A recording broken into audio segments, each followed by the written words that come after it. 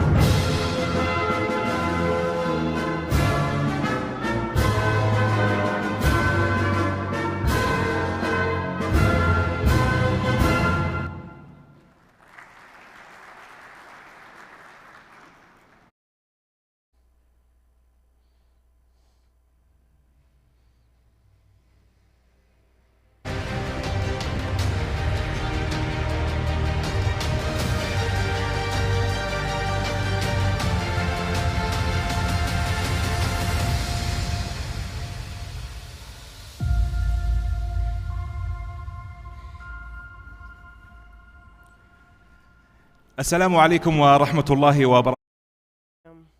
Your Highnesses, Your Excellencies, distinguished guests, welcome to everyone who dedicated their time to be present with us today. Digital Technology Forum, which is held under the patronage of His Excellency Minister of Information Communication, Engineer Abdullah Amir Al-Suwaha. It is organized in partnership with the Communication Space Commission. We showcase the fast developing software hosting decision makers and experts. Distinguished guests, once again we would like to welcome you to this technical forum, which is held under the title Pioneering Software for Thriving Digital Economy. It tackles the impact of software and the future in the kingdom. We invite you to watch the opening video to know more about this technological space, which opens the horizon for pioneering software and thriving digital economy.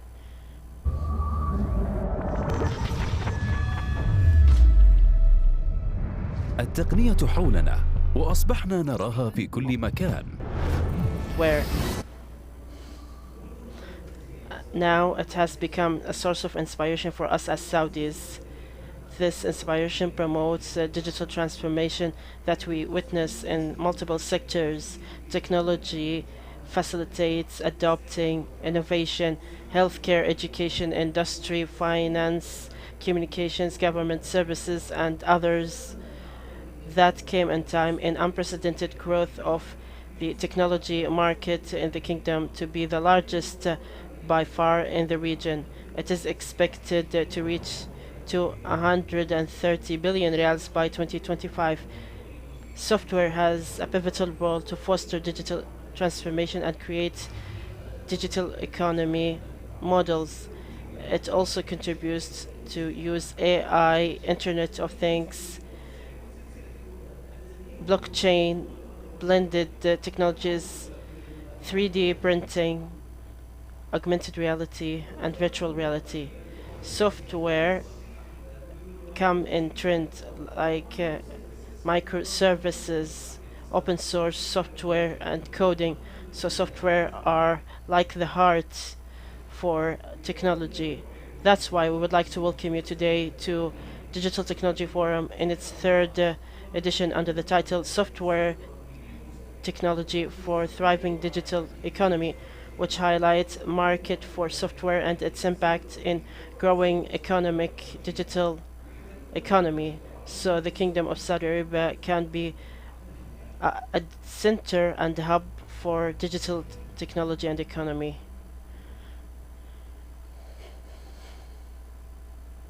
Welcome once again to the platform of the forum. We should discuss the facts and targets to discuss the enablers of emerging technologies. The governor of Communication Technology and Space Commission, Mr. Raed Al-Fayez, will share us with his presentation. I give you the floor, Your Excellencies, to discuss your insights and vision.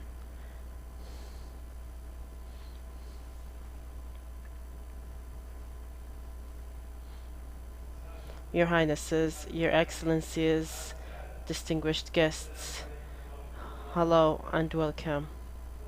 Welcome to Digital Technology Forum in its 3rd edition. This forum, which is a specialized platform in technology and its promising market in Saudi Arabia. We will go deeper into achievements and accelerating growth of this promising sector. It comes in a time of vision and aspirations in our kingdom. Technology sector is like the heart for the digital اسمحوا لي transformation أخذكم and في رحلة digital economy. ننتقل Allow me to فيها take you through بين a journey. إنجازات We عديدة go through ومبادرات achievement كبيرة قامت بها منظومة الاتصالات والفضاء والابتكار by والتقنية. Communication Space Commission, and we will start about the role of this forum and this convention we are attending today. We will highlight a number of phases that this forum went through. We started by this forum since 2 years ago in its 1st edition, and we focused on a significant theme, which is investment. Investment is one of the key engines for growing markets and making use and utilizing of technology in several sectors. Then we continued with the 2nd edition. We focused on the local products. Why local products? Because we want to take the kingdom from a consuming country to a producing country. The focus at that time was on local products of technology. Today, we are talking about software, specifically software markets. You may wonder, why software market? Why not talk about artificial intelligence or blockchain or metaverse or others? I can answer simply that software technology has an impact on all other markets, whether hardware and technology or IT services or even cloud computing or emerging technologies with its different sectors, starting from Internet of Things, artificial intelligence. You cannot find any model work, whether digital or digital economy, unless it's based on software in its core. Software is the focal core for technology. So today we chose to focus on software and its impact on the models of digital economy. Software have a great role and investment opportunities regarding the revenues and profitability. The growth percent exceeds 11%, and some markets and some technologies in software may reach more than that. It may reach up to 20% in low-code and no-code software. There are promising technologies, and this is examples for some technologies, and we have a lot of complex technologies. Before we go deeper into this journey, I would like to share with you the accelerating growth for this sector. Luckily, we moved from 95 billions in 2019. We have reached with market starting from 2023 to 80 billion riyals. We will continue and reach new horizons, and we will exceed 130 billion in 2025. The market of software in the kingdom is considered the largest in the region, and this couldn't have been achieved without the support of the wise leadership and decision makers, and your support, your excellencies, and those who are interested by sellers and buyers and manufacturers. The sector is supported by specialized labor force, which is the largest. We have 340,000 labor force in the Saudi market that can achieve the impossible. We are proud that women's participation in this labor force is the largest in the world. It exceeds the average of Silicon Valley and G20 by 34%. Let's give them a round of applause. Great efforts exerted by communication, space, technology, innovation, ecosystem. I cannot go into a lot of details, but to reaffirm that we have launched an international conference that put the kingdom in the forefront of the countries interested in technology, which is the International Conference LEAP. It achieved strides for the kingdom's position in technology sector. Also the garage, a great environment in which dreamers, innovators, entrepreneurs meet to develop system solutions and business models in digital economy to serve the kingdom and export its services. Code is a specialized platform for entrepreneurs. They work in the deep tech and specialized activities to work in this as accelerator. And we cannot forget the unprecedented and limitless support provided by NTDB, the National Program for Developing Information Technology, with more than 10 services providing entrepreneurs and service providers in the kingdom, with a billion budget provided by the government with more than 2 billion reals, and it has expertise and experiences, and many ask for services. The Saudi Academy works round the clock to provide expertise in specialized activities like cybersecurity, cloud computing, artificial intelligence, and others from the activities that the sector requires. This is a segment and sample of some initiatives at Communication Space Technology Commission. We have a dream to continue these assets and get them to the next level. We worked on developing this sector through 4 pillars. The first pillar, which is our pride, is the integrated organization, promoting investment, enabling innovation, innovate then regulate, and fourth, providing robust technological environment. I will go through into some details and some achievements and projects and initiatives.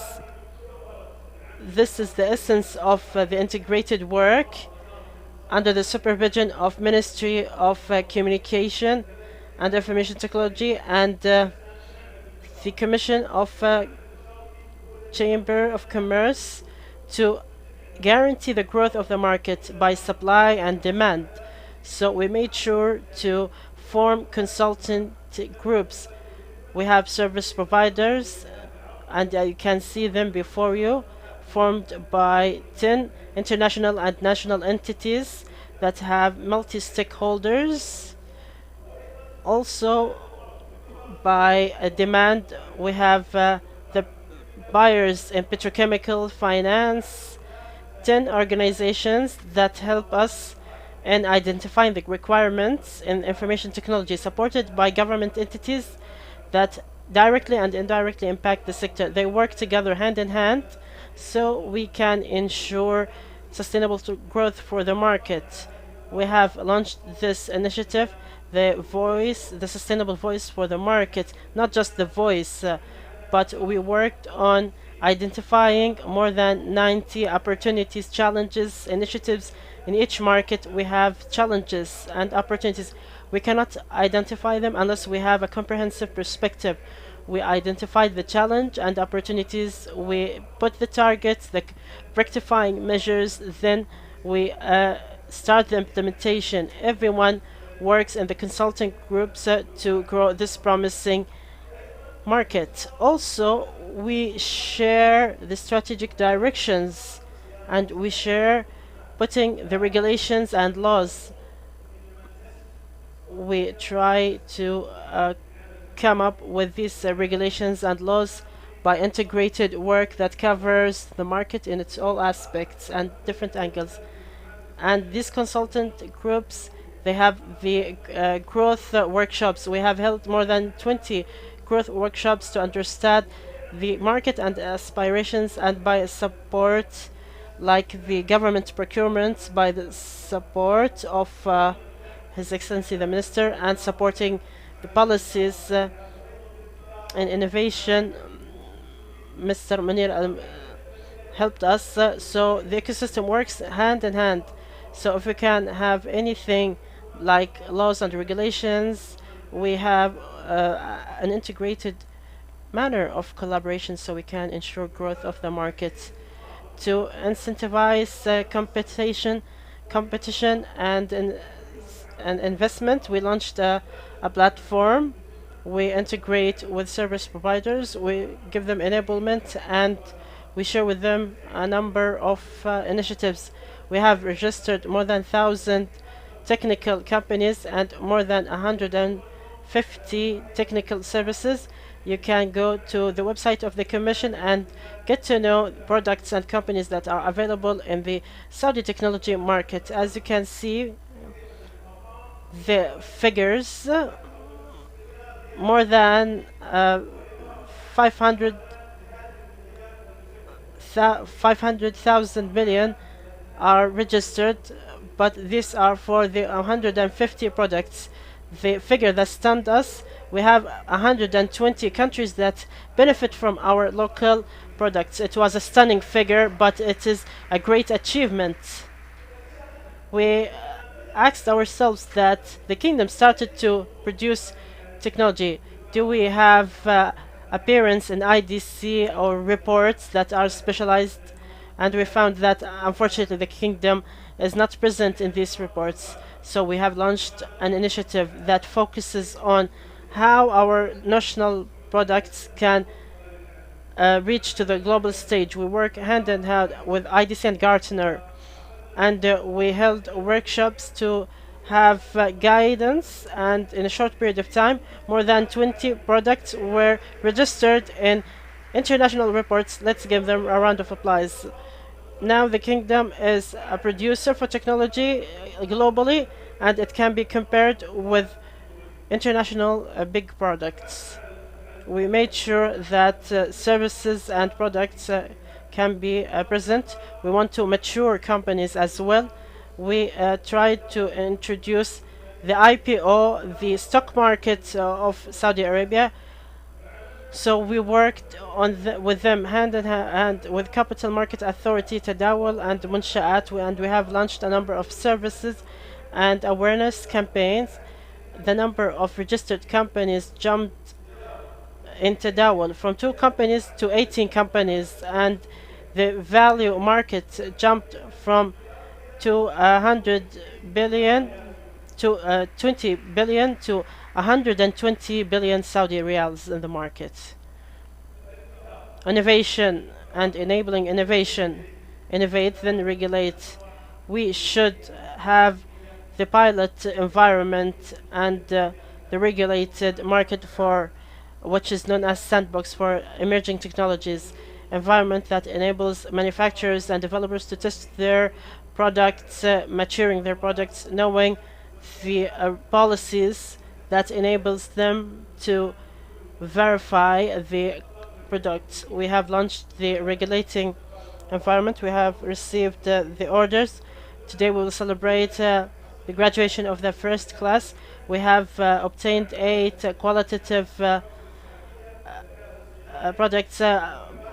We have artificial intelligence, blockchain, fourth industrial revolution, augmented reality, and mixed reality. These technologies will be a breakthrough in a number of sectors in different areas, and we will announce today the inauguration of the second edition of the sandbox. We welcome everyone to join the sandbox. And to observe new markets and collaboration with Ministry of Communications. We have observed markets that require development in niche markets that we should work with them. We focused on them, and we think that there are promising opportunities for citizens of the kingdom. We have launched Internet of Things challenges. It is one of the technologies in smart cities, smart mobility, and fourth industrial revolution. And it has applications in tourism and entertainment. We have launched some challenges. 100 projects qualified, and in the first and second contests, 13 companies secured support reaching $1 million, and we want to mature the team to be a company, and so we'll see them competing and produce services to the global stage. We think this is a support for the talents, and there are activities that require development and have a comprehensive impact in all sectors. And to improve digital infrastructure, we always mention cloud computing.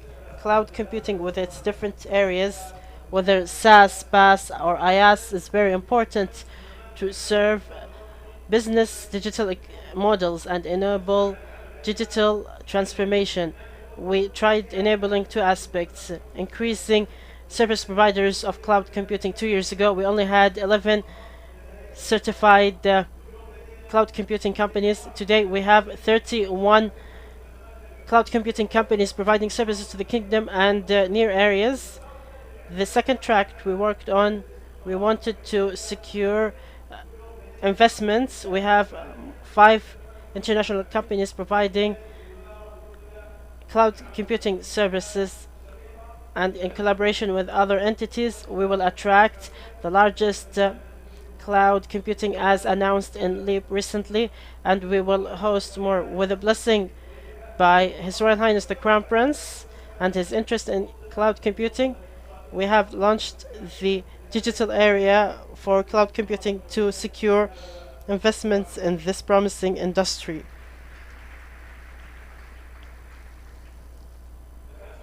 We also wanted to have a safe and enabling internet environment by increasing the internet users and the accelerating growth for devices linked to the network. We have found IB6 new addresses will represent a breakthrough. So we started early adoption, and the kingdom today is one of the 10 countries in adopting the internet of 6G. Or 6th edition, and to provide internet to be safe and trusted, we have provided a safe platform for the internet, and today the kingdom is the first on G20 of adopting the safe internet and infrastructure. Game industries is promising and largest market. We had to support enablement to this market. Also, we had to consider the requirements for this content, which requires latency, which is the hardest content in the internet, and we should increase the capabilities of service providers. Today, service providers have resilience and provide specialized services to gamers, and they patronize international competitions. We thank them for that. Also, we have the capacity of the internet has a large network of fiber optics, whether 4G or 5G, so it can reward and accept the growing number of users. The consumption of internet is more than 3% of the average globally. We will ensure to provide better internet for digital economy. Internet of Things is very important. There are national projects that require specialized networks in Internet of Things. We have established Internet of Things network. It's called NV-IoT. This network is specialized to understand smart sensors, and it has been spread with 99% of coverage in urban areas by 30,000 towers, and its capacity is up to half billion devices. We have smart meters, which is a breakthrough, and it's the largest regional project and the largest in implementation in the world, and the world scale, and this is something we are proud of.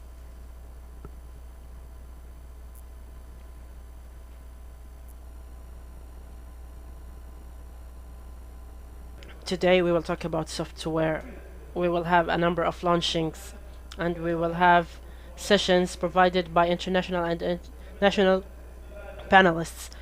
We wish you make the use of this program and to understand how software can help in digital transformation and achieve a new digital economy. Before I conclude, I would like to share with you that the Kingdom's Vision 2030 will be achieved by the support of the leadership and the ministry and their excellencies who are attending with us, and by you, the heroes, service providers, decision makers. We will see the kingdom in the forefront of the countries in technology and digital economy.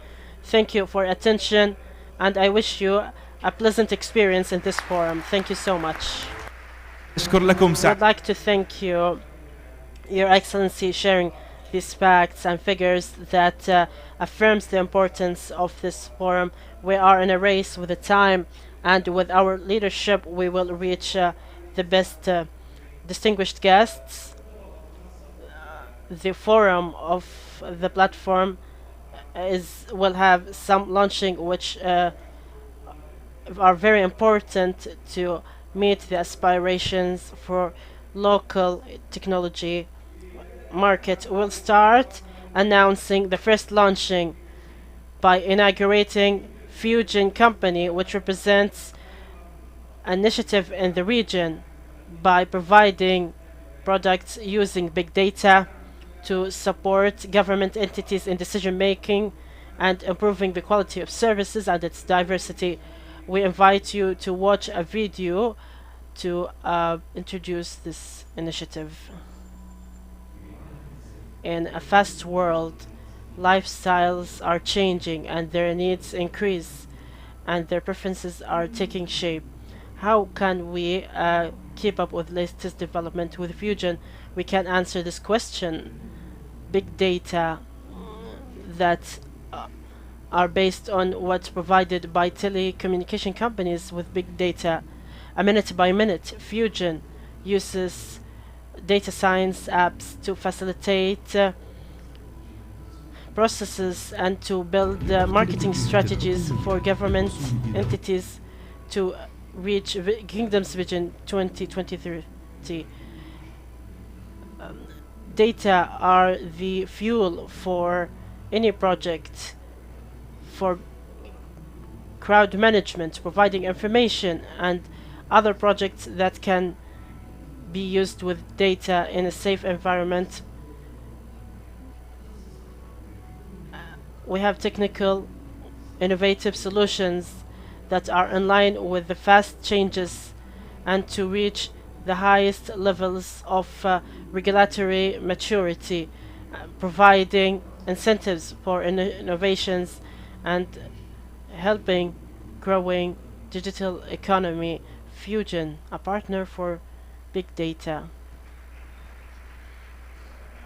Well, let's take a look on how it has been done. We would like to listen to the presentation given by Mr. Abdulaziz Al-Shamsi, representative of the company. The floor is yours. Thank you so much. Hello everyone, Your Excellencies, your distinguished guests. Usually we leave thanking and gratitude until the last minutes. However, board of directors like Dr. Abdel Al-Faifi, we think that we should start the presentation by thanking Communications Commission for giving us the opportunity to launch the company. Thank you for the commission. Before I present my presentation, allow me to say that to achieve ambitious vision for ambitious nation, we should make use of all resources to reach vision's targets. Data is one of these resources. Today, we don't only have the luxury of using data. It tells us consumption, mobility, and what human beings want, what they prefer, and what they need. However, fusion is what provides answers to these questions. A lot of data. Fusion provides it and transform it to valuable information. Although we want to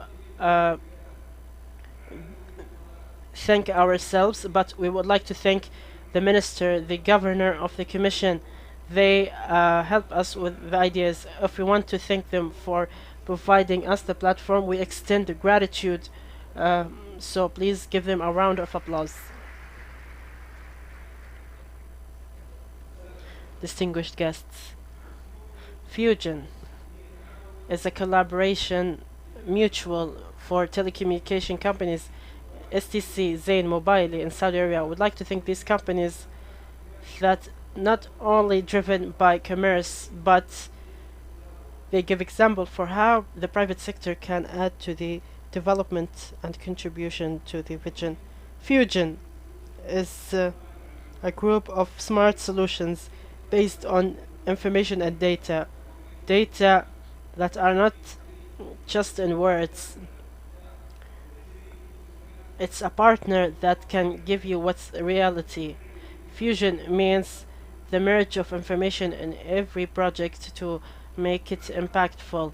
Information to have crowd traffic analysis and the Giga projects for Vision 2030.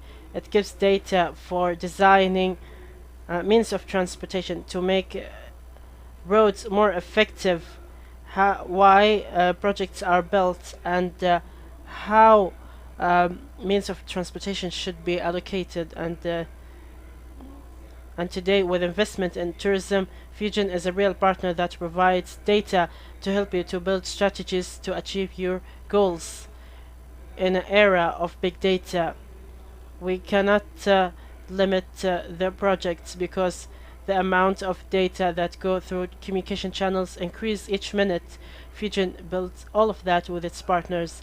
This work is done in safe environment promoted by Commission.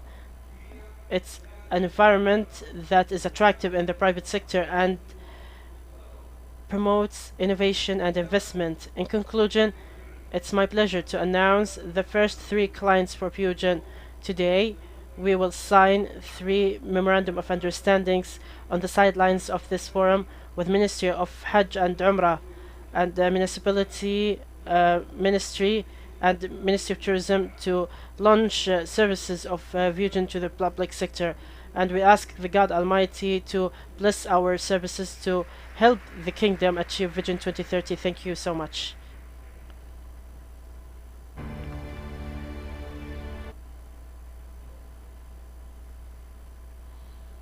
Thank you, Mr. Abdulaziz Al-Shamsi, for what he has mentioned, and we congratulate you for inaugurating and launching Fusion Company, which will contribute with its outcomes to the digital economy. The forum is based on different achievements that provides products that are effective to the local economy. Let me introduce Saud Al-Gablan, Vice CEO of the Growing Experts Authority, and Mr. Abdulaziz Al-Hayy, the General Manager of Enabling Information at Commission of Communication, to talk about the second launching of today.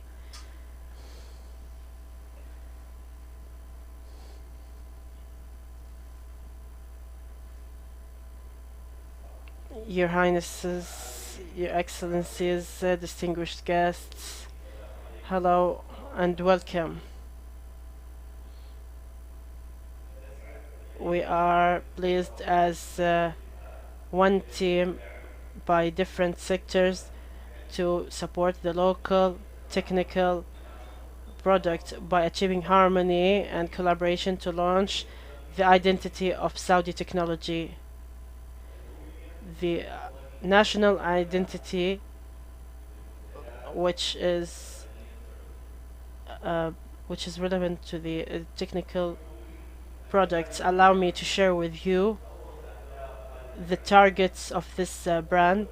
First, promoting and introducing Saudi technology products and making it the option for local and international consumers alike. Promoting and increasing local content in technology products and building a trusted brand of high quality in achieving the required standards. One of the benefits of the brand is getting the incentives and support by this committee and getting the opportunity to take part in international conferences and exhibitions and marketing for these products in international markets. And to know more, Mr. Abdulaziz Hayel will talk about this into more detail. Thank you, Mr. Saud. Thank you so much. And to reach this ambition, we have worked in the ecosystem of communication and information technology, represented by Ministry of Technology and Information Technology and Space and Information Commission to find standards that define and select products to get Saudi technology. And though it's hard to find the standards, we found that there are 34 Saudi technology products that are eligible for this brand from 27 companies. And these products have the average for profits reaching up to 300 million riyals over the past 5 years, and there are tens of clients inside and outside the kingdom, 18 countries in which our products are sold, and that is an indication that Saudi technology products have opportunity for exporting, and its journey started. These products worth celebrating. Your Highnesses, Your Excellencies, distinguished guests, allow me at this historic moment to announce the products, the first batch of the technology products that won Saudi technology, that obtained Saudi technology. It's a pride, really. This is, if you can imagine, after 10 years when we have more than 34 products that will have tens of thousands of products, this day will be the beginning of this future. Thank you so much.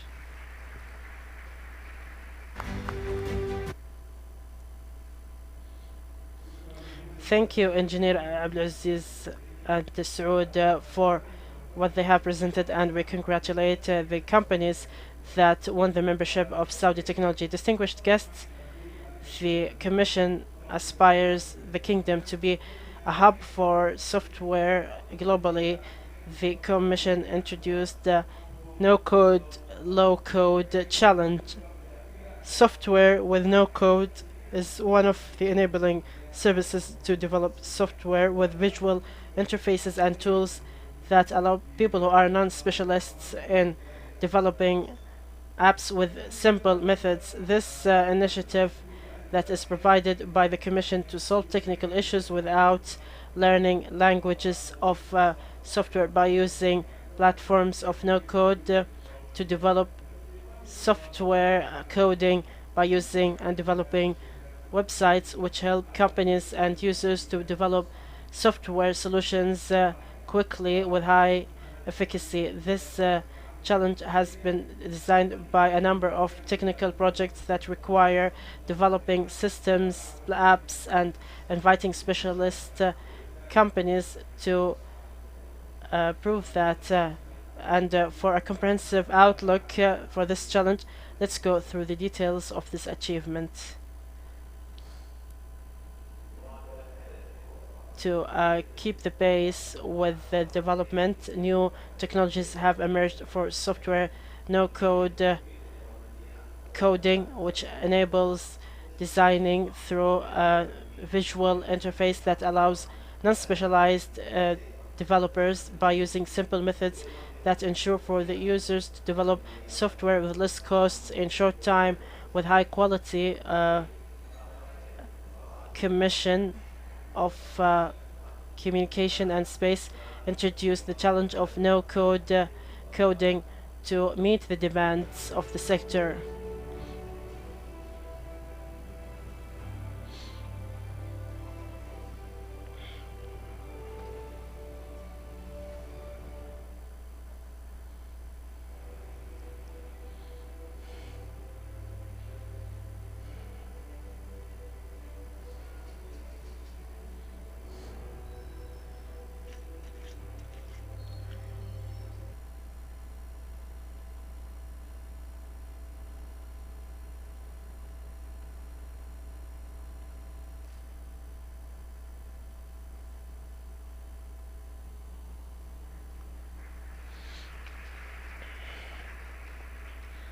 Now, distinguished guests, we launched the fourth launching of this platform.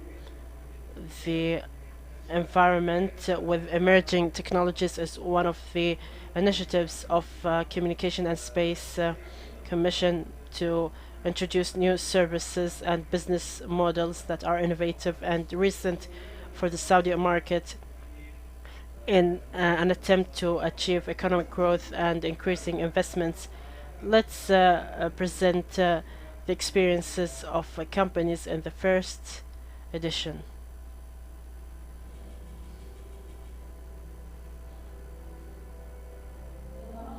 We have joined as Microsoft to the regulated environment. We have Smart that mix actual reality and mixed reality in healthcare, tourism, and education. This is Internet of Things platform to use fourth industrial revolution products. We linked vehicles and provide information and provide entertainment services to increase safety and the experience. Basir is a platform that uses camera and artificial intelligence for decision making and tracking the movement of Labé is a system that can understand all Arab dialects, including 7 Saudi dialects, as processing and with high rate of response like the human being. And this product services serve its clients and want to achieve automation. Typo is a platform that provide telecommunication services. Prox is a data center that is environment friendly that use cooling services in addition to wasted energy. Multizim platform provide RICTEC, which increases the compliance of more than 200,000 organizations with law and regulations, and create more than 2,000 jobs in regulated environment. One of the key reasons for joining the regulated environment to know laws, regulations, standards, and testing them in business models. We have received support in importing devices and testing devices in tourism, education. we tested our products with some factories, so the kingdom can be one of the first and pioneer countries to have linking with the public and private sectors. We understand the services provided to vehicles and understand the requirements, and we aim to provide services like self-driving vehicles. We want to enable reaching the services to a wider range of customers, and it attracted a number of projects. The regulated environment accelerated access to the market and understanding laws and regulations, and we leveraged support by NTDP and meeting the demands nationally to work with providers of cloud computing, and we want to contribute by creating more than 5,000 jobs at artificial intelligence. We want to have integration to provide big data, to provide innovative solutions, and the environment helped us to test our own product, and the Commission developed a system for technical mediation, which will be impacted positively on the quality of users. Alignment with cloud computing, we were able to install products inside the kingdom and testing them in Dhahran Valley, and we want to achieve the kingdom's targets. Regulated environment is a new concept for testing the new tools and knowing the regulation aspects. The testing environment provided the opportunity to test the compliance with a number of local laws and regulations.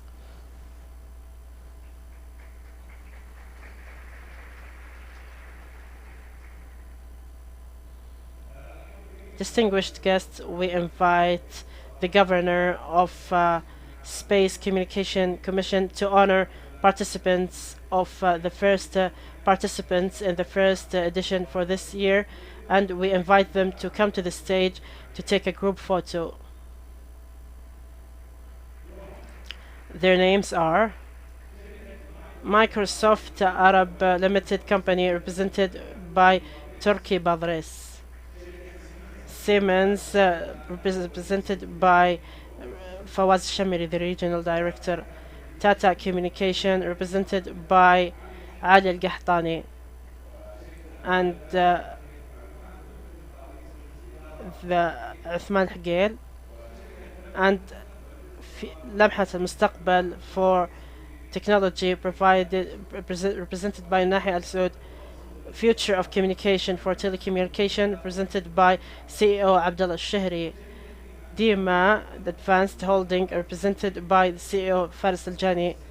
And Multazam Foundation, represented by Mus'hab Al-Habshi.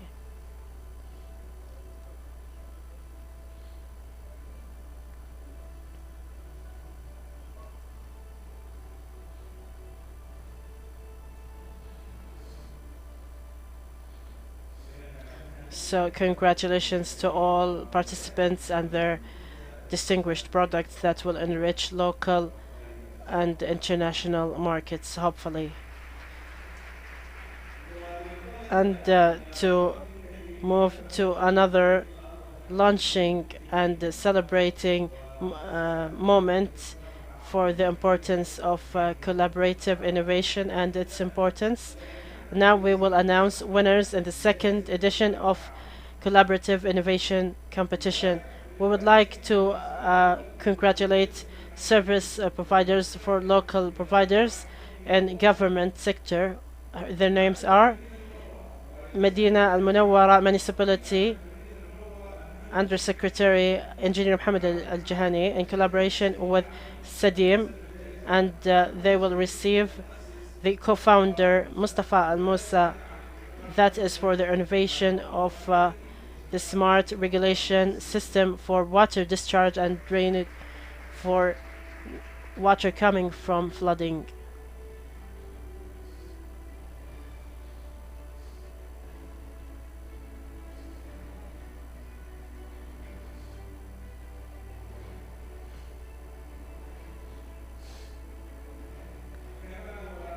We congratulate the winners of the second track for local service providers and international companies.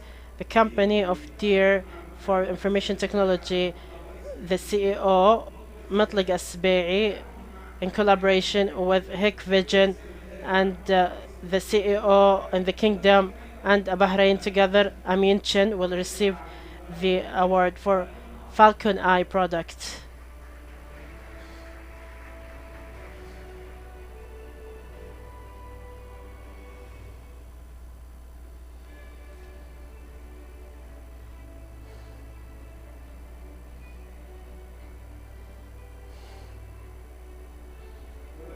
And now, distinguished guests, we invite Chairman of Fusion and Mr. Abdelaziz and Mr. Abdelaziz Al-Mithami, Undersecretary of Digital Transformation at Umrah Ministry, and Muad Al-Khalf, Head of Decision Making at Ministry of Municipality, and Ms. Johra Al-Magran, Undersecretary of Tourism Ministry, to come to the stage.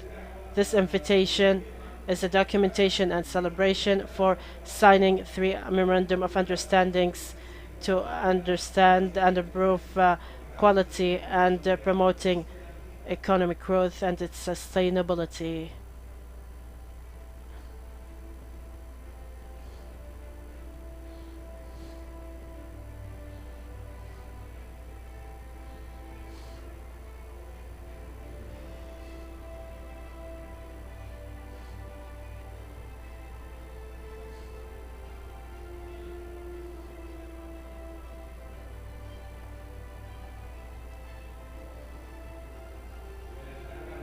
So after this moment has been captured by taking photos and following moments of celebration, their contributions will achieve pioneering and the growth of technology sector. We would like to thank Your Excellencies, and now we'll have a short break. We would like to meet you in 15 minutes from now to continue with the program of today for the forum. See you in 15 minutes.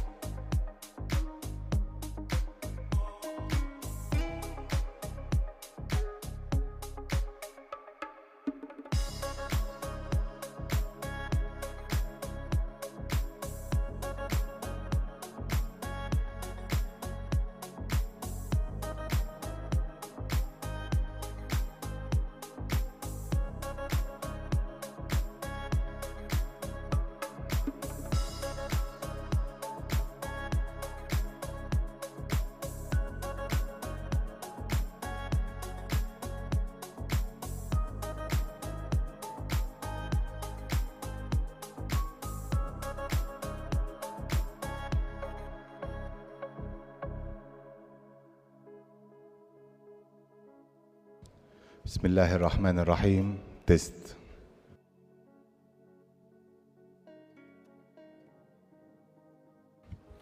تيست مايك. هلو.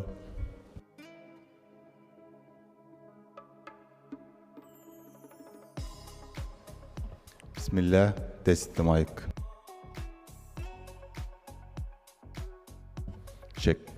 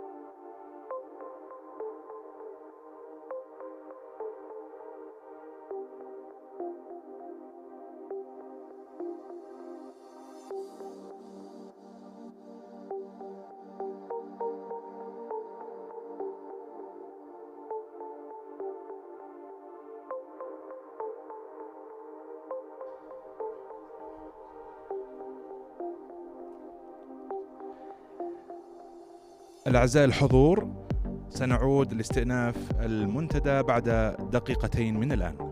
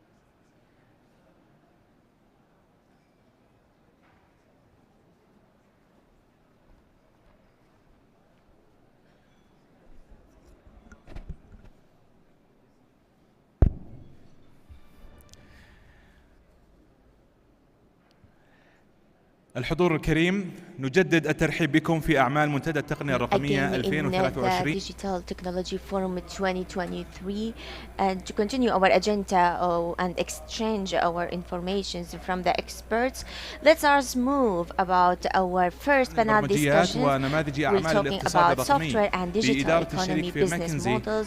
When الدكتور the moderator with Dr. J.L. Patter, and please welcome our speakers of the panel discussions.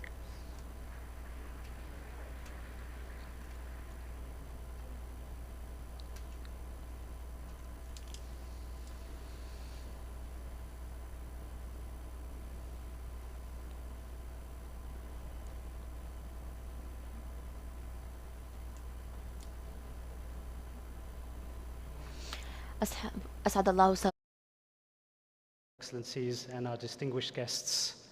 What an exciting time to be here at this exciting event. All of us share many common interests, digital and technology being at the foremost. It is a pleasure to be here with you this morning and hopefully share some interesting discussion and insights. I have the privilege of sharing this panel here with some esteemed panelists who I'll introduce in a moment. But before I do, let me just set a little bit of context as to what we'll talk about here over the next 40 minutes. Today, every day of our life, we touch some form of digital technology. Even if we want to run away from it, unfortunately, we can no longer do that. Our lives are intertwined with digital technology. What drives these interactions is a wonderful set of innovations and products and services in the software market. Today, the global software market stands at a staggering $600 billion US. It's over $500 billion. It is a fast-growing market, and as per some predictions, by 2030, it will cross the $1 trillion mark.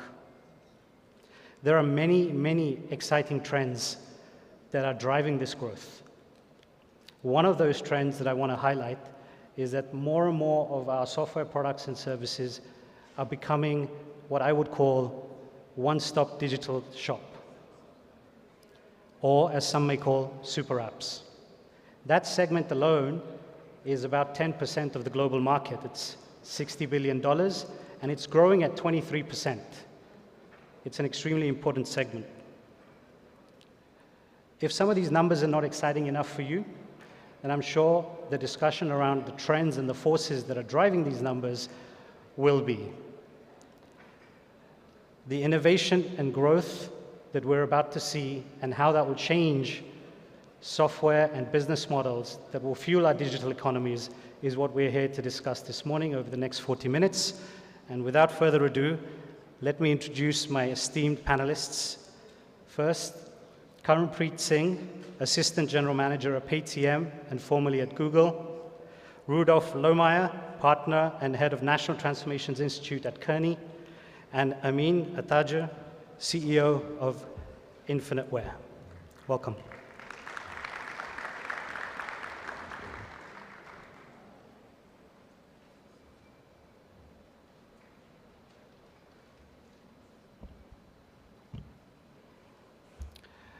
So gentlemen, it's an honor to share the stage with you. Thank you for your time.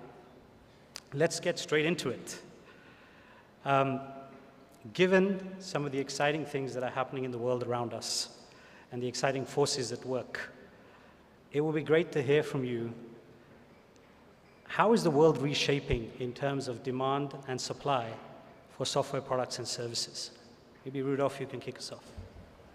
With pleasure. Thank you so much, and it really is an honor and a privilege to be here. We are at a critical juncture in history where so much is happening, it's actually quite challenging to distill it. But I think there are three forces of change that are most pertinent to the question you've asked. Technological, geopolitical, and geoeconomic, believe it or not, and also regulatory. So technologically, and everyone in this room knows it so well, but just to try to briefly state it again, we are in the middle of a discontinuous leap in the accessibility of computing power. Although transformer technology, I guess, first emerged in 2017, it sat on the shelf for a long time. It's now, of course, the focal point of all of the talent in the world of technology. And as a result, human beings have the ability, a greater number of human beings, to access computing power than ever was the case before. Just recently, you may have seen this, there was a test of asking an LLM to take a look at a piece of code and find the vulnerability, which it did, and then to write the code to exploit the vulnerability. If you think of the transaction costs that eliminated and the expansion in the number of human beings who could therefore exploit that vulnerability, it is literally exponential, without a doubt. And at the same time, those same technologies are now migrating into allowing people to do things differently. Mustafa Suleyman's been so articulate about this, but interactive AI is now so powerful, where AI will be able, again, at verbal instruction, the barrier being the ability to use language, will enable AI to do complex multi-step value chains and handoffs. So that's the big change. For supply and demand, it changes what traditional software companies have to be able to do to create value. It also changes the demand signal in terms of what users will want. The second, geopolitical, geoeconomic. Why? We are in a moment in history, as we are very, very extremely painfully and tragically seeing now, but it manifests itself in many places where globalization is certainly changing. I would argue it's not going away, but it's changing form. So we're seeing a greater degree of geopolitical fragmentation and division. To summarize it in simple language, borders matter more once again. And in that context, the demand for software and its supply, of course, is challenged by the extent to which it can move across borders in ways that perhaps 10 years ago we thought would have been less relevant. I think it's still possible. I think there'll still be exceptions, but that's changing, and that's going to change the structure of demand. It's actually going to create, as I hope we can discuss later, some vast opportunities. But then finally is regulatory, and you mentioned super apps. It's extremely germane for super apps. The fact that because of their political system, their cultural history, and also the sort of critical path of the evolution of their software landscape, the regulatory landscape in which super apps are deployed is very variable, and that's a big part of what I think accounts for how differently they look in different regions. So those are three of the big forces. The bottom line is unification and big global solutions may be diminishing, and local targeted solutions may be growing. Excellent. Thank you, Rudolf. Perhaps Amin and Karanpreet, I can invite you to comment on, given some of the trends that Rudolf was highlighting, how does that change the way a software company should look at the world? How should it change the way that they're developing their products? Yep, I think I'll add to what Rudolf said. I think almost every sector is being revolutionized by different technologies, like especially emerging technologies like AI. Right now it's conversational and generative AI. We have blockchain, Internet of Things, and I think all the sectors, be it like finance is now called as fintech, right? That's what they call it in tech world. And then we have like ed tech, we have medical tech, we have transport. Every sector is being revolutionized, and I think especially if we talk about super apps, right? I think there's so many of them, like global super apps, like starting with maybe big giants like Uber, Grab, we have WeChat, we have Paytm, and a few regional apps, right? We have Kareem, right? So I think every app is set with their own context. They grew with their own context. They started with, they never started as a super app, right, in the first place.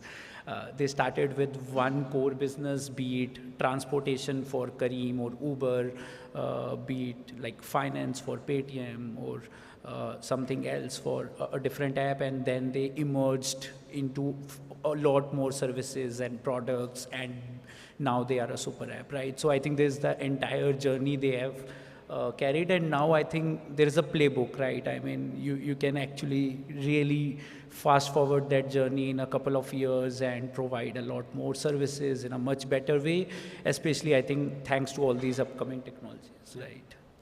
Right. I'm glad you mentioned the playbook. So, I mean, do you think this playbook has to change given where the world is headed? First things first, thank you so much for having me. Saudi for me is always a second home coming in from Bahrain. I completely agree. A lot of people don't understand the magnitude of what's happening. Technology is not a luxury anymore. It's a core item in your tech stack, in your products. Take, for example, generative AI. Everybody's talking about it, but a lot of people don't understand the magnitude of what is changing. You have now new startups coming in every single day, and they have the ability to compete with the giants such as Google and Microsoft and all of that, because they're now basically on the same landscape. They have the same advantage. And so, in my humble opinion, you have new products and new services, and technology is really fueling all of that. What a time to be alive. Absolutely, absolutely. Now, given that a lot of these companies, Karanpreet, that you mentioned, you said they started from a core, and a lot of people in the audience who are either in software companies or entrepreneurs who have innovated software products may be thinking, I've solved one problem, much like Kareem did, or Uber or WeChat. Maybe I can expand this to another problem, then I become a super app or I become a platform. How do we think about expanding into these new verticals? And what type of complexity would that introduce to the business that you started off being? Yep, I think that's a very natural and a good problem for businesses to face, right? In terms of how they progress their businesses, and it also depends upon like a lot of which region you are working in, and I think how's the overall environment looking like. Right? I think I'll definitely like to call out one sort of case study or success story of payments infrastructure back in my home country, India, which is like UPI, they call it, Unified Payments Interface, right? So now I think if I talk about like 6 years back, I think most of the transactions happen through cash, and they're like roughly maybe 5 to 10% of transactions happen digitally. If we talk about roughly 2023 or 2022 in India, I think there are like the number of digital transactions, 80% of them happen through UPI. I mean, it's more than 80%, and then just 20% through debit cards and credit cards. So that kind of interface or that kind of infrastructure is built with the government and with a lot of private organizations and their reserve banks. And I think how that infrastructure was built, like a lot of businesses saw that opportunity. Now, whatever businesses were doing, if they were doing like a food tech business, or they were doing like a ed tech, or maybe they were doing like a fintech businesses with just insurances, they jumped into that and grabbed that opportunity, right? So it's always about, I think, how your countries or how your region's infrastructure is kind of blooming, and especially I think what is users' requirements and needs. I think that is the core. Eventually you have to build products which the market needs and which the market requires, right? Yeah. What I would personally add and argue for here is that when you talk about super apps, it's no longer the technical challenge that we're really interested in. The problem is, or let's say the challenge is, you have this network effect. So when you start something and when it grows really big, you're going to have a plethora of users sitting in one platform. And so when you build something new, so even though we have generative AI and all these technologies coming in, it's so hard to get some of those users and bring them into a new platform. So the challenge is, how can you come up with an incentive that is good enough for a lot of people to actually flock into another space? And so in my humble opinion, it is not always the technical challenge. Maybe when you're at that scale, like X or Twitter, like in the past, when you have to focus on the technology to power up that experience. However, if you're a small startup, maybe you can start with something small and then get that flock to come in, basically. Now, I think I agree with that. I mean, that it's all about understanding the value in your user base that you have already, and then figuring out whether you can extract, and rather, if you can provide value and then extract that user base into some other use cases.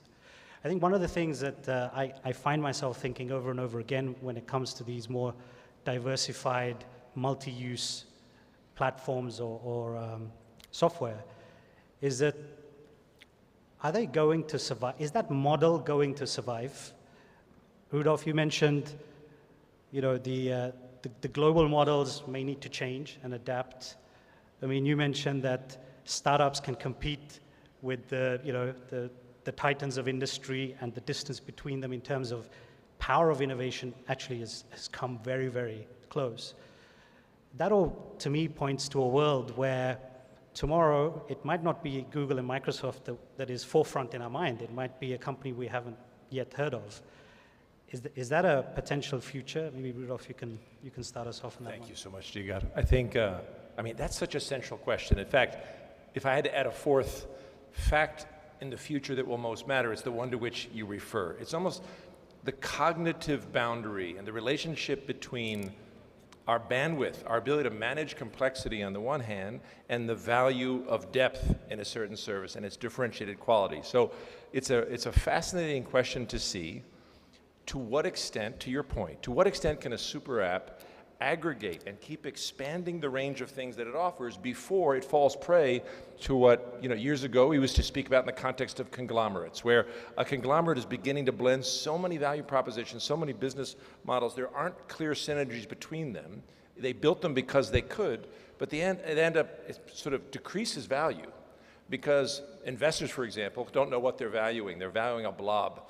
And I think from a user perspective, as an investor in a product and a service, at a certain point, there's a scale of complexity where it's no longer understandable what you're really going for, unless perhaps the payment sophistication is just so valuable. So what I think will happen is we'll begin to see perhaps, yes, there'll be super apps driven by culture, regulatory environment, as we said, but I think more broadly we're going to see medium power apps, if you will, around a constellation around a central value proposition that's clear and differentiated, and I think that's good, because I think that's going to create, from a policy perspective, an environment that's more competitive. It's going to keep the environment as we would want it, competitive, dynamic, and therefore innovative. Excellent, thank you. And I think all three of you have mentioned the magic code word, Gen AI, so far this morning already, and it's only been 20 minutes. So I must ask, in a world where you've got software platforms that are offering a single platform that is offering multiple services or multiple products, how really will Gen AI change this model in the future? I mean, you can kick us off. Sure, so we argued about that a lot yesterday. But the thing is, a lot of people understand, or at least their understanding of Gen AI is this big blob that you can just ask and it's going to get you the answer. However, as a technical engineer that works with Gen AI, I'm not really impressed of what you get from that encyclopedia. What gets me basically in that technology is the ability to understand language, which is really an important key skill if you want to communicate with other people. So, for example, we come in, from a region where we have subtle jokes, we have implicit stuff when we're talking to other people, so it's not as explicit as it sounds. And so for that generative AI sort of assistant to understand what I'm saying, to understand my experiences, and then to fuel me with the kind of functionality that I want, this is amazing, this is crazy for me. And so, in my humble opinion, how Gen AI is going to change the game is that it's going to conquer that gap that always gave us a hard time, which is understanding people. So, talking about super apps again, what is so beautiful, when you have basically a tool such as WeChat or an application, because you're part of the government, or basically you're a citizen for that specific country, you have to download it. However, in the future, what for me feels really interesting, you're going to have a lot of functionalities, and then you can get to them by just talking about your intention. You can just say, hey, get me my financial application that does that. And then using Gen AI, because it understands what you're doing, your past experience, your history, in what you're really interested in, it's going to pull up that functionality. I would definitely like add to what Amin said. I think we always talk about UX, right? User experience, right? And I think probably gone are the days when we just look for like a visual, very good, interesting user experience. I mean, if it has to be intuitive, it has to be conversational, right? And when we talk about conversational user interface, I think it's powered by Gen AI and powered by all these cloud speech and speech conversion, text conversion technologies, right, which different techs offer, right?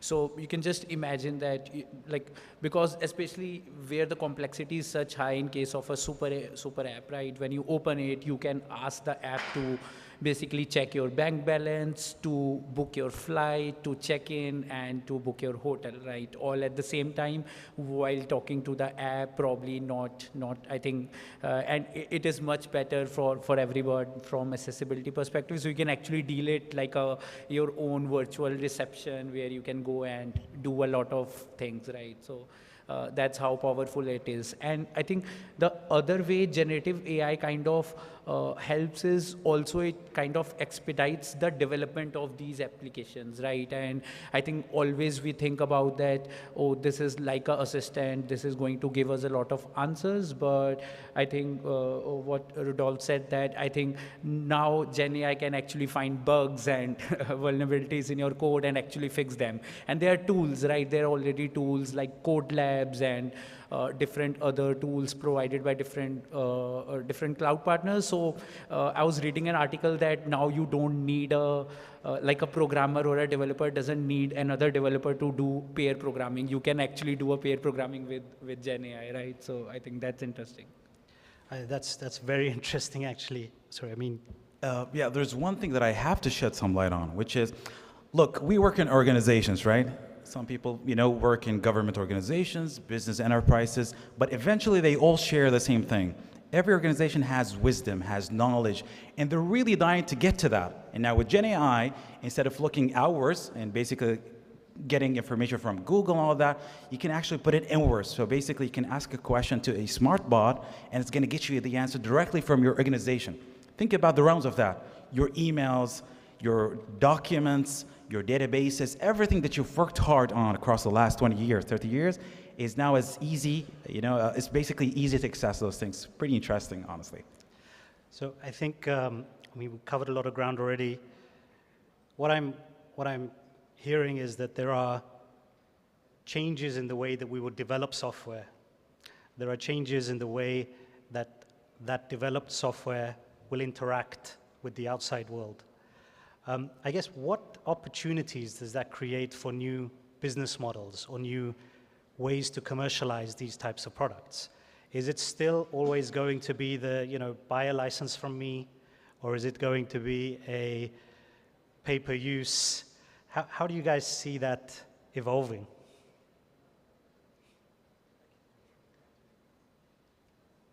Yep, I think I'll just add one line. I think I was reading that I think OpenAI is going to kind of launch their next version. Is an interesting headline that that bot can actually negotiate and kind of do contracts with different third parties and actually kind of navigate the entire internet based on a user's preference, right? So I think that sort of is really powerful, and I think it answers a lot of questions, but I think I'll move to Rudolph to answer this, right? Thank you. I think it's such a fascinating question. I think one thing it'll do is just change the frontier of competition. On the one hand, generative AI makes the complexity of a WeChat, which, as we discussed last night, it makes that almost a boundary on the size, as we said. But on the other hand, having access to it through natural language allows users to manage that complexity much more efficiently. That arguably could allow for larger super apps.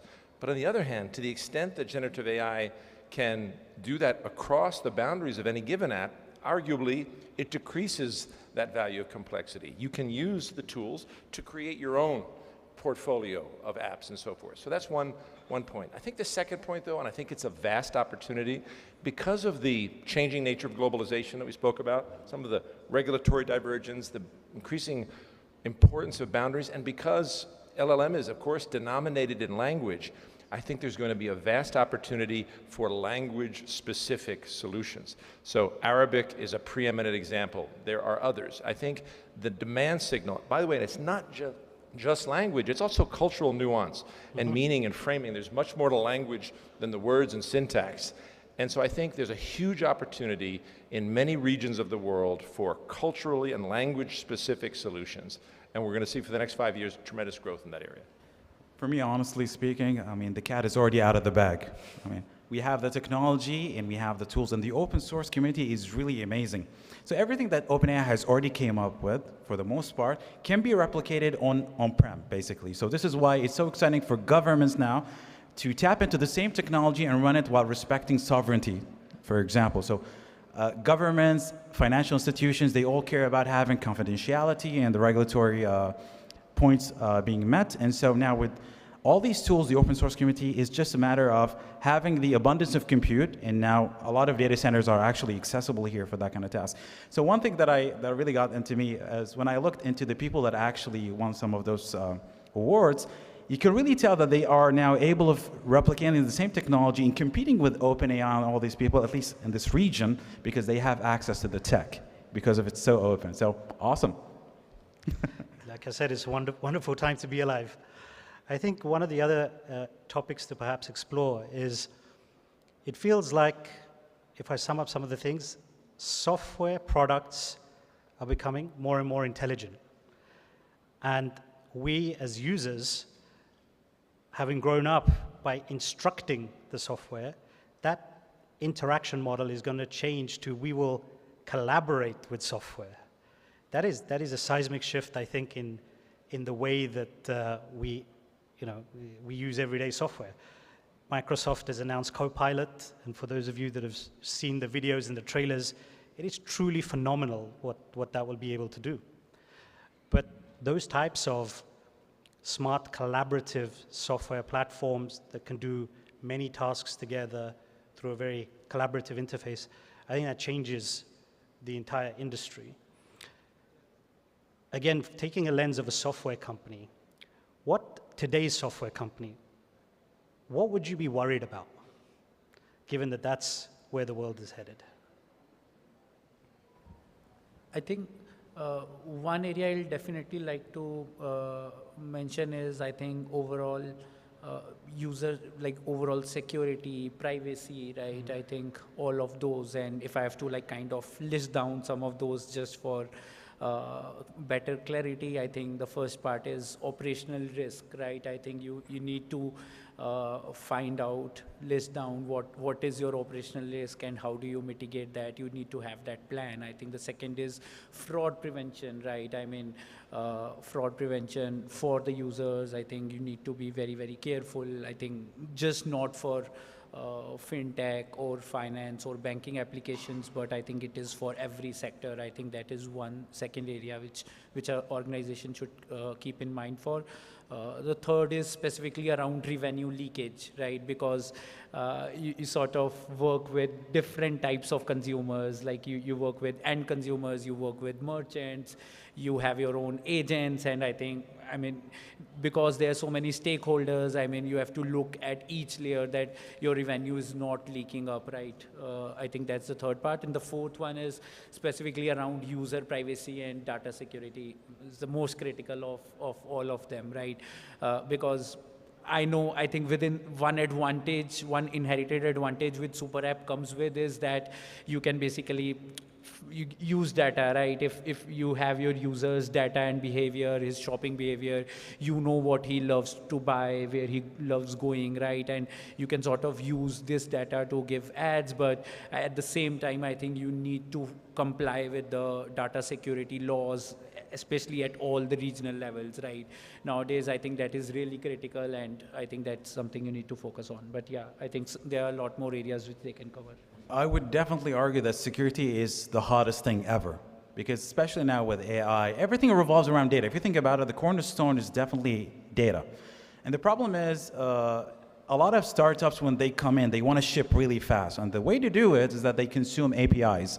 So take, for example, OpenAI. Now, OpenAI, not the only way to get to it is basically your regular portal for ChatGPT. Dealing with their API is fantastic. You can do custom applications that really have that sort of intelligence. The caveat, though, is that you're going to have to outsource and export your data to San Francisco, at least. And so, in my humble opinion, there has to be a regulatory framework. And now I can see that maturity here in the region, especially to Saudi, kudos, to the regulator here. Having the same functionality, but re-implemented here on the region to respect data confidentiality, sovereignty as well, is really, really key. So the regulatory entity will have to have a bigger part shaping how AI really plays out. I couldn't agree more, and let me build on that. So I guess there are two dimensions that are integrally related. One is the classic problem of any company, which is what is your differentiating value proposition and is it sustainable? And in the environment that we've all described, that is tough and that is changing so rapidly. So where do we actually create value incremental to what users, these now hyper-empowered users, can create themselves? It's always been competitive, but now it's just insanely complex. And so knowing that is crucial. One part of that probably, maybe, will still be where it makes sense, deep proprietary data sets is going to be one source of differentiation. So there'll probably be constellations forming around those where it makes sense. But then just to build on what Amin said so articulately, and maybe add one more layer as a policy guy, I mean, the sovereignty is now national sovereignty, it is data sovereignty, but it's also individual sovereignty. And we used to talk about sovereignty only about, you know, between nation states, as it were. Can this country violate my sovereignty? But now it's technology players that are in the equation of what does sovereignty mean. And so I think for companies to make that very pragmatic and real, it means understanding where you are, understanding your customers, how do they frame their own personal sovereignty, and knowing how to serve them in a way that will be incrementally valuable to what they can do by themselves. Thank you. I think one other final topic that I'd like to explore is let's get even more into the bounds of a software company. I think, Karanpreet, you said earlier that now a developer doesn't need another developer looking over their code. I think, Rudolf, yesterday we spoke about the fact that you could take a snapshot of a web page and have, you know, a Gen AI-based software platform actually recreate that. I mean, you've actually shown me some of the demos you've been working on, and it's truly phenomenal. So in light of all of this, how does the talent model and the management of that talent model work in tomorrow's software business model?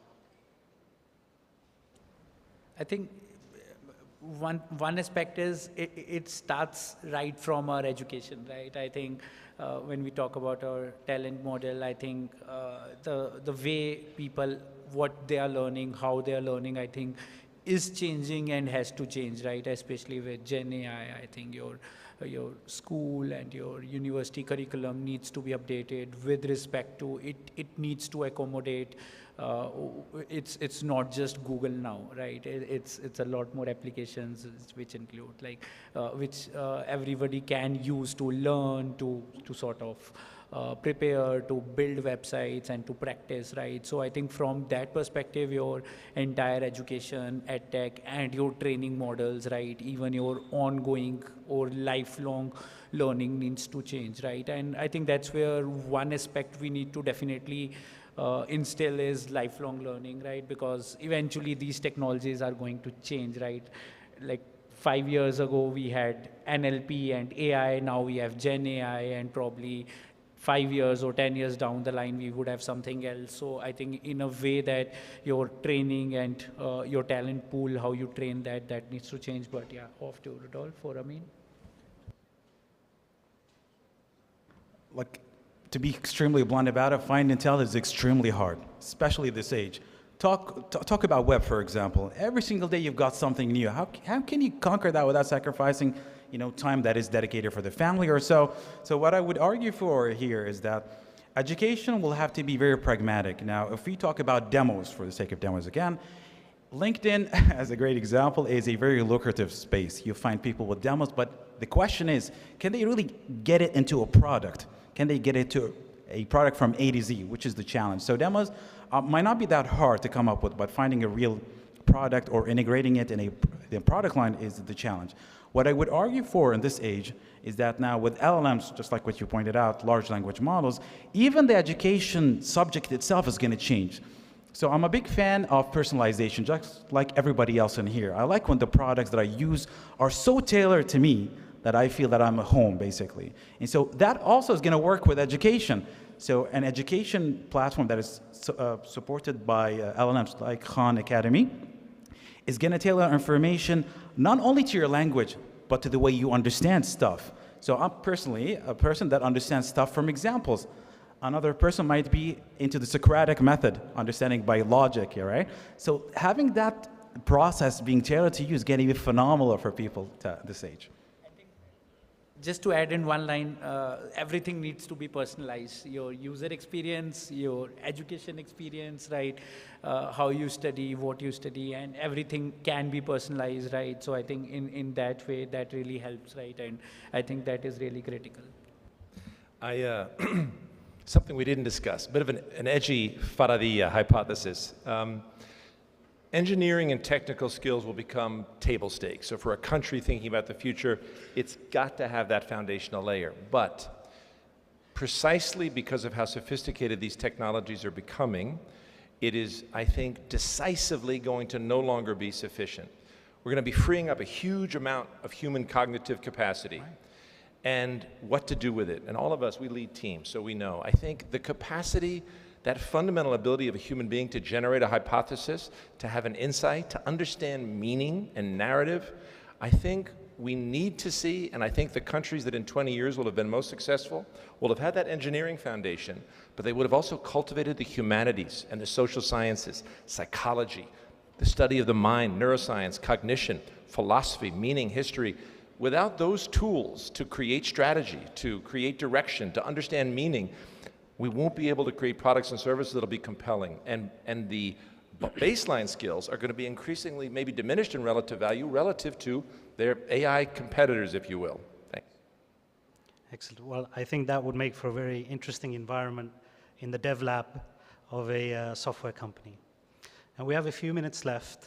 What I'd like to do is maybe invite each of you to perhaps just share your final comments with our esteemed audience here, and perhaps frame it around what are you most excited about, and perhaps also what are you most worried about in terms of how the digital world and how the software world is going to evolve. Sure. Well, thank you. Thank you. Shall I start? Okay. I'm most fearful of stagnation, and I'm most hopeful about innovation driven by competition. I think we're at a moment now where the choices of governments about the policy environment are going to be decisive to our collective human future and the future of individual countries, because the nature of the technology and the nature of where we are with respect to national security concerns, there's a real risk of these super apps becoming so super, these boundaries becoming so strict that there's not much competition and things stagnate, that the things that are being generated, because I believe markets create public goods, and markets cannot create public goods at an increasing frontier of value without competition. So stagnation is the risk. Creating environments where there's healthy, productive, governed competition is crucial to really accelerating our progress. All right, so the way I see it, I mean, whenever we talk about super apps, we have to get back to AI. So the way I want to convey to the audience here is that AI is a true beast in every sense of it. You have good things and you have bad things. However, in my humble opinion, the good stuff really outweigh whatever. However, again, the caveat is you need a very strong, solid regulatory understanding of the technology, just like everything else. Because if we really want to thrive in this region, by having a true PA, or let's say the true intelligent, personalized PA, like an AI in a sentence, you need to harness that power, and this is not going to happen without that regulatory shadowing, basically. And so, not to fear from AI, we have to really harness that power. Thanks. Yep, I think they have mentioned most of the points, but I'll just give a couple of examples. I think governance and policies are really critical, I think, in terms of every country is coming up, drafting up their own AI laws, their own specifically data privacy and data laws, and that is really critical, right? Because I think with advantages, with tons of advantages, there's always a risk, right? And people are being frauded, people are being phishing, right? I have read reports where I think nowadays I think people are being frauded of their accounts with their like voice models, right? They kind of generate the voice of their friends or relatives, and they kind of fraud them for the money, right? So at these things becomes really critical, and that's something we need to work upon. But at the same time, I think innovation is the key, and that's where I'm most excited about, right? Because I think with innovation, right, I think we can definitely take on all these challenges and definitely build a lot better products, a lot more global products driven by competition, driven by user needs and requirements. Super fast, I promise, my friend. You just remind me, we shouldn't give up on global governance. So for this to be the optimal future we really want, the countries of the world can't simply index to localization. They need to keep setting certain global standards, to your point, or from cybercrime to the realization of human value. If we can't have some common global standards, we'll be sacrificing a lot of value for future generations. Well, thank you, Karampreet. Thank you, Rudolph. And thank you, Amin. I think in closing, maybe I'll just quickly highlight at least some of the things that I will take away from this discussion. Number one, as I said at the beginning, it is a great time to be in the digital space, to be in the software space, to be creating products and services that touch everyone's lives on a daily basis. Number two, I believe that with the power of the trends that we're seeing and the technological progress that we're seeing, developing these products will become more efficient. It will release organizational capacity, which, Rudolph, as you said, creates an opportunity for companies to reinvest that capacity into developing even better products or thinking ahead. Number three, I take away that as the world gets bigger, it also gets a little bit smaller, and we need to balance this global cross-border market access for our software products and services with the ever-increasing tech sovereignty discussions that are ongoing around the world. And lastly, and perhaps the most excitingly, is that the interaction that today we have grown up with, the interaction model that we've grown up with when we work with a piece of software on our phone or a piece of software on our laptop or computing device, that interaction model is likely to shift in a significant way. That will impact all of us in this room. It for sure will impact our children, but I believe it will be a positive transition, and it will make for a much more natural, almost human-to-human interaction where we can collaborate with technology as opposed to still be masters that are just simply giving orders to our software products. Thank you very much to our panelists, and thank you very much to all of you for your time and listening.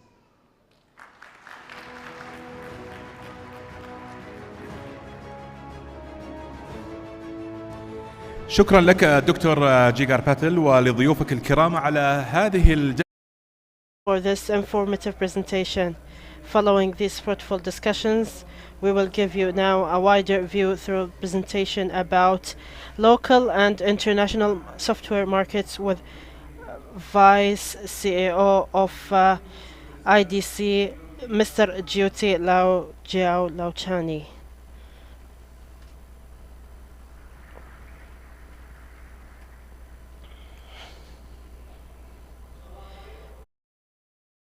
Good afternoon, ladies and gentlemen. It's a pleasure to be here, and we've had some very exciting discussions. I'm excited to take the conversations forward. I'm going to lean on some of the interesting messages that came out of the panel discussion and hopefully build a broader story to what we're discussing here today.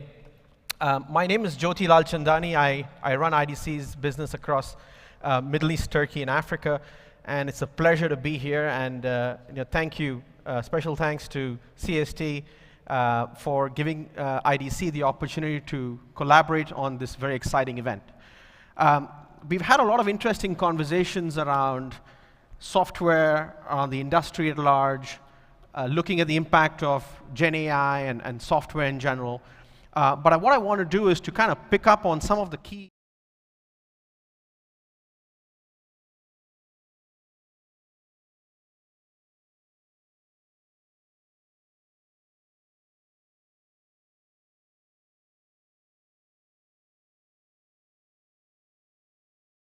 even greater acceleration and why we're seeing a lot more innovation driven around digital transformation and the next phase of this transformation journey. Now, as we are right now in 2023, a lot of the focus for organizations, we call it the second phase. We are really in that second phase of digital transformation, where organizations are really focused on what I call value realization. So we've been spending billions of dollars on technology investments, driving acceleration of digital technologies. And the focus for many organizations today in the second phase is really centered around how do we realize the value from all those technology investments, from all those digital investments. And so what it really means is that we are kind of bridging that ROI or the digital ROI gap, right? How do we kind of extract maximum value from those technology investments? Where we think we are moving to, and this is where investments around software is really going to accelerate, is that we are going to build digital businesses. Now, in a digital business world, the focus is on taking a digital-first approach to almost everything that you do. When you launch new products, when you launch new services, when you create those customer experiences, we are going to take a digital-first approach to transforming our organization. And we've got 3 interesting predictions that kind of give you a sense of where we think we are going. The first one is that we are going to spend a significant portion of our IT dollars, nearly 2/3 of our IT spending, on these digital technologies. And digital technology spend this year is expected to grow nearly 8 times faster than economic growth. So we are seeing a greater acceleration of these digital technologies. And finally, by 2026, about 40% of the revenue of Global 2000 organizations will be driven from digital products, digital services, digitally enabled products and services, and these customer experiences. So we are going through a very, very interesting time. Now, in the context of what we see here in the Kingdom of Saudi Arabia, we are seeing 6 broad digital priorities for organizations here in the kingdom. The first one is on digitalizing operations, right? So how do we build more efficiencies? How do we leverage technologies like AI and automation and all of those elements in emerging technologies to really digitalize our operations? The second priority for organizations here in the kingdom is how do we leverage data, right? And we had interesting conversations in the previous session, is how do we create excellence in the data that we have as an organization? How do you get the data to the right people at the right time, and how do you do this in context and at scale? So digital excellence and data excellence is going to be critical. The third component is really around customer experiences. So the focus for organizations to drive a larger portion of their revenues through digital products and digital services. There's going to be even more emphasis on how do you create and expand your revenue base from working not just within your own ecosystem or within your industry, but we're going to see an ecosystem of multiple industries coming together to drive new revenue streams for the organization. Sustainability is going to be an important aspect. Investments in digital platforms that enable ESG outcomes for yourself as an organization, but also for your sets of customers. And finally, even more investments in hybrid work, working from anywhere, really. So when we talk about the context of software acceleration, what is really exciting to see here in the kingdom is greater investments in software. And this slide kind of depicts the amount of money we spend as organizations here in the kingdom across a wide range of industries on software. In 2017, the total investments by Saudi organizations on software totaled $1.2 billion. In 2023, that's $2.6 billion. And we believe by 2027, we are going to cross $4 billion of spending on software solutions. And so the share of software as a share of the overall technology spending here in the kingdom is going to grow from about 11% back in 2017 to almost double that by 2027. So we are seeing an increasing amount of acceleration of organizations in driving a lot more spending around software. What's also interesting to note is that the mix of software spending is seeing some dramatic changes. So at IDC, when we look at overall software ecosystem, we look at system infrastructure software, your security, your storage, your networking, systems management. We look at applications, and we look at what we call application development and deployment tools. And so we are seeing an interesting mix of spend increases between specifically centered around applications as well as application development and deployment. We are seeing a greater focus on modernizing applications, building more cloud-native applications that's driving increased spending around applications, but also these digital natives and these digital startups that are driving even more innovation, leveraged by automation and AI at the back end, that's really driving spending around application development and deployment tools. So if you think about the tool segment, we expect this to be the fastest growth area in terms of spending here in the kingdom, exceeding almost over 16% between 2022 and 2027. So we're seeing a significant acceleration of organizations in terms of investments around software, and specifically around applications and application development and deployment tools.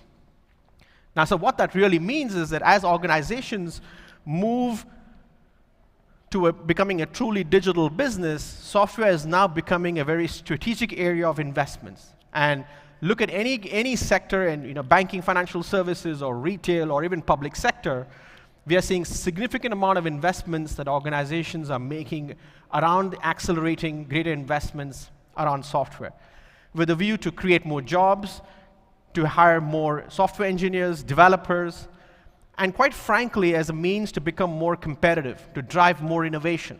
And we've heard some of those conversations earlier this morning where software is becoming more strategic for organizations as a means to differentiate themselves and as a means for economies and countries to become even more competitive in the regional and global landscape.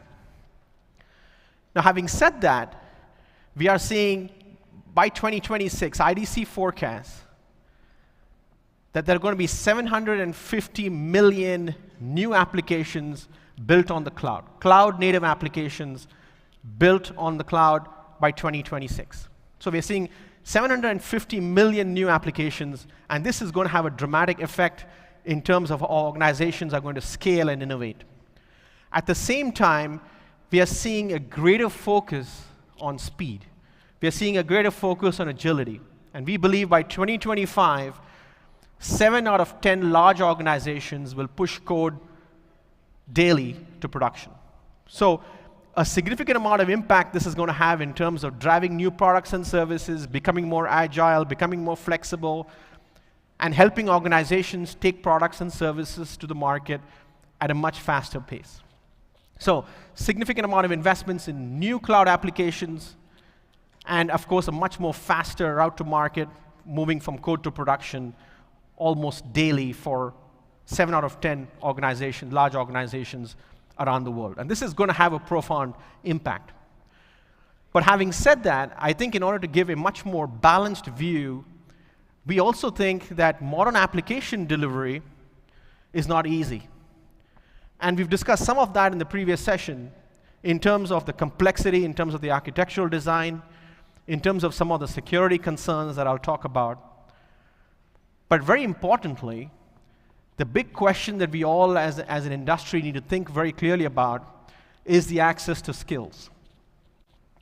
IDC's own research indicates that 94% of organizations, 94% of organizations are concerned about the lack of skills when it comes to driving even more agility and speed in terms of software investments, in terms of access to software engineers, in terms of access to software developers. We believe by 2025, there's going to be a global shortage of 4 million software developers, so 4 million software engineers globally. And this is a significant impact that could potentially slow things down. And so for the focus for many of you as an organization to deal with this architectural complexity, to deal with the security concerns, but also to the lack of skills and the shortage of skills, you've got to think about how do you unify the developer experience. Our own research indicates that developers today spend only about 1/3 of their time on writing code, on developing new functionality, and about 2/3 of their time focused on mundane, non-productive, and routine tasks. And so how do you unify this developer experience with a view to develop the user experience when it comes to optimizing and building even more efficiencies with the developer community? in terms of modernizing the application estate, in terms of reducing some of the context switching to become even more efficient. And organizations need to think about building those skills and capabilities and the qualities in order to unify the developer experience across the board. Think about how do you leverage automation and improve flow and automation of processes from code to production. How do you build even more knowledge sharing between the developer community? In terms of having even more efficient documentation and procedures and policies to make it a lot more efficient process.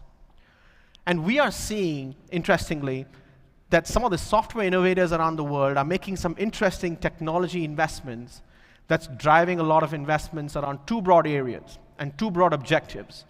The first one is how do you drive the developer velocity? How do you get things out to market at a much faster pace? But also, how do you do this at a connected delivery perspective? And so there was an interesting conversation around leveraging AI with a view to build a much more unified and much more agile development ecosystem. And so technologies like the Microsoft Copilot, for example, that was mentioned, is an interesting area of interesting pilot around using AI and AI-enabled technologies to drive the development of software. We are seeing agile PPM or portfolio and project management applications, or test automation, or building or investing in low-code platforms and tools. In terms of improving the overall code delivery perspective, organizations are investing in continuous integration, continuous development like GitLabs. You have API management tools and investments around that, low-code development and investments around low-code, no-code. So we are seeing significant amount of interesting investments that organizations are driving with a view to drive even more software innovation. The other set of interesting investment opportunity is really around how do we leverage technologies like Gen AI. And our own research of organizations across the wider Middle East region indicates that the C-suite is now thinking about, the broader C-suite is thinking about how do we leverage Gen AI not just to drive more efficiencies or to improve overall customer experiences or to do things more efficiently, but also from a software development productivity area.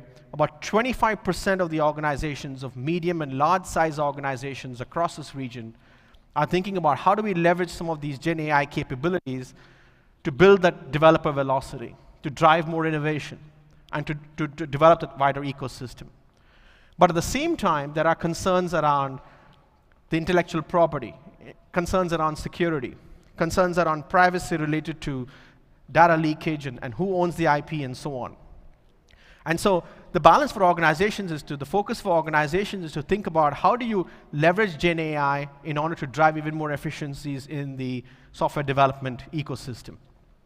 So to summarize, we've spoken about the focus of organizations of leveraging software development, investments in software in order to become more agile but drive more efficiencies. But more importantly, this is going to be the cornerstone of investments for organizations as they build a truly digital business.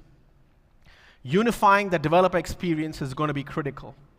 How do we move and leverage technologies to focus on the more productive aspects of the development community jobs?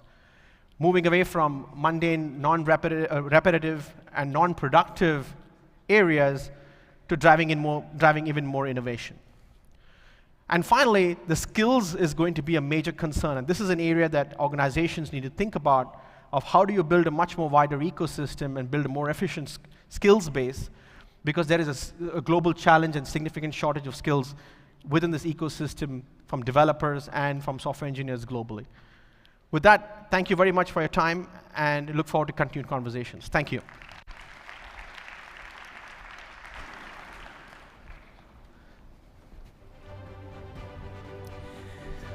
نشكر الأستاذ جيوتي لالشانداني.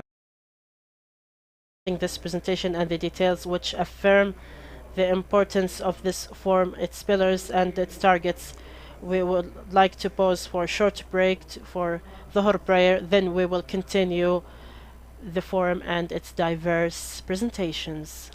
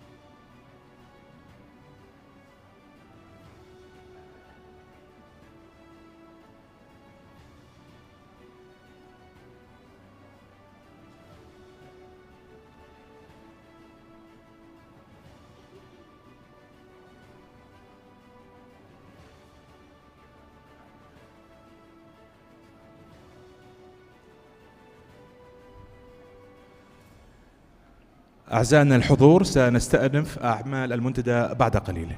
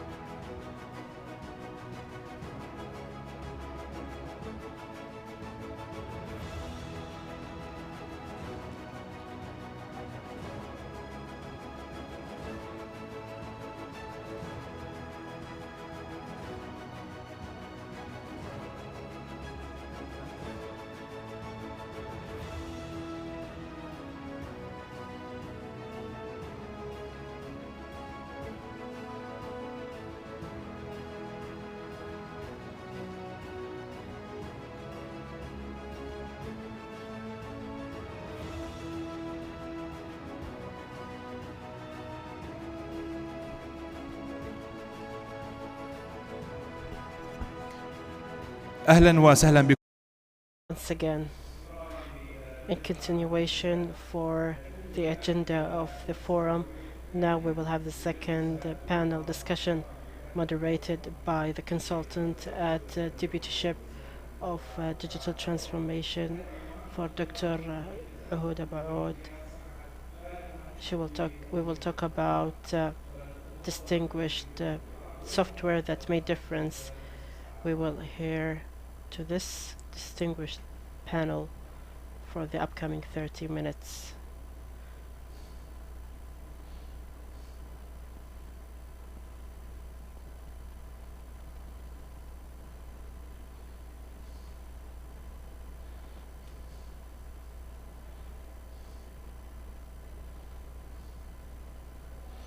Hello and welcome. Greetings to everyone.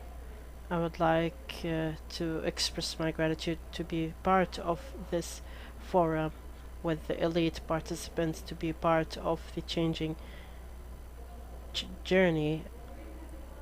In the upcoming minutes, we will have rich panel discussion that will discuss the transformative journey for various sectors, discussing international and national development. We will discuss challenges and successes that the pioneers of this sector have had, and we'll discuss the private sector, public sector, and investment opportunities to have a vision for the future. Allow me to welcome the panelists for this panel: Engineer Ahmed Al-Naimi, Investment Associate Partner at STV; Mr. Abdel Mahsen Abed, Technical Solutions Director at Ilm Company; Engineer Abdurrahman Al-Ghazi, CEO of Business Software Global at SABIC; and finally, Engineer Bandar Sane, Undersecretary, Assistant Minister for Legal Software at Ministry of Justice.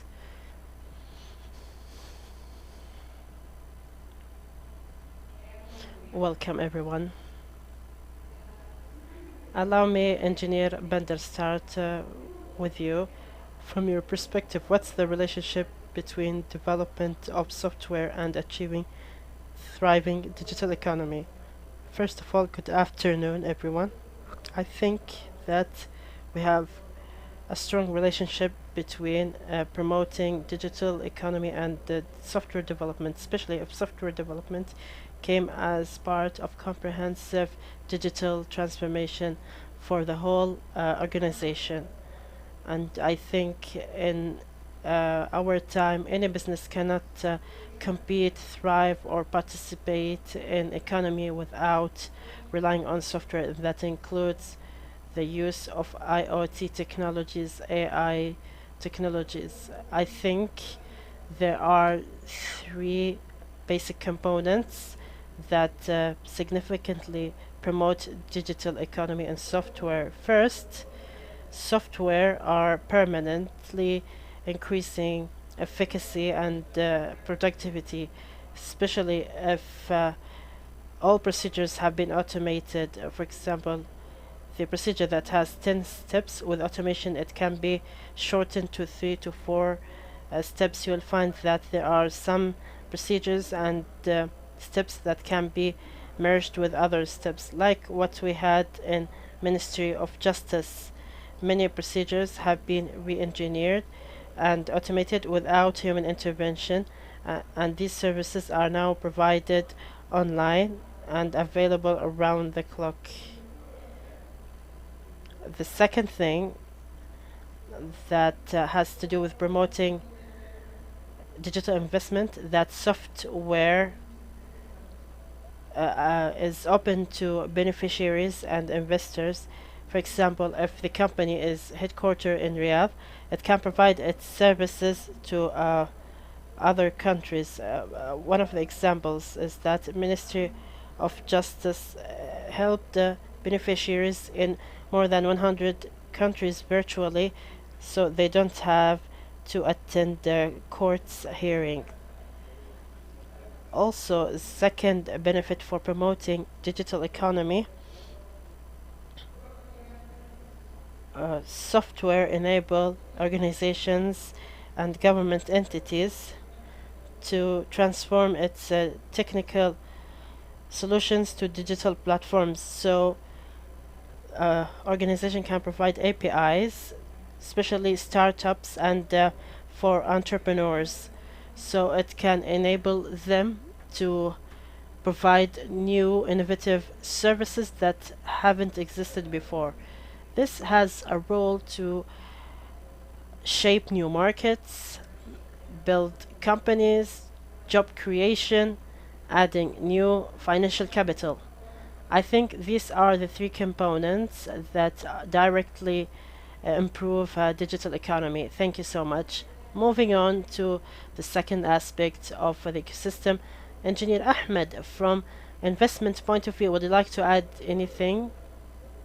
I think one of the ways that with which we can measure transformation of digital economy is investment in technology sector, specifically through venture capital.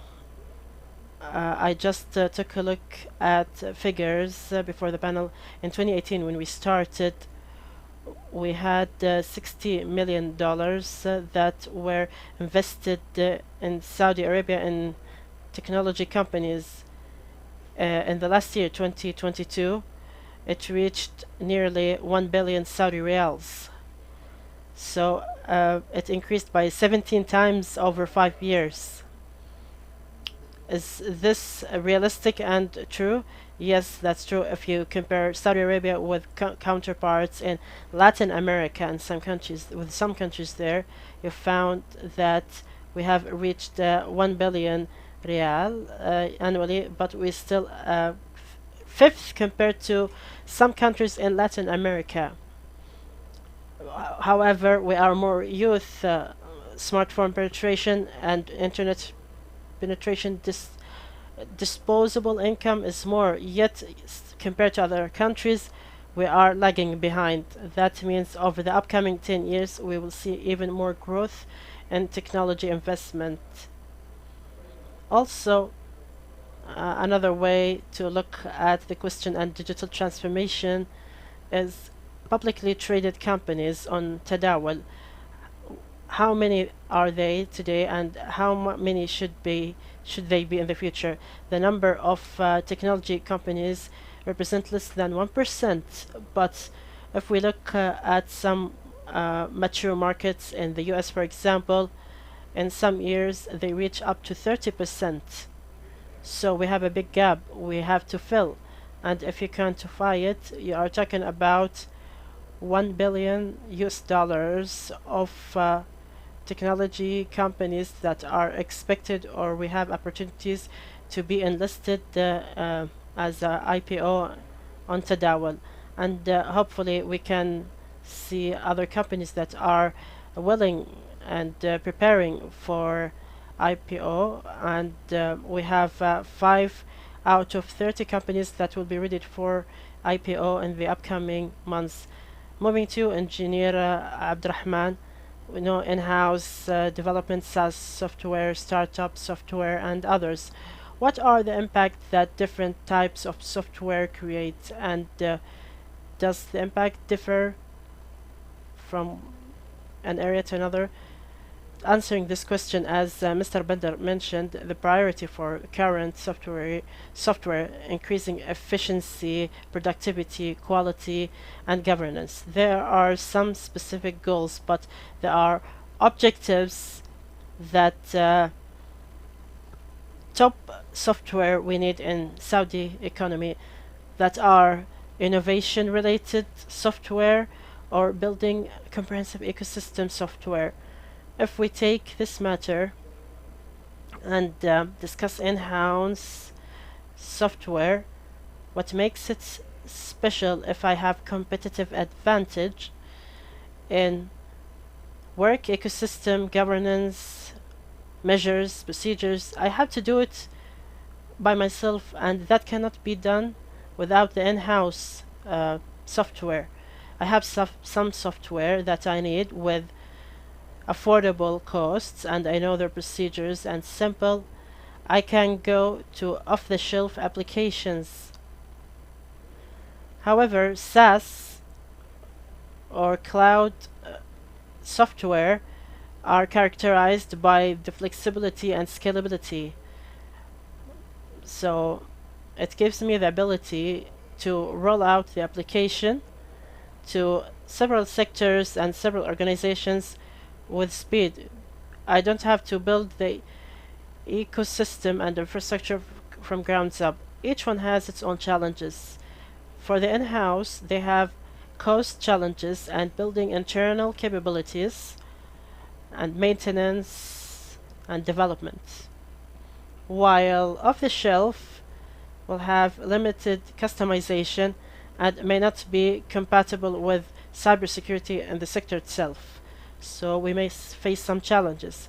However, cloud-based software, although they are great, they are limited with customization and the property of data. So the control of the sector will represent a challenge for working on the software on this kind of cloud software. So it's very important for each sector, according to the software and the targets they want to achieve, choose the type of software that are more suitable to create the required impact. That's right, true.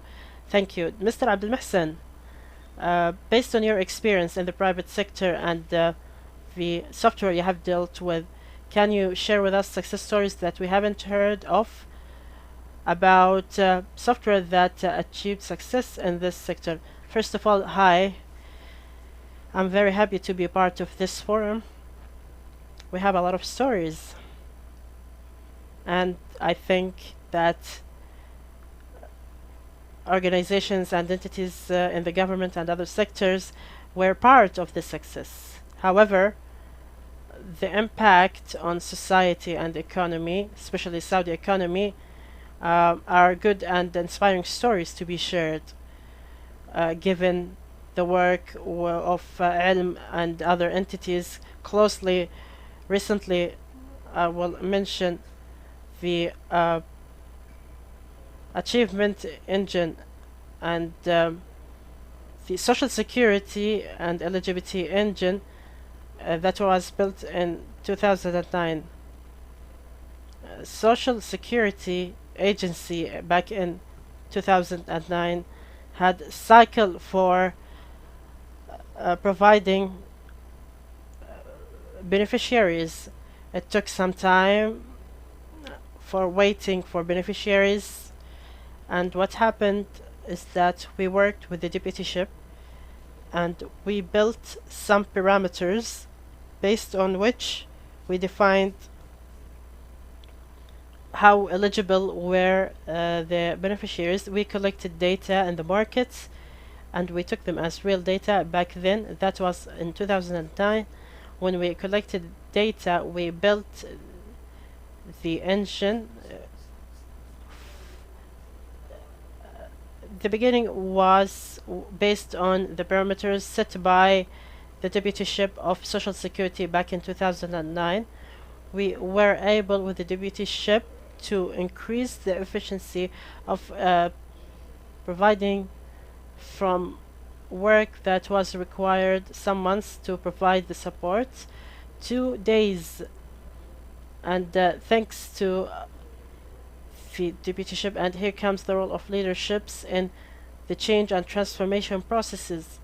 At the same time, the deputyship was able to direct the allocation of the money to the right direction. There were some eligible people because the process took some time. We had more efficiency, and what's great in this story is that this engine developed with 2011 when there was a royal decree to establish Hafiz program, which is a program to support those who are unemployed. This program has developed significantly and is still working until today, and it served supporting sectors today. Hafiz Scan we have a platform from Ministry of Human Resources and Social Development and other 7 programs. Today, their engine for support and providers, whether for unemployed people support or those looking for housing, and a number of charities are using this engine. Nearly 7 programs are working simultaneously at the same time with this engine. Can you imagine the impact of economy, society, and technology if each organization thought about building such a system? It's not a matter of software. There are operations and there are people who check the eligibility of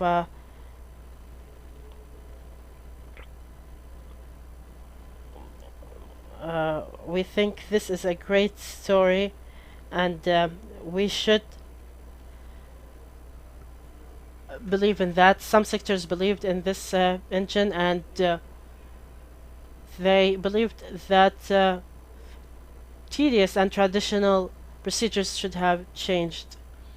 Today, the engine spent more than 190 billion Saudi riyals, more than 15 million beneficiaries who receive the money periodically each month from the system to the accounts of the beneficiaries, and for different beneficiaries.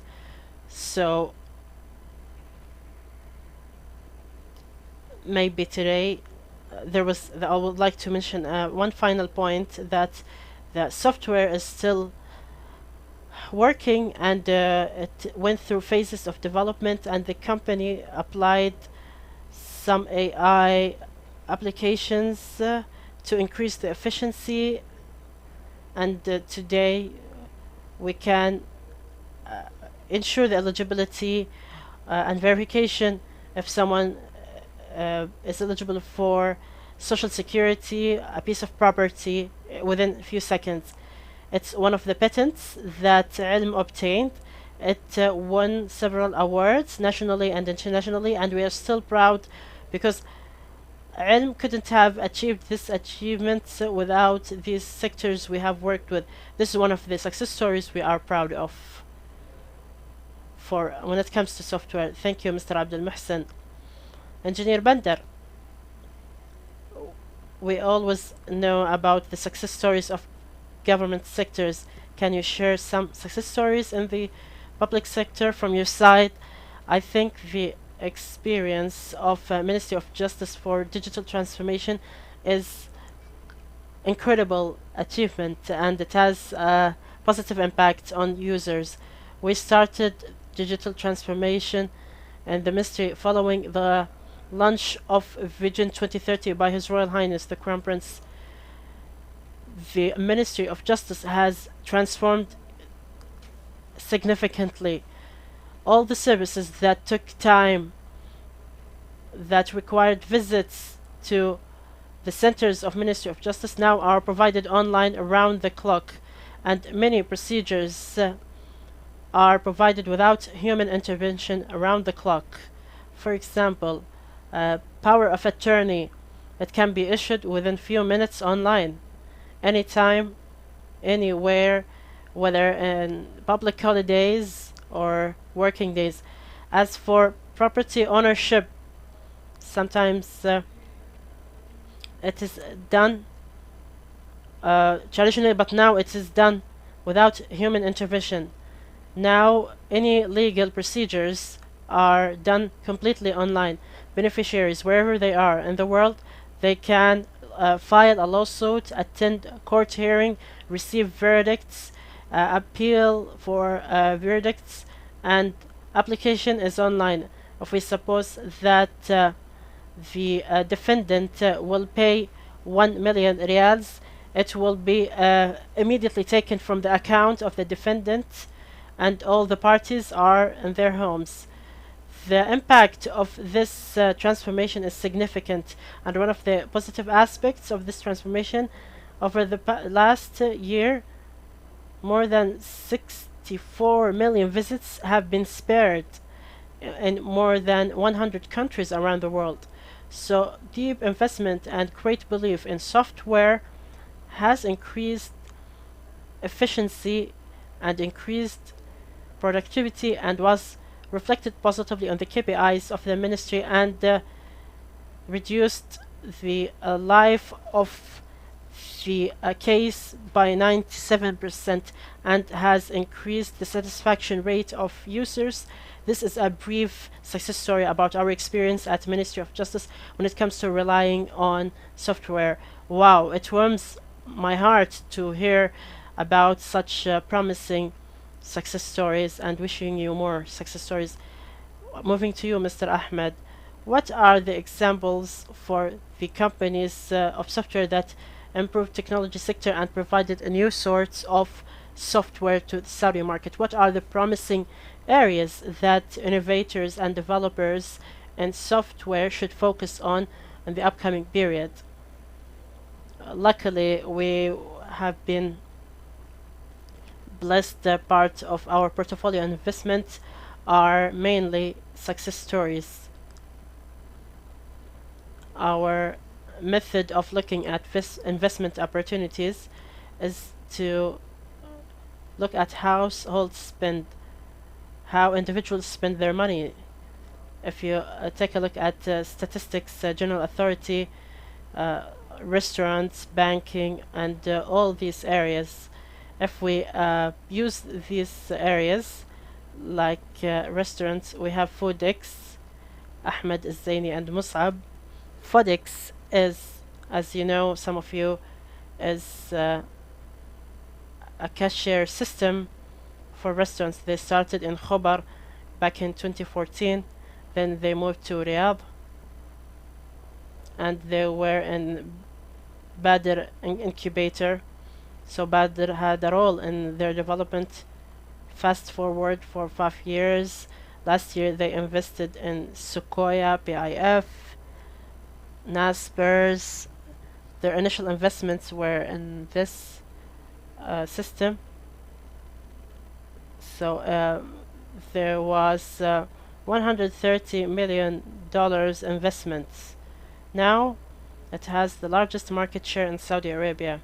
This is one example for the kind of software or tools that we usually use to import. Now we export it not just in Saudi Arabia, but to Europe, that they are used in Kuwait and the UAE. We have Salla. Salla, for example, enables stores to sell their goods online, to establish your marketplace online. Nawaf started from Mecca, and today they have more than 50,000 traders and merchants. They process annually more than 10 billion riyals. That was throughout the past 5 years. Another company is Tabi. It started in the UAE, and the largest market exists in Saudi Arabia, and they will transfer their HQ, as announced last week, to Saudi Arabia. So Tabi, which is buy now, pay later, is one of the performing entities globally when it comes to figures.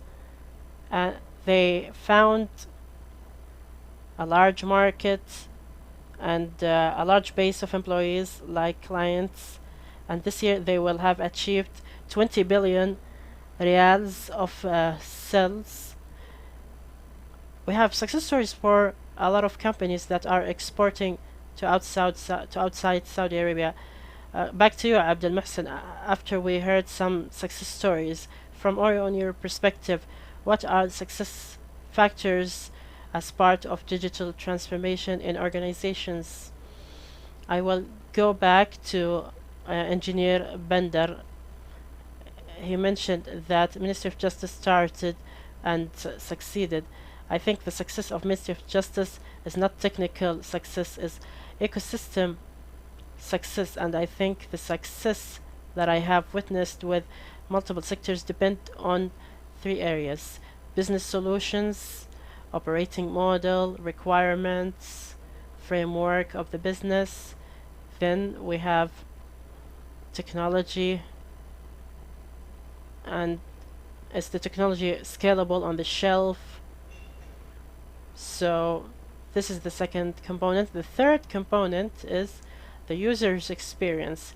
These three components, they sustain the software and they achieve the targets of the sector.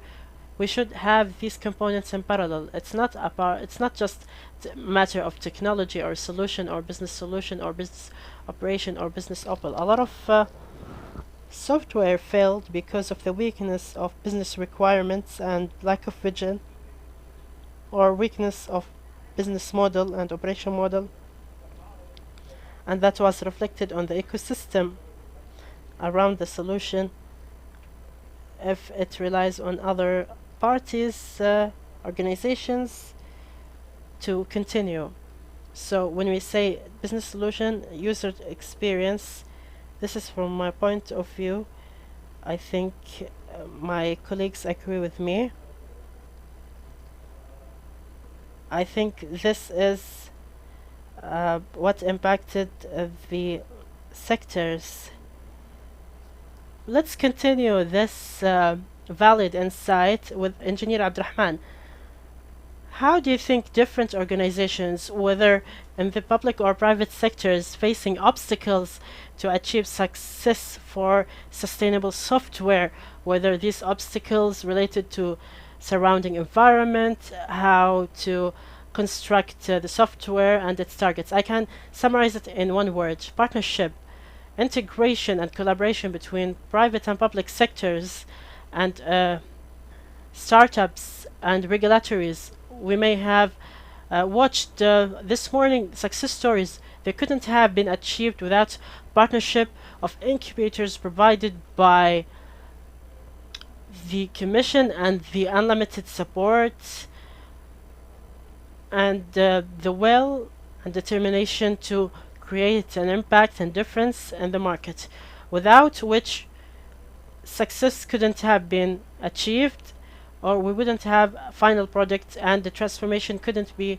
realized. So creating the good ecosystem is the secret to success for all components. Integration of the ecosystem, of the environment, operating and regulatory environments to work and coexist hand in hand in one ecosystem. Based on that, we can have success stories and can be the catalysts.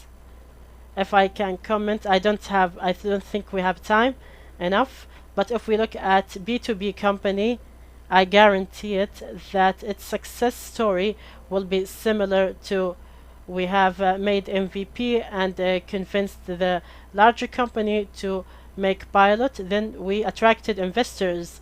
So the largest factor is the large corporate with sabiq ilm and so on. Before I started working in investment, I worked in American technical company. We were B2B enterprise selling learning machine. There were some companies like Johnson & Johnson. They had startup engagement program. So they look at me as startup and they ask me, do you want to talk with the VP of data science? Provide your presentation and they will hear to you. So this creates the ecosystem for B2B enterprise companies. Well, because you evaluated a lot of technology startups, what are the common ground and factors amongst these companies? Before investment in the companies, we should have a technology stack to have A+, not just A, and that means one of the co-founders be the CTO or has enough knowledge base to construct the product. Sometimes we move away from outsourcing companies because that may result in weakness, and that shows they are weak in reacting to the market. We have some examples, and sometimes we move away from investment because after we do the due diligence and look at the code base, we can notice that it's not scalable, and it's built in a way that it doesn't serve millions of users. In this case, a change has to be done. If we look at the code base, we can find the code hygiene is very low. There is no testing, there is no best practices, security, and so on. So all these areas, we look at them comprehensively. Thank you so much. Well, we have concluding points. I would like from everyone to answer this question. What are your piece of advice for best strategies that different sectors should follow so we can develop software that can make an impact in digital transformation and help in building digital economy nationally? Let's start from your side, Mr. Ahmed. Talk to the customer as much as you can, because this is one of the biggest mistakes, that there isn't enough input by customers. Secondly, ensure that you have go-to market plan and distribution that is robust and can help you following establishing the product. You can launch it the right way. Thank you. Moving to you, Mr. Abdul Mohsen. Well, I think the plan is to have a plan since day one, and you know where are you heading. I think this is the difference, and to know that you are sizing the needs on the future and the near future, medium future, and the long future, to evaluate the readiness of the ecosystem in terms of technology, in terms of regulations and laws, feasibility study and planning, what make the difference. Some companies have ad hoc planning. At the middle, they are surprised that we are heading to the wrong direction. So invest in feasibility studies and research before you start the real action, because it should be founded on solid basis, so you can plan for your later investments. We have seen examples for investments. They invest a lot, but following some time, they think that they are in the wrong direction. So I always say planning, planning, and planning. Thank you. I completely agree. Would you like to add a point? Yes, I agree with Mr. Abdul Mohsen. The most important practice that does radical change is cohesive architecture with clear capability roadmap, to have clarity and clarity to create the required transformation. And that starts by creating the capabilities for the talent level, building the infrastructure, and then transformation is in line with the plan, with harmony between this plan and business processes. They have to match and they have to meet. If there is any kind of mismatch between the business process and the masterpiece plan, it will not work. Thank you so much. Can we wrap up this session by your comment, Engineer Badr? I think developing software and technical products should be directly related to business strategy of the organization. So the success factor of this product can be clear enough. Secondly, we should have support by the top management, because transformative technology projects will face a lot of challenges with regulations, organizations. So having the support by the higher authority will reduce and overcome these obstacles. Third, technology products should be developed by multi-task team or cross-functional teams. They should have one team They should have technicians, people from business background, processing engineering, and based on the demand they should have marketing team. Fourth, relying on the APIs, so it can make it easier to link and align the product and carry on with the ecosystem of the organization. Finally, using artificial intelligence as much as possible, because if artificial intelligence is used properly at the right time, at the right place, we'll have transformative outcome that will be reflected on the business by increasing the production or be reflected on new products that have never existed before. This is what I think I can add. Thank you so much for all the panelists for your sharing success and contributions, and I would like to thank the audience for their attention and listening. Thank you so much.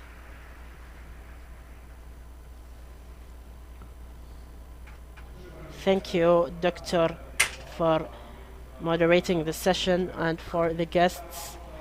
So we have themes accelerating after we have looked at opportunities at software markets and models. And just a few minutes ago, we have learned about the stages, and now it's time to discuss software from the idea to model to a commercial model. This is the topic of the third panel, which is moderated by the Deputy Governor for Emerging Technologies, Dr. Abdulaziz Al-Batli. I give him the floor to introduce the panelists.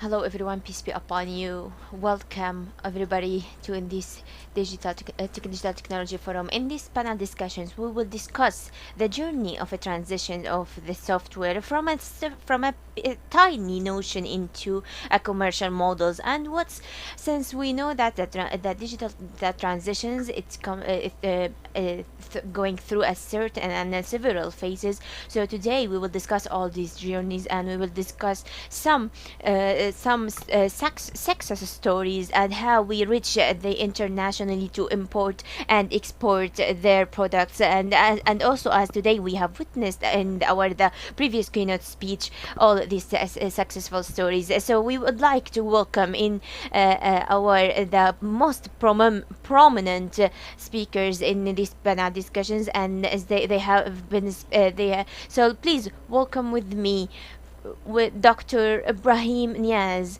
the chief executive in that water and the information technology department, and from the intellectual properties, Mrs. Noura, and also welcome with me with the service providers, Mr. Mutlaq As-Subay from Deere Company. The last but not least, welcome with me Mr. Muhammad Abdul Al, the chief and moderator in the King Abdullah University, KAUST. Welcome everybody, welcome our distinguished speakers.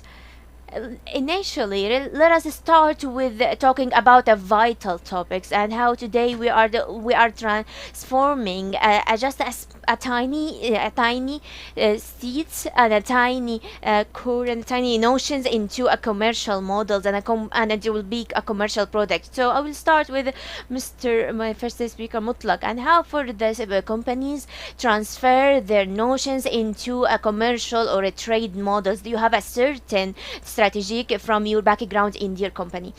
Well, thank you so much. Well, this is a very important question, and I see that this is something as a as something as a calling to all our citizens and our civilians. And so, for example, if I talk about to talk simply, we could divide it into three main phases. Which first one, it is building the products, which we concentrate to provide a marketing marketing studies, and to also to monitoring all the markets and observe what's going on in the market, as well as to meet all the objectives that you are or set it down in your mind and in your plans, and also highlighting all the milestones that you have to achieve it.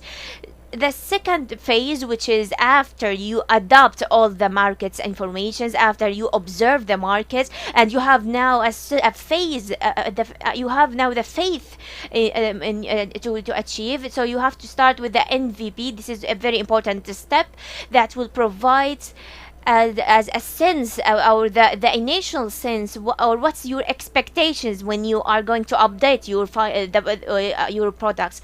And from the NDP and from the final phase, you're gonna take the feedback, and upon your your quiet feedback, then you're gonna move to start to change about your trajectory, and to start to update your products. So after you have a clear vision and transparency, you're gonna start to also to launch and to establish a teamwork, and after and shape your teamwork. After you are launching the final products, and after you are running, and especially in the technical field, we are witnessing a lot of accelerating updates. And so you have now to start how you are going to enhance your products, what's the new trends you can add it to your products. And the last but not least, it is the extending your products and extending your ideas to take your take your products to a higher level and a higher horizon and vision. So this will help you in order to boost your products. Of course, since we are talking about the intellectual properties, it's considered as a support, and at the same time, it is considered as a nightmare for some people. So what do you what is your for example, what's the legislative, what's the organizations, Mrs. Noura, what do you think? Well, thank you so much. It is such a pleasure to be here, and I'm so glad that to take a part in these panel discussions that I will talk about the intellectual properties of backgrounds. And also I would like to highlight and comment what my colleagues has been talk about. Today we are concentrating about the national assets. What's the national assets? It has been these naturals that today it is an assets. It is a national asset, and we are proud that it is a national Saudi asset.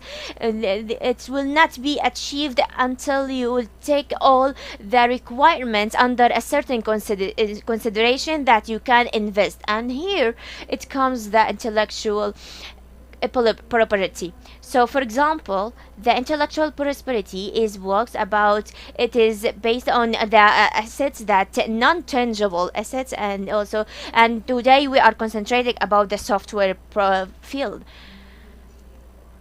If we talk about, for example, the some methodologies and some that related about the innovation certificates, and the Kingdom Saudi Arabia, and the Crown Prince focuses about in enhancing the legislative environment and the legislations, and also to collect different sectors and to different also specialists in field, as well as today we are continuing to enhance and to update all these policies and also all these regulations that we have. And allow me that today we are providing to be as a guideline for all the users in the and it will be working as in a line with the national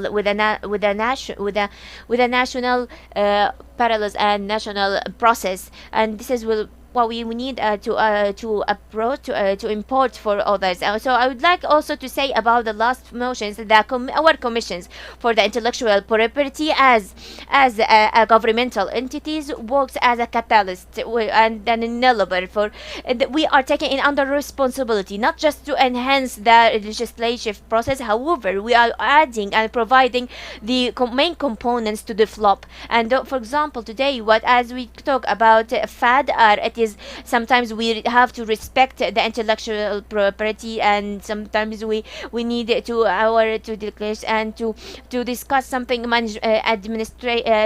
something related to the management. So everybody, it has to respect all these details and all the rights for the individuals.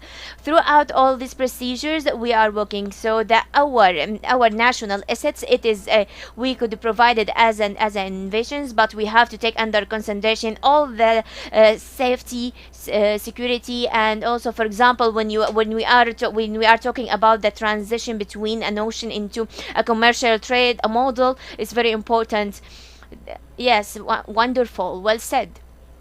Mr. Ibrahim, for example, the national program for that technology, well, it has a certain objectives and a high level of aspirations. Could you please provide me with what's the benefits of your programs and how you serve the research methods and research skills?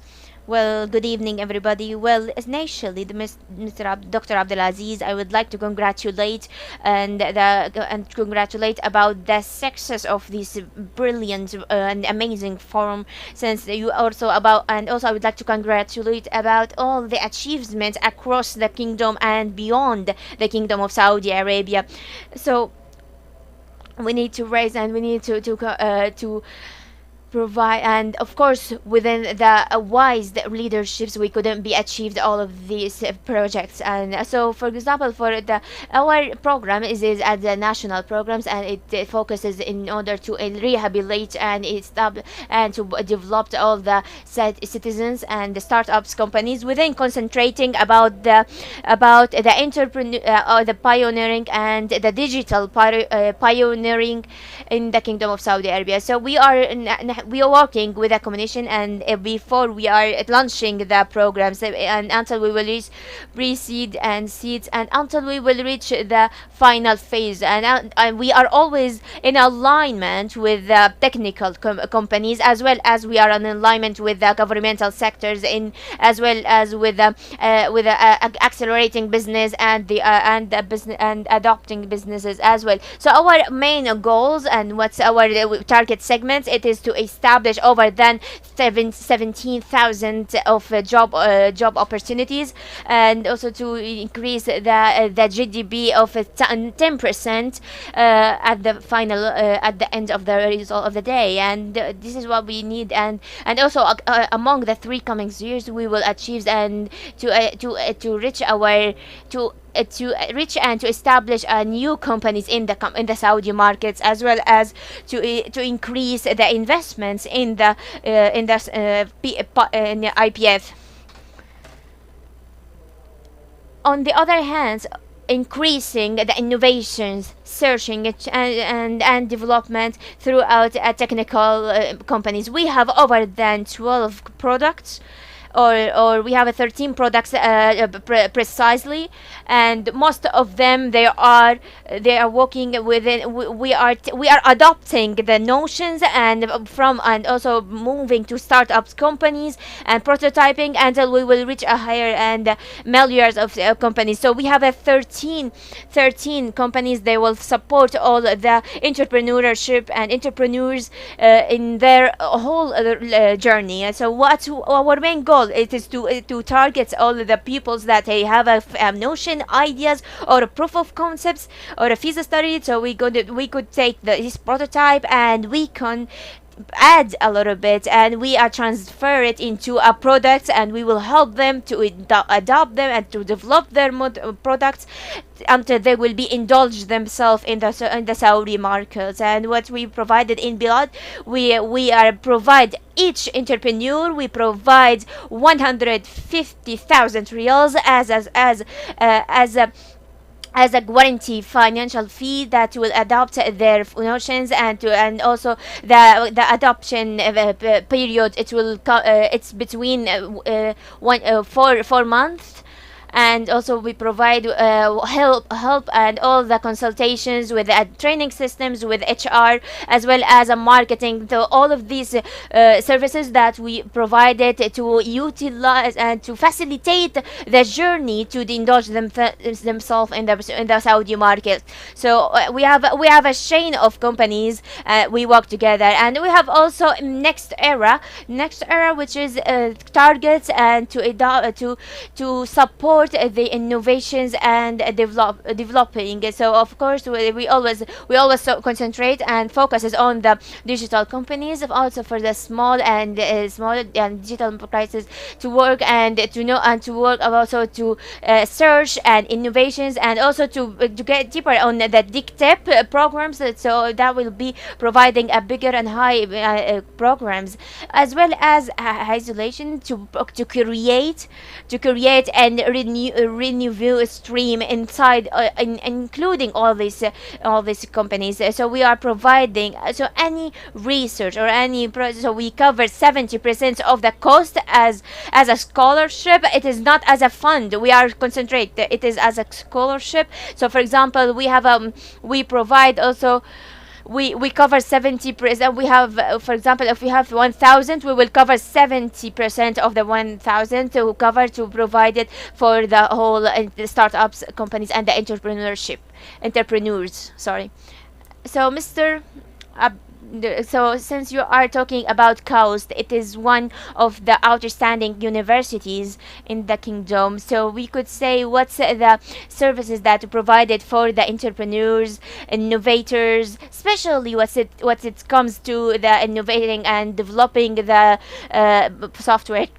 Well, indeed, thank you all so much for the organizers for this beautiful events. Of course, something very important is we need to pour the water over all these planets. So we have to mix the search and research and the educations. So first of all, we need to implement of our generations, how to make them creative people, how they concentrate to be engineer, for example. However, on the other hand, research, it focuses more about the practical, focus on the way and what's also the mindset process. So in particular, the King Abdullah University, it mix all of these fields together. It provides a research, and also it provides a research for the long term. For example, it focuses on algorithm, on software, some technology in hardware. So it takes a time. However, it needs a gradual observing. So I would like to talk about KAUST in specific. So it is a university that allows all the creative of the PUC and pilots and comes. So my colleagues talk about the pilots and PUCs. So when you have a university such as KAUST or Sandbox, they have a safe environment to reveal your idea, and bear in mind that it might be fail, but we don't have the pressure upon the numbers. So just shape your ideas, create your idea, and deal with the instructors, with the students, and they build your notion, build your ideas, and then you're gonna continue gradually. So the environment of our university helps you to adopt your and also to transferring. Also, we are collaborating always with the Intellectual Property Commission. So since we have a lot of, so at the end of the day, you can provide products to the market. So this is what's the idea of the research centers and the universities. Wonderful. Well, Mr. Mutlaq, of course, that collaborations between the private sectors and the public sectors, after a certain while, we touch a positive results throughout your long experience and your knowledge on in these. Do you think there is some opportunities to deal between the private sectors and the public sectors? How we would enhance the initiatives among the private and the public sectors in terms of the software development? Well, let me start with a quote. It's clarify the dealing between the private and the public sectors, which is said by the Crown Prince when the Kingdom of Saudi Arabia's prosperity based between the communication and the collaborations between the private and the public sectors. So, from my point of view, I see that within the three main pillars. First of all, building a certain strategy between the private and the public sectors, and then within dividing the income and the resources, and also one of them it could be as inducive or investment inducement or incentive. It is the award of the national or the native award, and this could be as one, and also our targets of the Sunnis, and the last but not least, which is the financial support. Financial support is very important, and one of the biggest opportunities, it is the program of the information technology. So they have a tremendous amount of programs, and I think that one or two programs, any company, it could be take as advantage for them, and in collaborating with the public and the private sectors. Well said. Well, I will get back to Mrs. Noor. When we talk about the respecting the intellectual prosperity, what's your methods and what's your tools to save and to protect the intellectual property? Well, let me start. So today we have heard a lot of success stories, national successful stories. We are proud of them, especially in the private sectors or in the public sectors. All these experience, if they are not protected enough, and if not provided the base or the base environment, so it would not be, and also we will not be achieved. And also, if we want to talk about the IPS management, and we always talking about, if I have an innovation, I want to protect it.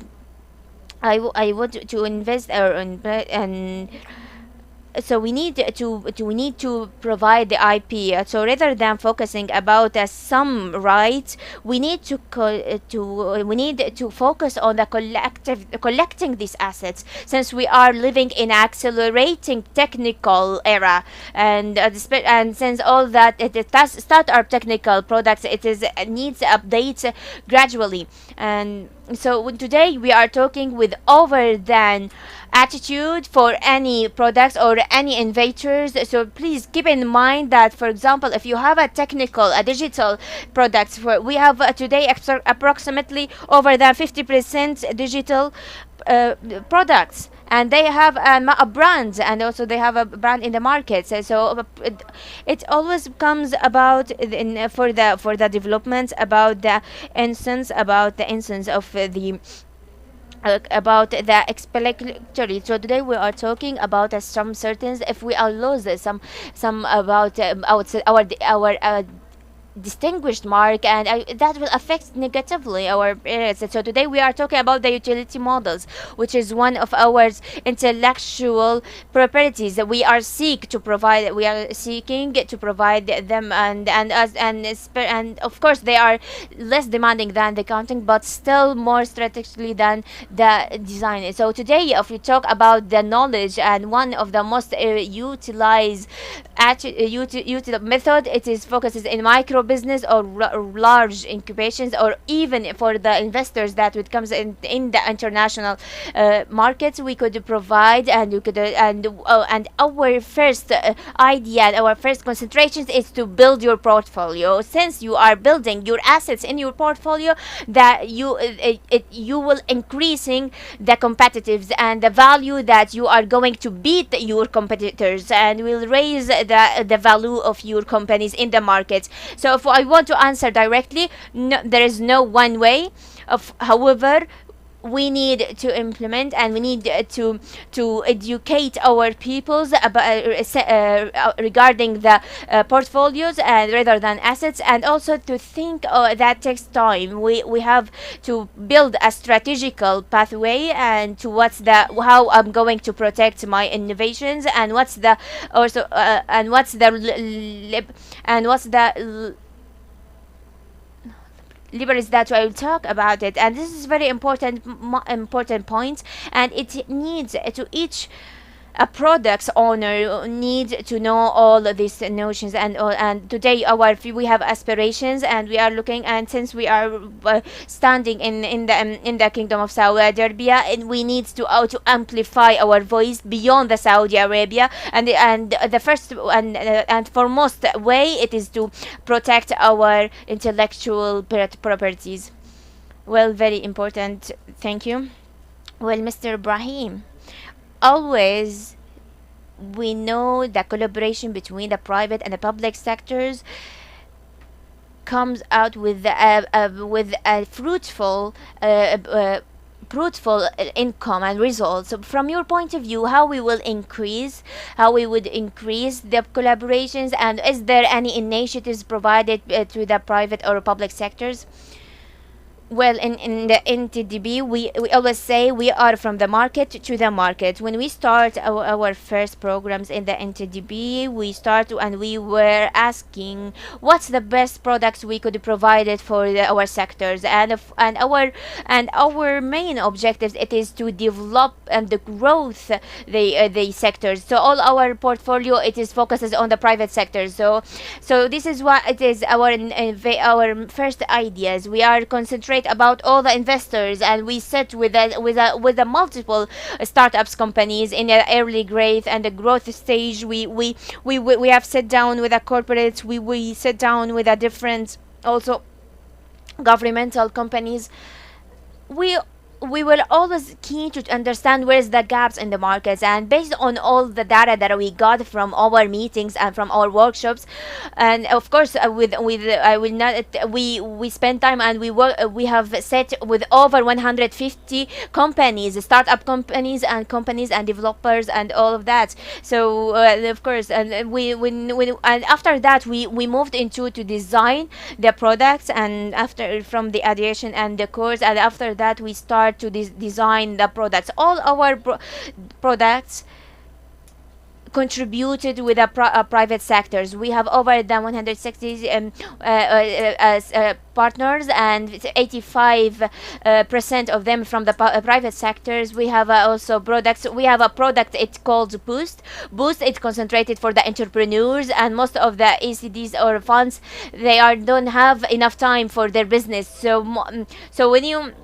So the founders that we will provide we will provide wages for among 1 year, but we want to work with us as a player. So we have partners from the private sectors who adopt the entrepreneurs, providing them support financially, mentorship and internship to help them to grow their business, and also powering accelerator and also business accelerator. Most of our partners is from the private sectors, and we have also in the next era we have cows we are collaborating with the University of King Abdullah University, and most to shape our projects, as well as we have some partners in for operation these programs. So most of our and all all our programs, they are and we includes some partners from the private sectors.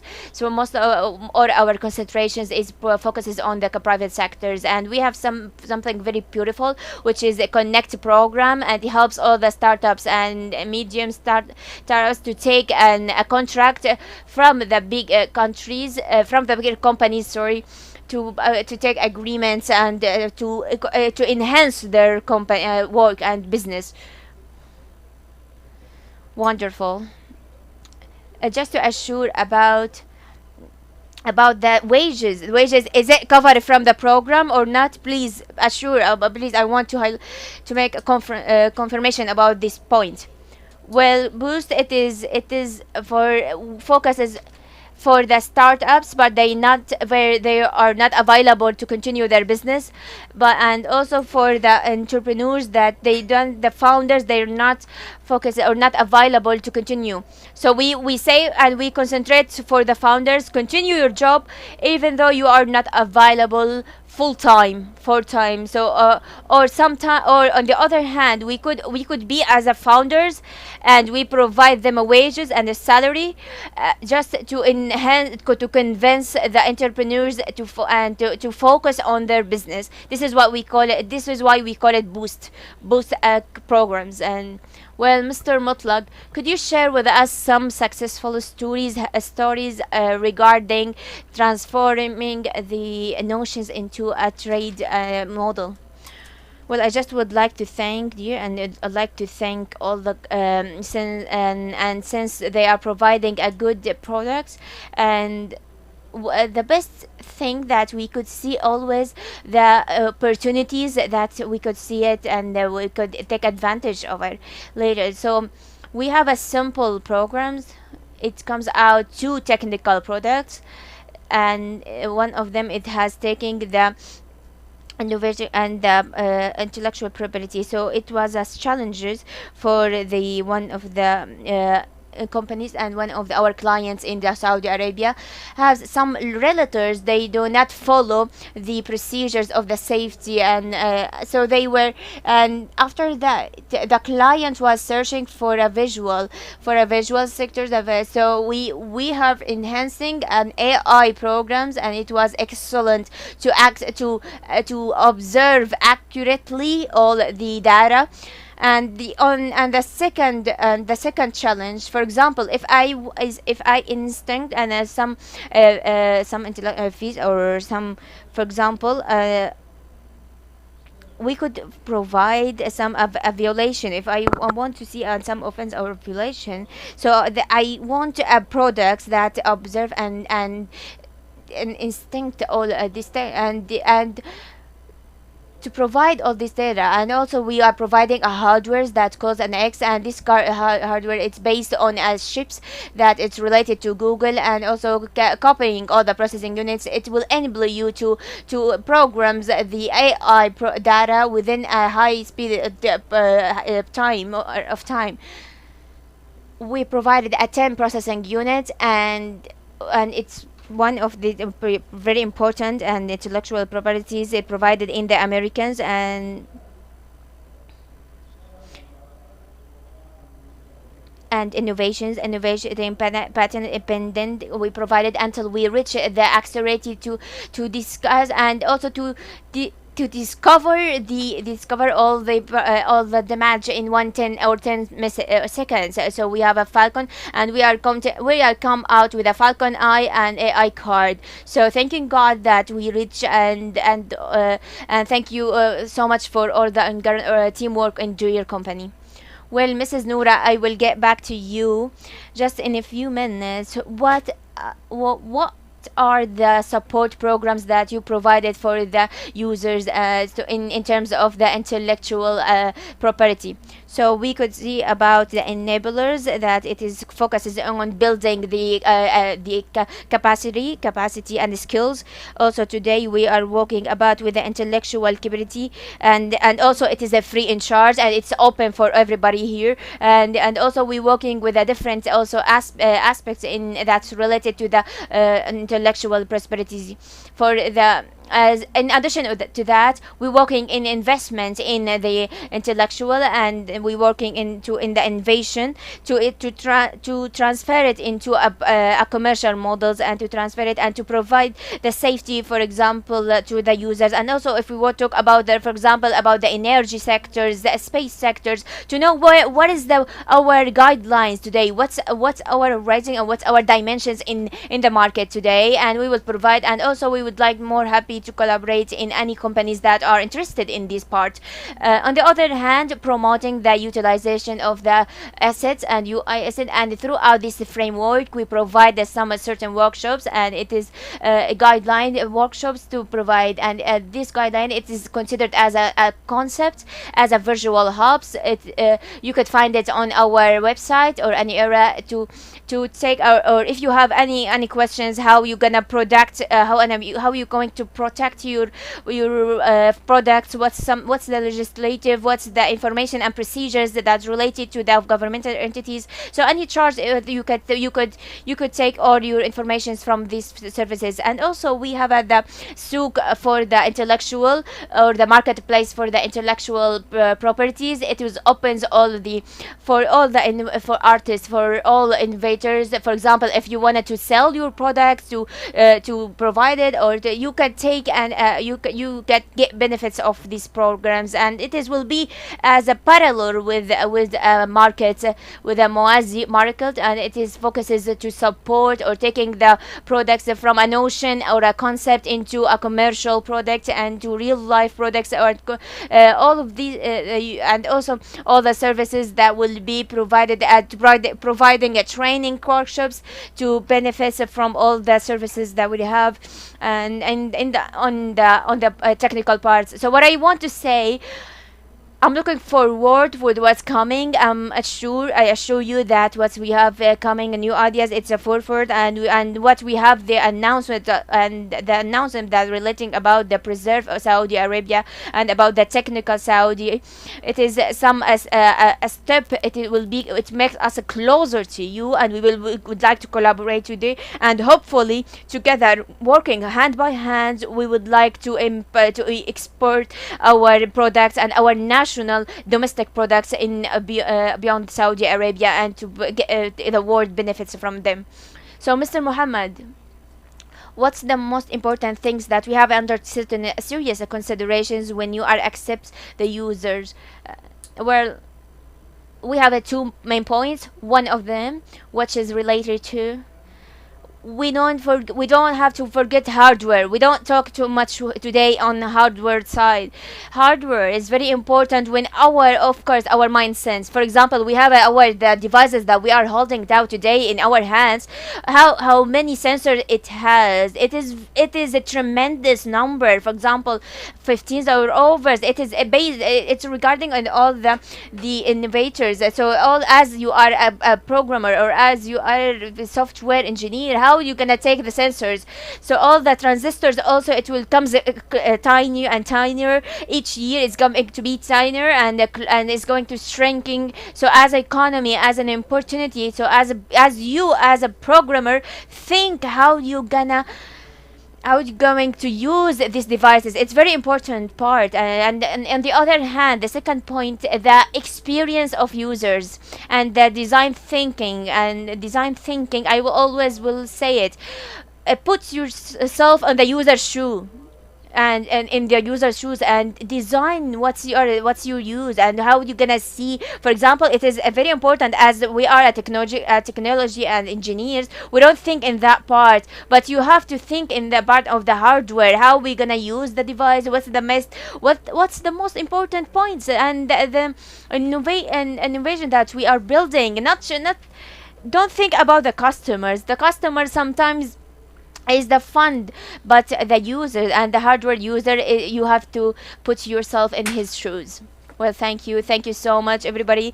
Well, one of the key messages with founders, and put your jobs yourself is covered, and the intellectual prosperity must be protected.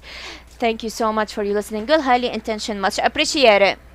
And thank you so much, Mr. Abdulaziz Al-Batili, for moderating the previous sessions. And we will, within and now we would like to take a short break, and then we will continue our agenda for today. Thank you for your listening, your highly attention, much appreciated.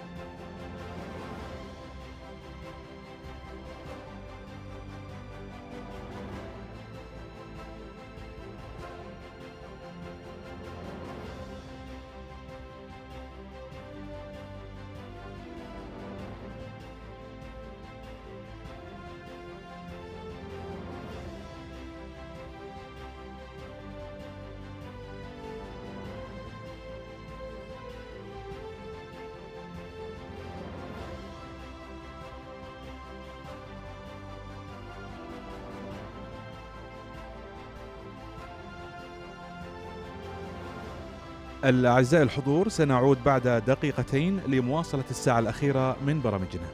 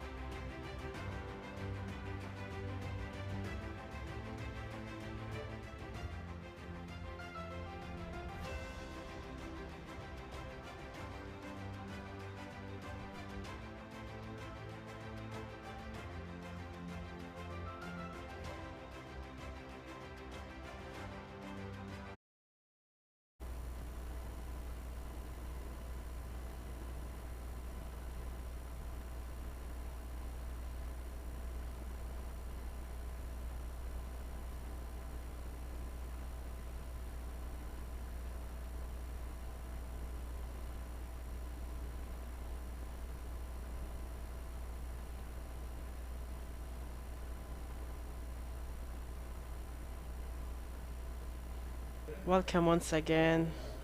We have returned. Welcome to the space of technology and innovation. Undoubtedly, the presentations are overlook for the forum, and this is what the second presentation provides.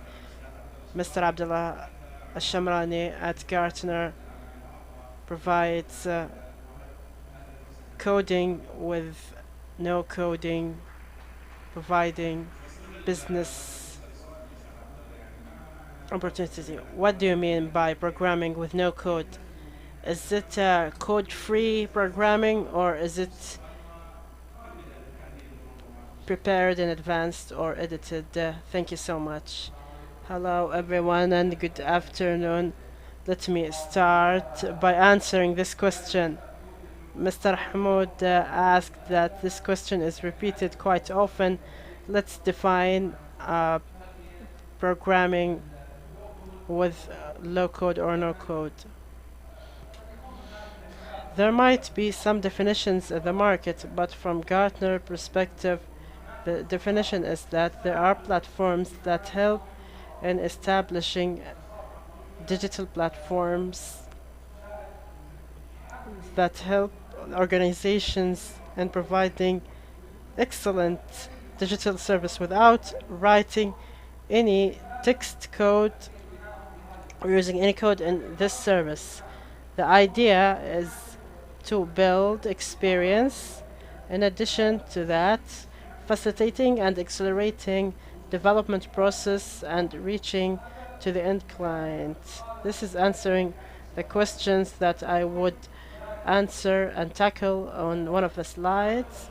I am Abdullah Ashamrani, executive consultant in Gartner International Company, which focuses on consulting and research, and it's my pleasure to be with you today to give you a brief overview about what we have noticed in research and development done by Gartner regarding low code and no code, and how this technology can help organizations and entities in accelerating innovation digitally in the ecosystems they work with. And it's my pleasure to be with you today. Let me start by figures. You may have seen the first session today and some figures mentioned by Engineer Raed.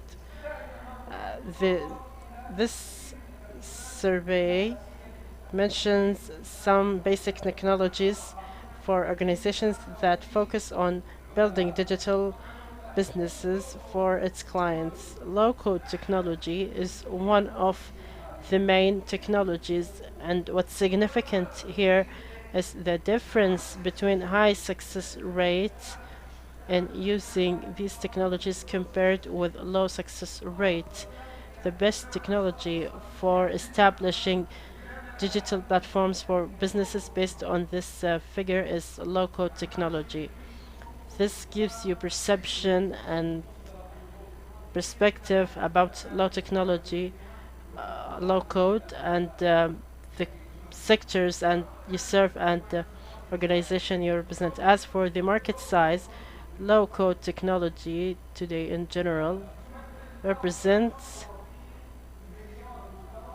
$45 million for service providers globally. As Engineer Raed mentioned at the outset, growth in using such technology from supplier and consumer sides, they represent 20%. This figure is huge and gives you an impression about the increasing interest from the consumer or supplier sides.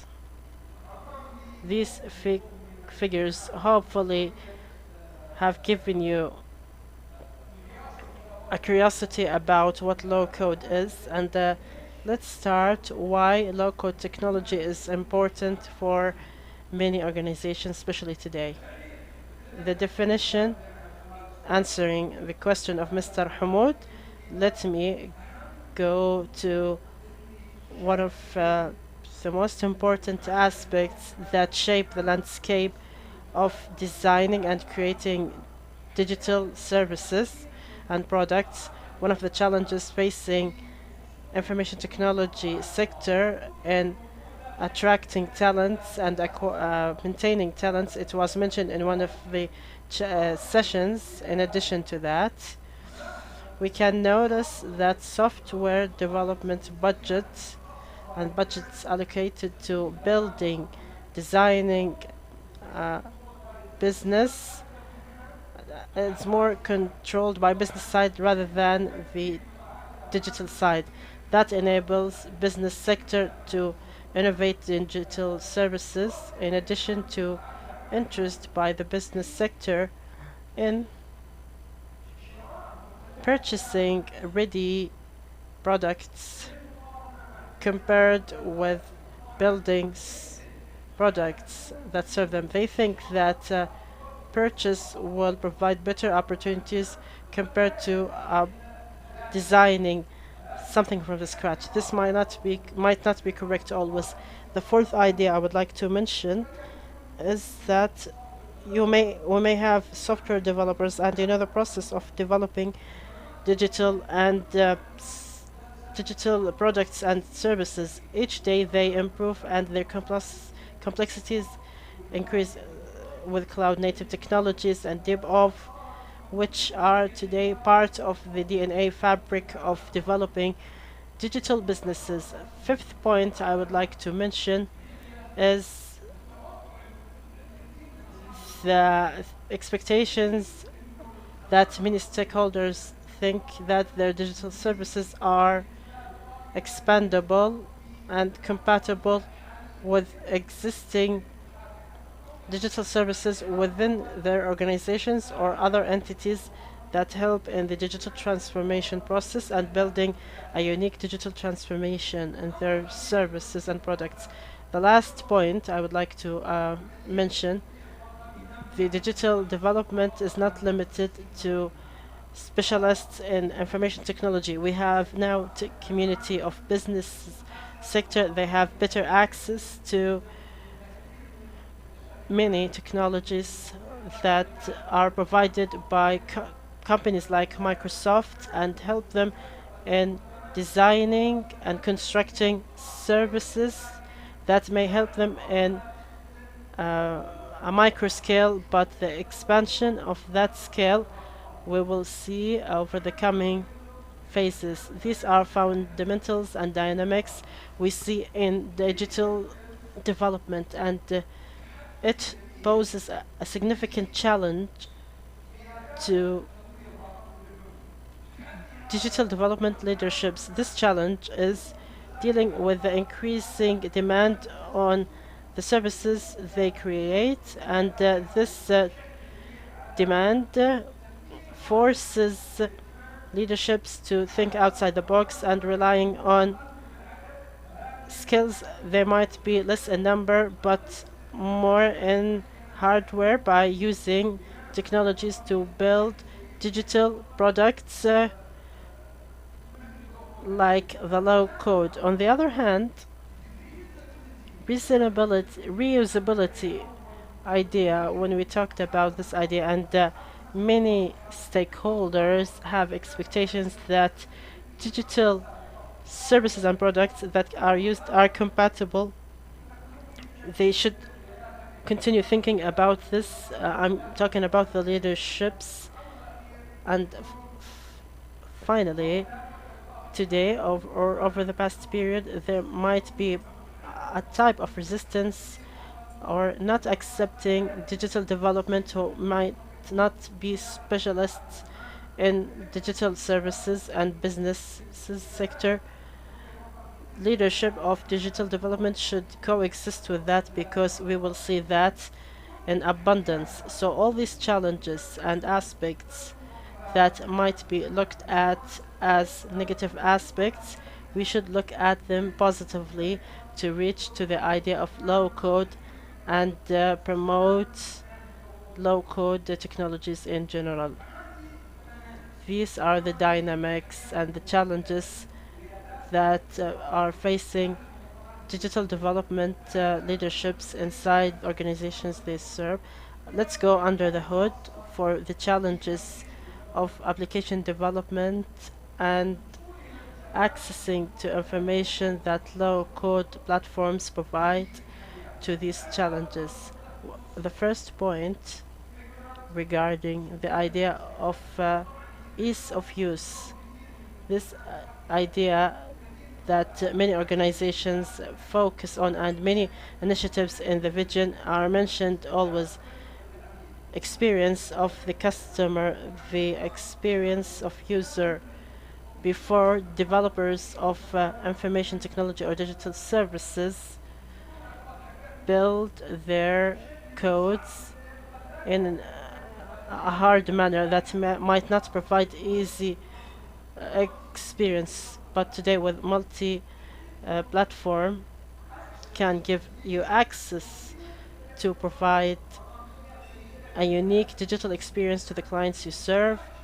And actually some organizations that needed to employ native application developers inside organizations, they don't need to do that any longer, because MTXP helped them to build digital platforms that serve web plus mobile and transform the client, take them among these challenges easily.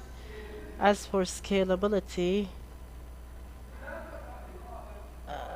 recently low-code technology was helping organizations to build services that rely on server-based application.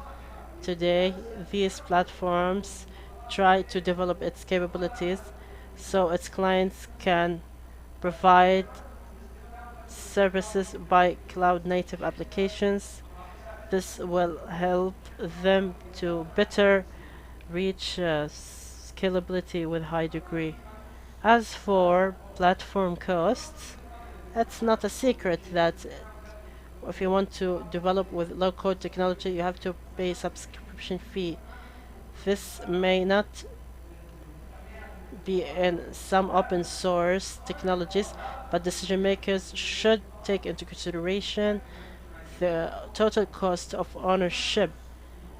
As for developers who work on the open source technology, in addition to alternative chances, because accessing client directly have opportunities with open source software, and low code can be slower than no code. As for platform lock-in, today a lot of platforms of low code try to adopt open development standards. However, this doesn't mean there will not be lock-in for organizations that use these platforms. The idea of locking might be frightening to some extent, but if you think about it logically, you will find it almost in all key technologies that are being used inside the organizations you are working in. And the transition, if we have decision from switching to one technology to another, there should be a switch of code, like switching from ERP system to another. And the last point I would like to mention is the process of assumption that some software developers that are worried that low code might not be enabling them to progress in their careers. This assumption might be wrong to a large extent. Our research in Gartner gives an impression that many distinguished developers use a lot of tools that help them to be more capable of delivering their services and products to their clients in a better manner and efficient. Dynamics are very important and help to a large extent in reaching to solutions. And some solutions that are available rely mainly on low-code technologies. As you see in the slide, low-code as a concept, it was there since the 80s. However, over the past decade, there was acceleration in the development of these platforms, supported by acceleration and development in cloud computing technologies largely. Development inside low-code technologies is still continuing, and relying on it is still there. today at Gartner, we track more than 700 vendors providing low-code capabilities.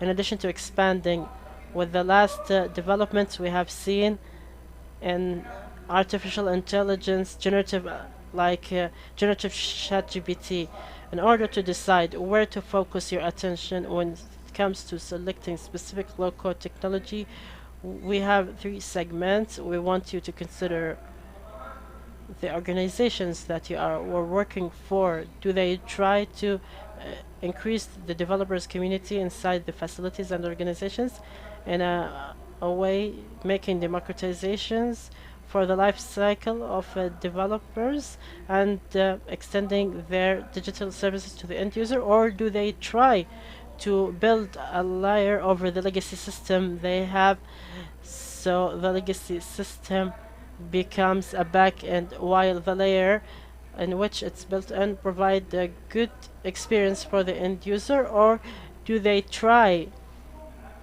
to increase the automation processes inside the organization through the use of hyper automation, which helps in automating tasks inside the organizations? Or do they try to enable developers with the additional tools that help them to be better and more efficient in designing digital services for the organizations? These are the segments. The last section I would like to touch upon when to use low code and when not to use low code.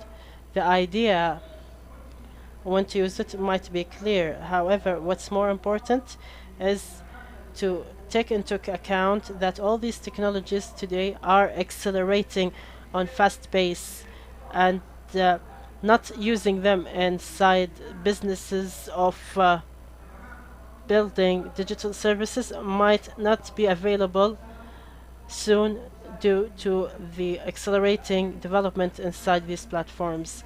We have 3 set use of cases.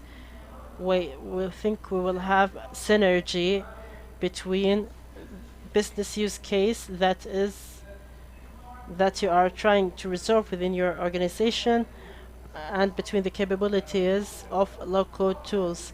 Additionally, if there is better harmony for the profile of developers inside these organizations with the capability provided by low-code tools, a low-code tool that is meant for business technologists is not similar to the low-code that is meant to serve professional developers. The last point, when trying to take with advantage of organizations using low-code, will help and use the idea of expenses that can be paid to low-code technology. On the opposite direction or opposite situation, the areas that should be thought about seriously of the low-code compared to other solutions such as open source or custom development, we can notice them if we have complexity in business use case that organizations try to solve. In this case, organizations should be more prudent to design architecture of businesses they try to develop that help in solving the issue they are thinking about, instead of force-fitting the low-code architecture of the issue itself. The second point, and I think this one is skeptical, if we don't have challenges in some organizations to reach developers and affording their retention, there might be better chance of using open source technologies while relying on developers who are able to reach them. The last point, when we have business models that require heavy access to the platforms of these business models, in this case utilizing low-code technologies too expensive to serve these business models, and using traditional tools is better in this case. I would like to conclude with something I read for Brian Kernighan. Some of you may know him. He is one of the founders of C language. It's old language in the 70s, and he participated in designing Unix development platform. What Brian said, if you replace code with data, this is always going to be a win. The idea wants to come up with this statement, using this and building technology and digital services. If it's done by low code, it will be better than writing the code itself and using other alternatives that might be slower in open source. With this, I conclude my session, and I hope that I was able to enable you to take decisions by depending on low-code technology, or promoting you to think of using this technology soon to build services and products that are digitally innovative. Thank you so much. يعطيك العافية الأستاذ عبد الله الشهراني، شكرا لك على هذا العرض. الحضور الكرام، نحن وإياكم على موعد مع العرض الثالث من عروض المنتدى تحت عنوان الريادة التقنية عبر البرمجيات مفتوحة، digitally by open source software, which is presented by the strategic consultant at Sadaya, Mr. Steve Plimsoll. I give him the floor.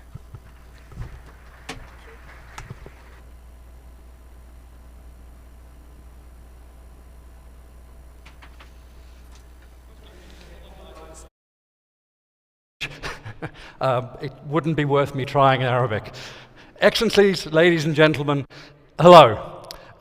It is an honor to be here presenting for you today, and having been asked to present about our open code, having just talked about low code, so we're just migrating from one to the other, and open source. I've got 15 minutes to talk around it, and I'm going to try and cover as much as I can inside a 15-minute period. For those of you that I haven't had the opportunity to meet yet, I'm Steve. I am the strategic advisor and head of strategy and operations at NSI, so the National Center for Artificial Intelligence, as a part of Sadaya. I've been in the region for about 7 years, going back to an early roles working with the National Digitization Unit and writing the original e-government strategy in 2017. Prior to that, I've been a partner at PwC and Ernst & Young, Global Chief Analytics Officer at HSBC, and various other roles. So hopefully I can give you some interesting insights today. So,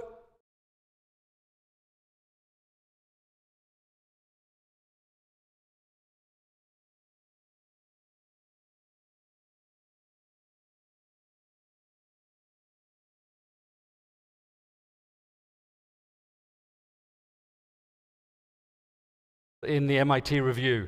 For those of you that have read it, I am stealing the part of the story for this. And the story basically goes that open source, a fundamental movement in the way we code software, started with printing hard copies. Okay? How it started with printing hard copies is Xerox delivered a new printer to MIT in the early 80s. That new printer jammed. One of the programmers at MIT decided that he'd go into the program and fix it. Unfortunately, Xerox had locked down the program, unlike all the previous printers this programmer had worked on. That programmer, Richard Stallman, became one of the pioneers in open source. Okay? His frustration with the lack of freedom of that printer and being able to fix it himself when he knew he could led to a revolution in the way we see things over the last 40 years. He also went on himself to be a major member of a number of the big open source communities and developed GNU. Anyone aware of GNU? It's an operating system. It's a Unix-like system that is fully open source, a little bit like Linux, that was developed by Richard. So, talking about Linux, okay, when everyone thinks about open source, we probably think about this guy. Okay? Well, I do. If someone says open source to me, I think this. Or I might think about GitHub, but this is a better picture. All right? So, everyone here knows about open source. We've been talking about it for years. All right? We've been using it for years in many different places. Here are some other examples of the software that's open source. Okay? So, many of these you'll know and you'll have heard of. All right? Hadoop is open source. Python, that new language which is taking the world by storm and is the future of artificial intelligence, it's an open source language in the way it's developed. Right. Ethereum, one of the largest Bitcoin currency exchanges, is an open source platform. Right. It's everywhere we look. Missing from this screen is probably the biggest component of open source I can think of globally, and that's Android. Who here has an Android phone? We've got some Android users. And we won't start a battle and divide you between iPhone and Android, but we have Android users, right? I'm assuming many of you, the Android users, are using Samsung or maybe LG, right? Samsung has gone as far as taking Android not only on a phone, but deploying it to a fridge. Okay, so open source Android currently powers the T9000 Samsung fridge. Now, T9000 to me sounds like a new version of the Terminator, not a fridge, but I don't know, I'll leave it up to the branding team at Samsung. The problem we've got, Android's open source, but you can't edit the code on your Samsung phone. You can't edit the code on your LG TV that's running Android in the background, because they've turned open source into proprietary. And with that, there's three terms we all need to understand in open source. Open source is a program, it's an application, where the source code is fully available to the end user. Okay? It's editable, it's accessible, and you can take it and do what you want with it. And there are a whole load of standard guidelines you can have certified for your open source code. Then there's proprietary on the other side, and that's where we see things like Microsoft platforms, so IBM, all the big software players have proprietary code bases where we can't look inside them. But there's one in the middle, and that's what's called pass-left. Right? Now, pass-left is a really weird term, right? But it was chosen to be the opposite. Copy-left, not pass-left. Copy-left, sorry, was designed to be the alternative of copyright. Okay? So copyright software means you can't do anything with it. Copyleft software is open source software built on other open source software that is also editable. Okay, so if you build an application on top of open source and you lock it down, then you're proprietary. If you take an open source and you build another open source on top, that's copyleft, and you can continue on that chain. Now, when we look at the sort of copyleft, we look at the proprietary, we look at the underlying source code, open source is in everything. Open source is applications themselves, but we've also got open source being used to build applications. All right? The software development lifecycle, the tools we use to build our products, most of us nowadays use open source tools to do it. GitHub being one of the biggest ones for CI/CD and DevOps. And you can see on here, it doesn't matter whether you're looking at infrastructure monitoring, whether it's containers and management of deployment, all the way through to tracking and task management. There are open source codes everywhere around the world and in what we're working with. Many of you will have it already in your organizations and may not even be aware that you're using it. As I said, just because you're running an Android phone doesn't mean you always understand the model beneath the Samsung. So why do organizations use open source? Okay, why should you use open source? Okay, these are the standard views of it. Okay, they reduce vendor dependency and lock-in. Okay, you're not tied into the owner of the software if you want to change to do something. All right? It allows you to be much more free in who you work with. So you might employ a consulting firm to implement the software and then decide to have a totally different firm maintain and run it. Right? That doesn't always work with proprietary software in the way it works. Cost savings. There are cost savings in open source software. It isn't free, but there's savings involved. Right? Code transparency and control, links to security. You can see what the code's doing. And that's actually really, really important, particularly in building trust when we look at code models and what's there. Again, community of talent and this ability to drive innovation. I can simplify it into 3 items, which is this idea of freedom of cost, freedom to alter, and freedom to fix. Okay, if I go right back to Richard Stallman and his original idea of fixing that printer, I want the ability to change that code myself. I don't want to be locked into the proprietary systems that are there. So all around the world, governments are taking advantage of this. Right? There are major open source initiatives at a government level in most countries around the world. Massive ones going on in Korea, the UK, the US, other parts of Europe. Okay? Lots of information about what they're doing and trying to drive open source economies and the activity within it. There you go. There's a slight delay. So, what are we doing in the kingdom? I can take us back to 2020, okay? The start of the COVID crisis. MCIT and Loddon built a program to support factories digitizing themselves. So the factories could digitize and automate the factory data online, so we didn't have issues with the fact that people couldn't go in and out with COVID. Okay? And they could do that in a matter of days using open source software and changes that they weren't able to do with proprietary code. So there's huge activities that have already been happening. The other fantastic initiative that if you aren't aware of, please go and look up, is the government's open source strategy. Okay? So the open source strategy with the government has been developed by the Digital Government Authority and His Excellency Al Swan, and it is announced a couple of years ago to allow government entities to publish their programs to an open source community. In other words, we can build something in a government entity and it can then be let out, put free, okay, and let other people use it. This drives interoperability between intergovernment systems and capabilities. It drives the ability for innovation in different areas that we haven't had. It's changing the entire marketplace. Okay? We're seeing a massive shift in the way the government's procurement from a technology perspective are changing. We're seeing a general private sector change. We're seeing a change in the digital economy and what's happening there. Even companies like Microsoft, okay, one of the big proprietary companies, is running open source training programs in the kingdom.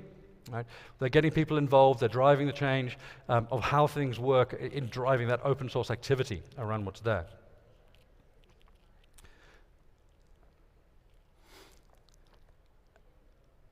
So being with the Center for AI, I couldn't do a talk and not put this up on screen. Okay? That would be remiss. So everybody is talking about generative AI. Generative AI is just software. AI is just software, okay? It's not, we might feel it's different and think about it differently, but it's just software development. It isn't anything different, right? Generative AI is changing the world, right? We can see it in everything we're doing, and every company in the world is trying to look at ways of building it into their systems. Every government entity in the kingdom is looking at building it into their systems. The base foundation of a generative AI. Okay? The foundational model is the thing that the LLM controls and basically how artificial intelligence runs the generative AI. Okay? It's very, very simplest. Right? Companies are now publishing large language models as open source. Now, the first one on there, Llama, that's Meta. Okay, so the Facebook, Mark Zuckerberg. There's a debate of whether it's truly open source or not. He said it is. Others will debate that. BERT, the Microsoft environment, Bloom from Hugging Face, okay, they are truly open source. So you can go and you can download that code and you can install it in your own environment. These huge companies are putting energy into the processing and building of the models and thousands of GPUs. I mean, these are like these are tens of thousands of GPUs that are programming these models that we individually don't have. Individual companies don't have to build. But if the open source models are provided to those organizations and they can fine-tune them, then they can start using those models in their own organizations. Right? Open source LLMs are truly democratizing artificial intelligence. Okay? They're enabling those huge things you can't do without an NVIDIA supercomputer to actually now happen on a desktop. Now, from our perspective, in the kingdom, as we just talked about, we have launched a generative AI model. For those of you that haven't heard about it, it's called Alam. Okay, we announced it back in May. It is in a private beta launch, so it is a limited audience that are accessing at the moment, and we're building across it. It is built as an Arabic large language model, Alam. Right? We've trained it on multiple billion parameters. It's got specialized training in what's relevant to us. In other words, the Quran, Islamic culture, Saudi history. So when you ask it a question, it gives you the most accurate answer. Not what ChatGPT would do is what it scraped from the internet. Okay, so we're tuning the models to give most relevant capabilities inside it. We are driving open AI as much as we can as well. Last year, we published 600 hours of audio files of Arabic language to Kaggle, to allow anyone in the world to use it for natural language processing and build models from. Okay. We're also looking to find ways of publishing models that we build within Zadaya or other parts of the kingdom to universities, research labs, other areas, so they can start building on top of those capabilities. We'll see more and more of that coming soon. So what next?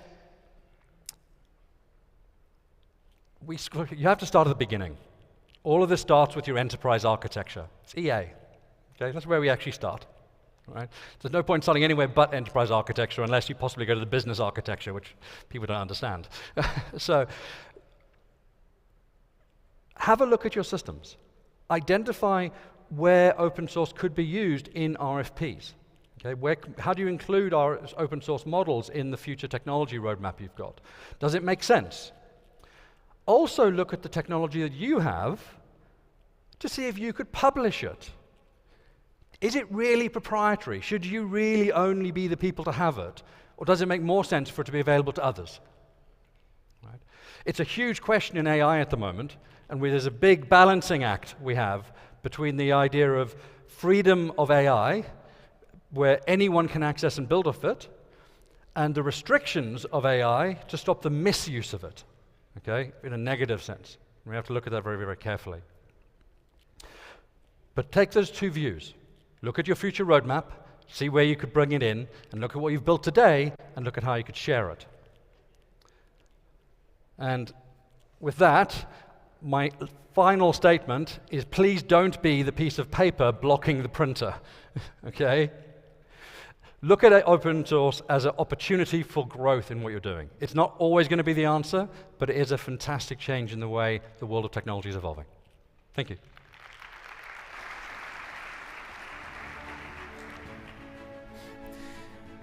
طيب شكرا إذا للأستاذ ستيف بليمسل على ما أثرانا به من معلومات richness information. We will move to our fourth panel discussions, and what we're talking about the best practices on that digital technologies with the engineer Mr. Saud Al-Bazai and engineer in the word services Mr. Omar Al-Baid. Please, the front is yours.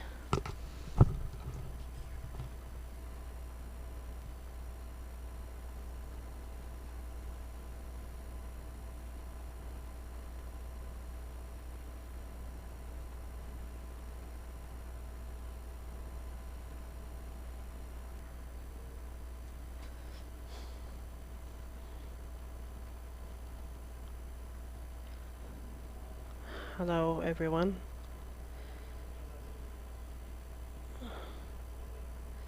سنتحدث باللغة الإنجليزية لأن أغلب المصطلحات في هذا المجال سيكون باللغة الإنجليزية. نبدأ بمقدمة مختصرة. اسمي سعود البازعي وأنا مهندس Solutions architect at Amazon Web Services. I worked with the semi-government, startups backed by SoftBank and a few other companies. So I've kind of seen microservices being deployed from small scale to large scale. And I have my good friend, Dr. Omar. Shukran, Saud. Thank you very much. Assalamu alaikum, everyone. So Umar Dawul Bait. For the last 2 years, I've been a principal solution architect with Amazon Web Services, focusing primarily on public sector customers, so helping them with their cloud journey. Prior to that, I was working for McKinsey & Company for almost 5 years in the GCC region and also in Southeast Asia, so focusing primarily on larger scale digital transformation. I'm an old person, so I've been in the industry for the last 20 years where I had the pleasure to work with Monolith. So really, you know, I know some of the new generations haven't really got to work with Monolith or understand what it is, but having been there and also been working with microservices, I can share with you some of the lessons, some of the pains. Excellent. So I think this is a great segue into the introduction to the topic itself. Maybe you can understand the evolution of microservices and how we got here to begin with, because it's such a cutting edge technology, but how did we start in this area? So it started with mainframe, right? So can you take us through the journey? Like, how did we get here? Yeah, that's an interesting story, how we really moved from one big lump of hardware into evolving hardware, having commodity hardware and having servers, and then moving from just one big application that runs on a massive hardware into components that run on a small servers. I think we reached a level where when we moved from mainframe and we had commodity servers, and then businesses were able to install applications. We had a model of client server. So you have a server, you have a client, and it's basically connecting to that and presenting business capability. Then came a stage where we needed to do business to business, or we needed application capabilities that can talk to each other. So there came an era where enterprise and corporates wanted to have services, the SOA era.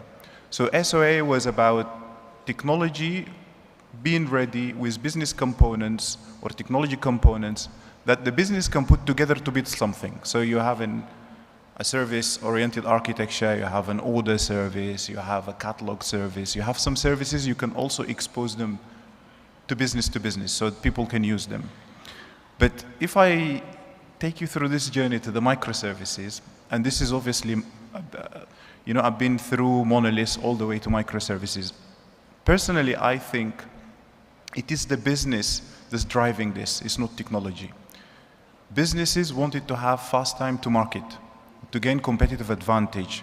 Initially, when I worked on the monolith, big application, yes, with services and service-oriented architecture, we were following waterfall methodology. So usually business owners will have requirements. They've either heard the requirements from customers or they made up the requirements. They accumulate these and then they say, look, we have now enough requirements to do a big build that will take 3 to 6 months. And we have a massive team, people start building the software, then testing it, then going through all these gates, then deploying this massive application. And if you remember, back in 2010, there was the lean startup methodology, where the lean startup was all about, and when I say lean startup, it doesn't have to be startup. Big organizations also started doing internal ventures, following that startup methodology. The methodology is, if you build a whole application for 3 to 6 months, and you put it out, and then it ends up that users aren't using it, or the features are not valid anymore, you've spent all that time. The lean startup methodology is that you build very fast, you measure, and then you learn and you adjust. Because you might need to pivot. Even as a big organization, if you release some capability and it turns out that maybe this segment is interested, this segment isn't interested, you can actually pivot very quickly. But if you spend months and months doing that, then you lost money already. So this is the evolution. It's basically, as a business, we needed to be able to first validate the business requirements, right? Validate the user requirements, validate the end user requirements. We have concepts. I mean, starting back in 2010, you have design thinking. Design thinking was all about validating user requirements fairly quickly and being able to say, yes, now we can go ahead and build this. So when we came to the process of building, waterfall was too slow. Multi-month doesn't work. So we adopted Agile, basically, having 2-week sprint, developing small components, and then releasing it as a minimal viable product. When we came to the technology side, that also needed to be able to move fast. So a big application, a monolith, is hard to really develop in 2 weeks and release in 3 months. And that's where the microservices, obviously, concept came in. So, I mean, thank you so much for taking us through the whole journey. But for new developers and obviously a lot of entrepreneurs, they hear microservices and think, okay, this is the go-to architecture for me. And even the word monolith doesn't really sound nice. In most cases, it's a really bad architecture. It's really not the way to go. But it's still, I mean, it's useful. So if you're getting started, monolith is actually should be the default option. If you want to go to microservices, you really need some justifications, right? And because microservices essentially introduce certain complexities or additional complexity layers that you can avoid by having a monolith. So I kind of championing the monolith. What I'm trying to say is that it's not really that bad. It's still valid, especially if you have a small team or your application is manageable and you're starting an MVP. Obviously, microservices is not the right choice, but you can work your way towards a microservices architecture from monolith if you reach that scale. So let's talk about the justifications for going to microservices from a monolith architecture. Can you give us a few things? I can name maybe a couple, and then you can lead with a few others. So yeah, sure. The first one I would say is, let's say you have 10 developers, and these 10 developers are working on the same code base, right? So 10 is a manageable number. They can communicate in one room. They can cooperate. They can manage a single release pipeline, perfectly fine. But once you grow to 100 or 200, or with big tech, tens of thousands, and they're all working on the same product or service, how are you exactly going to manage that release pipeline? Are you going to deploy everything together in one code base where you end up with highly complex code base and you're forcing everybody to use the same technology, whether programming language or framework or any tools? That's when microservices start to make sense, where you split the team into smaller teams that can completely own the service and release it and own it entirely, from development all the way to production management. And so that's, from my perspective, a very good justification to go to microservices. So can you give us a few more examples of that? Yeah, I mean, first of all, what you said is right. So there's no one size fit all. We can't say, okay, like the default option, if we're starting as a new team, is to go ahead and start putting a complex architecture. So really, it needs to be case-by-case basis.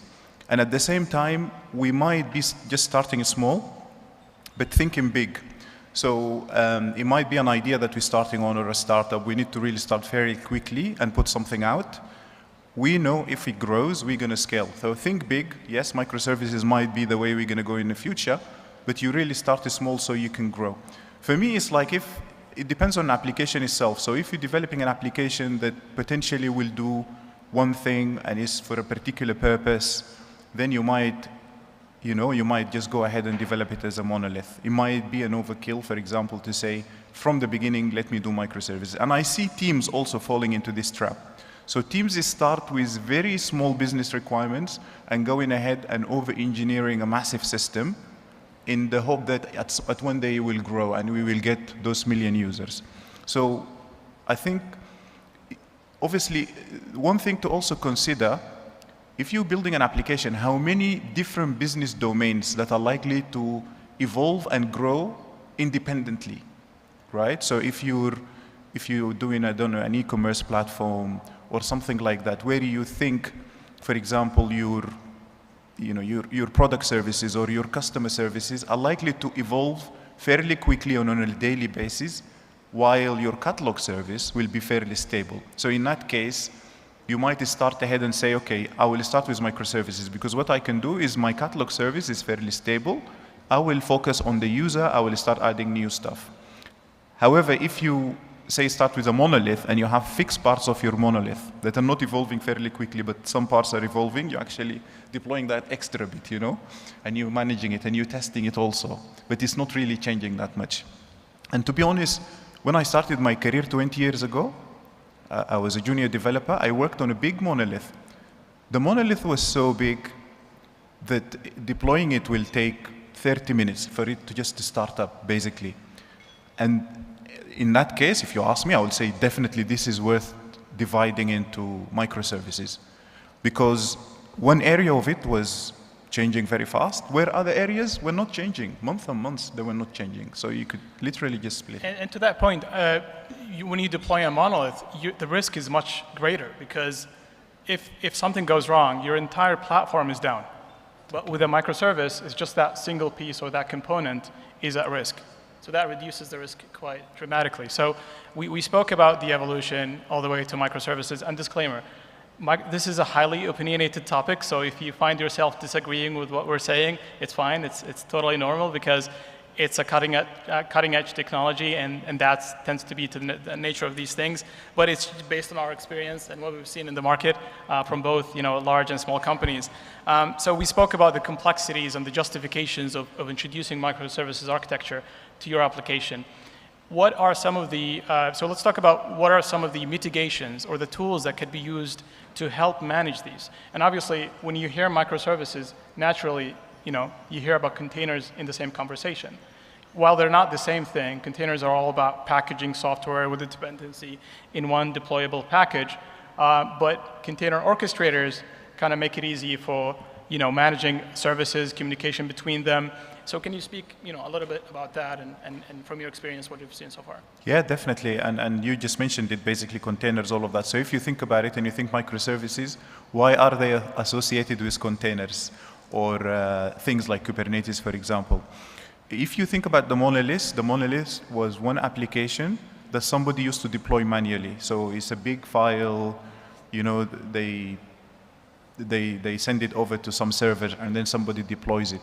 When they deploy that file into the server, usually the server itself, there's one portal where you can monitor the server. You can see memory consumption, you can see all of these things.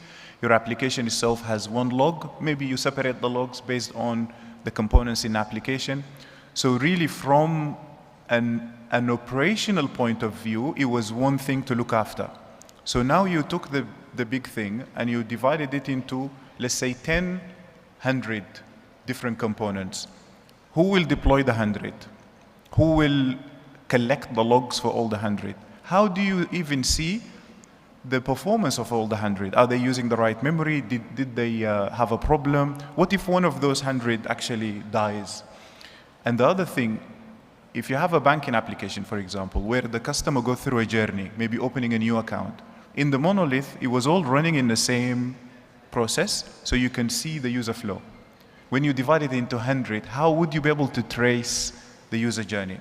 So that's the point you mentioned is very good, because here containerization first helps you, and also a container orchestration platform helps you with this complexity.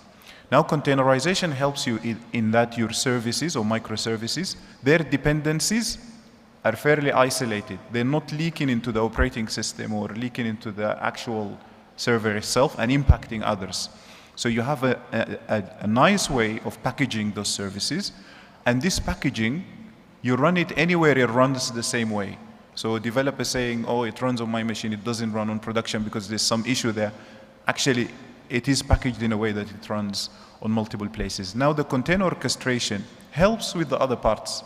The login. We need to aggregate all the logs so we can see how this customer progressed through. We need something to be able to trace across the user microservice, the account microservice, the product microservice, all of these things. So you need the tools. Now, I will mention DevOps because obviously people are talking about DevOps and DevOps tools, and you have organizations saying, we have DevOps, and you say, how do you have DevOps? And we say, we have this tool. So really that's not it. DevOps is a way to help operate these microservices. It's tools you can use. People always say it's 3-dimension. You have the technology, you have the process, and you have the people. So if you think about the tools, I need tools to be able, in a microservice environment, to be able to aggregate my logs, so I see them in one interface, and I can search. If this customer has an issue, I can clearly see where the customer has been. I can also do tracing. So if my customers are facing latency, I can see where that latency is. In addition to that, I can also have a holistic view of the memory consumption of all of these things. But remember, one of the key advantages of microservice is scalability, right? So when you have more users coming in, now you can actually create more copies of that microservice so you can serve them. How can you manage this? How can you manage scaling a microservice? On which metrics do you scale it? Is it on the latency? Is it on the CPU usage of the microservice? So this is obviously another use case for the container orchestration. It helps you with these things. So as Saud mentioned, it is complex, but with using the right tools and using the right methodologies, using the right processes, and also having the right talent or enablement for the talent, because people are very integral to this. They're very important. True, true. And that leads me to the point about Conway's law, right? Because every time I read a code base or try to look for the architecture, I almost understand what the organizational structure for that business or organization looks like. Conway's law basically says that your software architecture is represented by your organizational architecture or organizational structure. So if you have 100 microservices that are managed by different teams, remember that those teams are within organizations, within different departments that have competing opportunities or competing, let's say, goals, and that will be reflective on your software architecture. So you mentioned something about having a fully autonomous team, right? Having the right tools and also cross-functional so that they can manage it. Well, first they can build it, test it, and also deploy it and manage it in production. That team or cross-functional team is the only team that can actually manage microservices. The old way of organizing development in one silo and testing in another silo and production or operations in another one, it doesn't really work well with microservices, given that we're going into infrastructure as service and Kubernetes with being provisioned using YAML documents or Kubernetes manifests, and all that is following what we call the GitOps approach. Basically, your entire application, along with its dependencies and the infrastructure, are code. So you can test it, you can manage it the same way you manage and test your application code. And I also want to move into the topic. So we kind of did a really good job of kind of covering the technical part of things, but let's look at the bigger picture, right? Let's talk about microservices within the economy and within the digital economy specifically. Microservices tend to be a technical topic, but its impact on the business is tremendous. Where do you see microservices playing in that picture? I think I would like to obviously use the reference of the book Accelerate. So I don't know if you've been through the book. So basically the author, Nicole, she went through a scientific way to measure high performance organizations versus low performance organizations that adopt modern, I won't call it DevOps. I mean, it is DevOps, but at the end of the day, we use the umbrella name of modern software development practices. So be it microservices, automation, and all of these things. So the authors in the book tried to come up with some metrics and then link those metrics to the performance of the organizations. And these metrics like the frequency of deployments, the sort of lead time for building capability and deploying it to production, the mean time to recover from failure. So all of these metrics, although they're not business metrics, but they found that the organizations that are high performing, for example, in terms of deployment frequency, they can deploy multiple times per day, and their mean time of failure after a deployment is very low compared with low performance. And also their release cycle is multiple deployments per day, but also they can release on demand, as opposed to the big tech companies are releasing multiple million times a year. Exactly. That's a surprising number. Yeah, it is. And we hear these stories about digital native companies like the Spotify and like Netflix. All of these guys are actually using this methodology to develop and deploy software. So the authors linked these metrics to the performance of organization in the fact that they found these organizations that are high performance seems to have better profitability. They also have better market share and better customer satisfaction. So it's very clear that, and you can obviously read the book and you can read the summary of the book, but it's very clear that the high-performing organizations are 2x better to be profitable and to grow in the market than the low-performing organizations. So the impact of microservices in terms of reducing the cost, increasing the efficiency, increasing the reliability, really has a positive impact on the digital economy because it enabled businesses to be more lean, more efficient, achieving more profit margins, and obviously the most important is being able to satisfy the customers. So customers are satisfied and happy.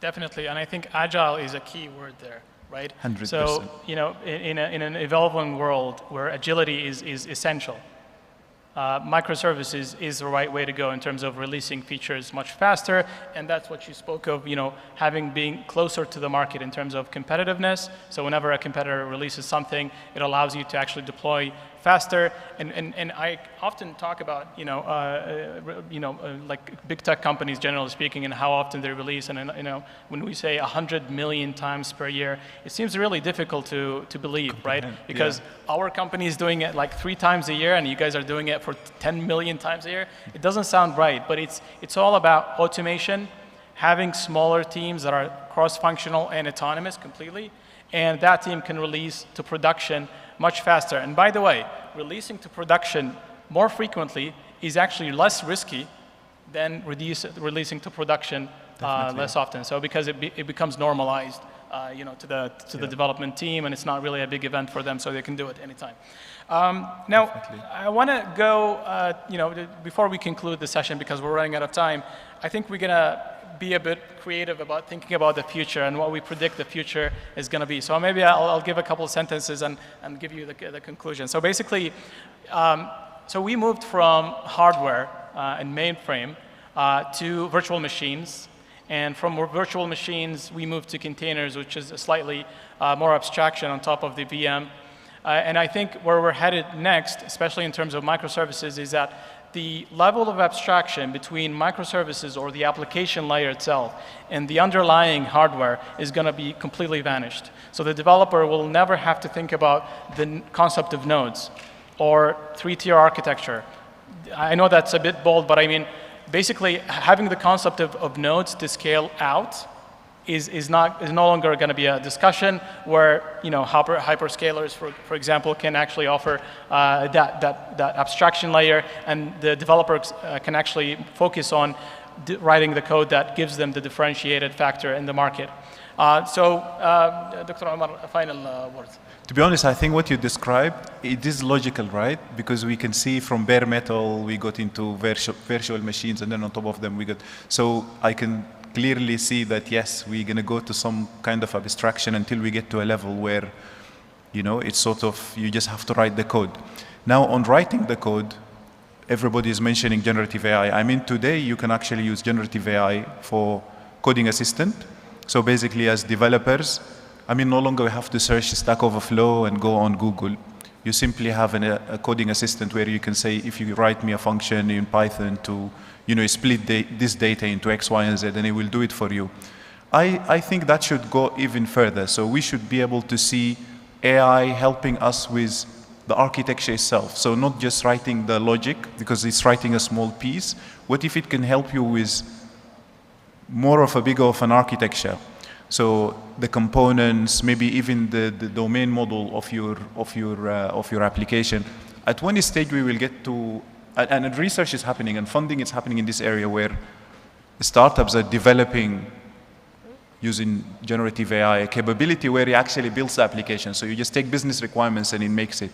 But until we get there, we developers are still here. So, but I think that's the way to go.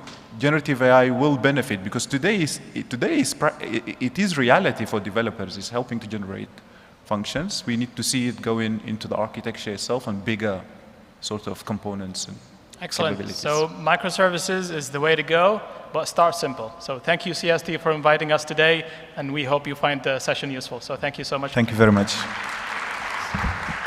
إذن شكرا لكما على هذه المعلومات القيمة. السادة وسيدات حفلنا الكريم، فقرة أخيرة نستعيد فيها محورا مهما ومركزيا في جدول أعمال المنتدى، حيث نشهد حوارا عن الاختبار والجودة في البرمجيات، وذلك بمشاركة كل software and Mr. Abdulaziz, CEO of Jeff and consultant of crew, Mr. Omar Al-Sayed, will be the panelists.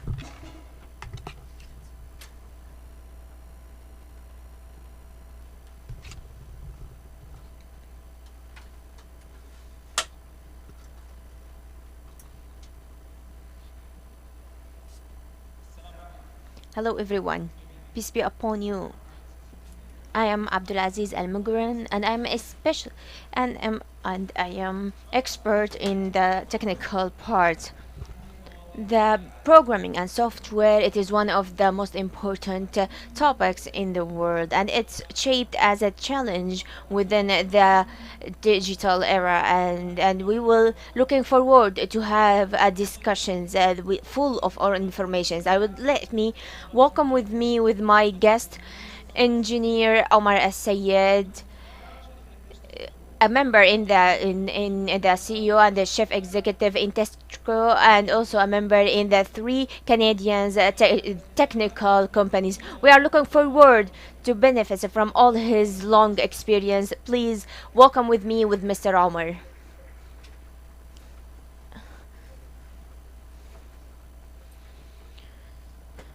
Hello. Hello, Engineer Omar. How are you? Within our accelerating digital era, and there's a lot of information and a lot of opportunities, and before we are dig deeper in that topic, we would like to see the journey and the trajectory of the understanding that digitals. We have to understand the requirements, going further to the designing the programs, and going deeper to test the software. So today we are talking in specific about the software testing, and also we will talk about the quality of the software. So what's the main challenges that face the software? Thank you so much, Mr. Abdulaziz. Thank you so much for the invitations.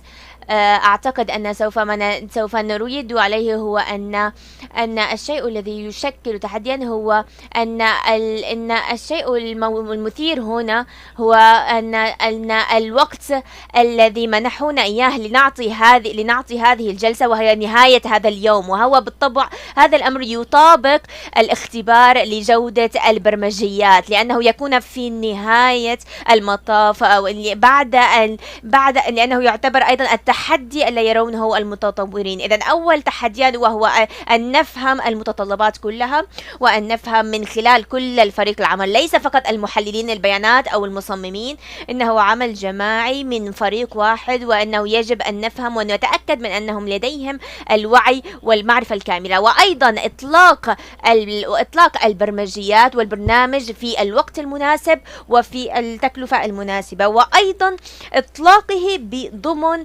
الجودة العالية. إن هناك جودة أيضا ذات المهامية، وهناك أيضا الجودة للمستخدمين.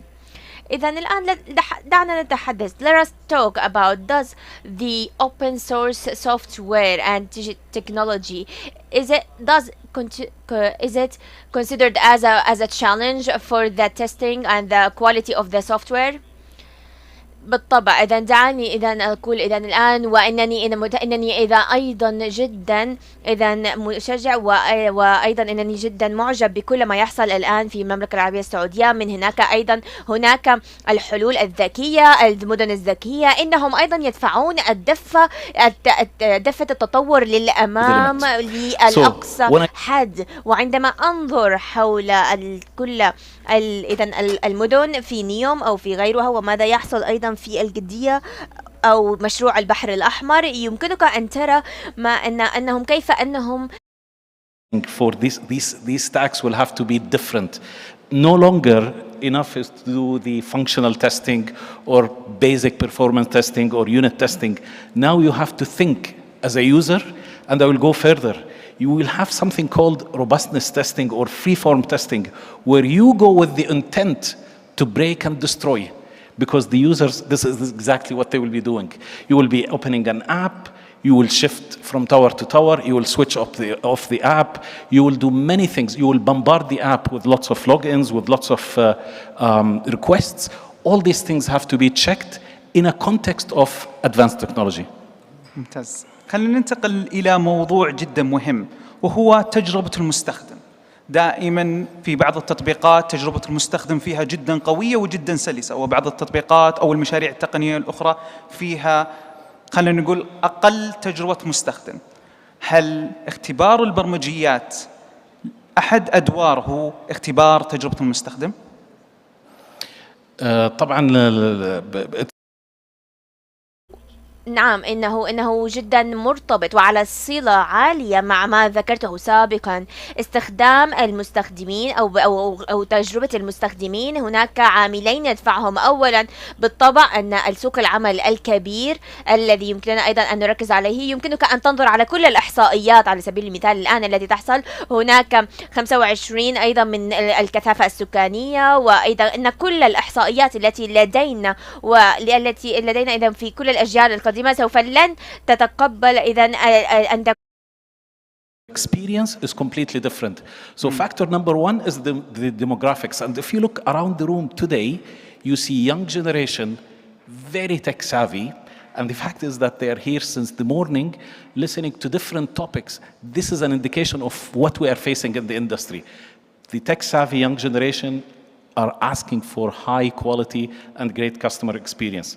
The other factor which is pushing for different type of testing in terms of customer experience is the mega projects which are being supported by the government. So the expectations is extremely high. When you build a cognitive city, when you build an advanced solution, it's no longer simple testing, you ship and release and that's it. You have to ensure an end-to-end coverage. طيب، في أحد التقنيات أو أحد الممارسات الشائعة في التقنيات البرمجية هي بحيث أن يكون المبرمج هو المختبر لنفس النظام التقني. ما رأيك بهذه الممارسة؟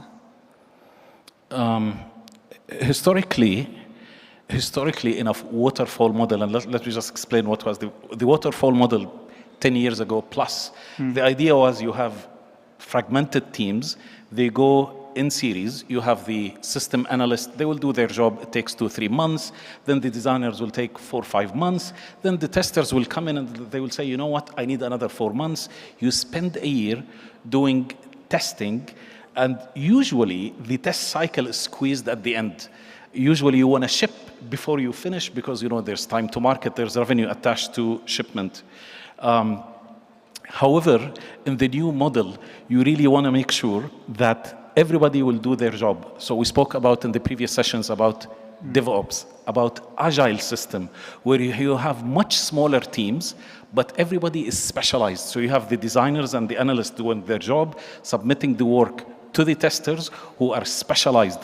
I don't mind to see designers or software engineers doing their own tests, but if you want to claim that they've done everything, we need to see certification, like an ISTQB certification. You need to make sure that you are doing everything. And if you do this, you will break the model. It's no longer software design, it's no longer agile. في سؤال دائما يخطر في البال ودائما جتني الأسئلة أثناء إعداد الحوار. ما الفرق بين الكواليتي أشورنس والسوفت وير تيستينج؟ الفرق بين اختبار الجودة واختبار البرمجيات. Okay, in my view, اختبار الجودة is the umbrella. It's actually a process. It's a policy you have in your organization, which is an end-to-end process. اختبار الجودة or الجودة بشكل عام, it's an end-to-end process which involves the executives, it involves the design team, even the finance team, the sales team. It's complete 360 degrees. Software testing is part of it. It's part that have to happen, but to ensure quality assurance end-to-end, you need a complete culture within the organization. أتفق تماما بخصوص نقطة البرمجيات، بحيث أن اختبار الجودة أثناء السوفت وير ديفلوبمنت لايف سيركل اللي هو مراحل اختبار البرمجيات، مرحلة التحليل والتصميم والبرمجة والاختبار. اختبار البرمجيات ممكن يكون في كل المراحل، سواء في مرحلة التحليل أيضا مرورا بمرحلة التصميم، يكون حاضر التست كواليتي في كل المراحل. فهذا الشيء أتوقع أنه بيكون نقلة نوعية في الشركات، خاصة اللي يستخدمون منهجية الأجايل. يعني في محورنا القادم هو في مجال التقنيات الحديثة. the new technology. We have a new technologies, for example, such as an AI, internet, or the Internet of Things, blockchains, and others technologies in the world. Does the software testing differentiates from these new technologies? بالطبع لا شك أن هناك اختلافات أيضا، وأيضا كما أننا نحن الآن نتبنى تكنولوجيا جديدة، وأيضا ستيف لقد تكلم حول أيضا النظام المفتوح. What will this do to your quality is usually you will go start testing the highest level, and you forget, for example, to test the patches. So there are a lot of things that you need to do to test end to end, and you go deeply. You go deep and you go wide within the testing. بناء على خبرتك ما شاء الله العالمية، خلينا نتكلم في موضوع المعوقات في الشركة. وخلال خبرتك, let's talk about the connections between the biggest company and what's the obstacles that we have in front of us. إذا هذا الصباح كان هناك إحصائيات جدا مذهلة. Presenting last is that you will hear so many new information, a lot of new information that makes you think about what you are planning, or it make you even change what you wanted to say. This morning, Ustad Raed presented us with numbers saying سوق التقنية في السعودية is 100 billion Saudi riyals, $30 billion. Some other statistics says that the software angle, just enterprise software, is around 1.6 billion. This is Statistica 2021, but in Saudi Arabia, 2021 is a little bit old now, like 2 years, maybe it doubled. The point is the local Saudi companies need to go to the next level in terms of selling and marketing their services. This morning we've heard that there is 28 countries that accept Saudi products, and I think this is only the beginning. Software industry is borderless. It doesn't matter if the designer is in the US or in Saudi Arabia or in East Asia. Everybody, software is global. You can do your work anywhere in the world.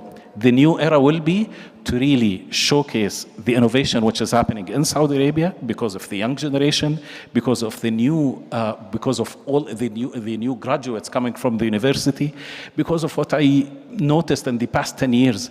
Even the negotiation tactics, when they meet vendors, when leaders in Saudi Arabia meet the vendors, the negotiation completely changed. It's no longer just a consumer market. This is a production market and innovation market.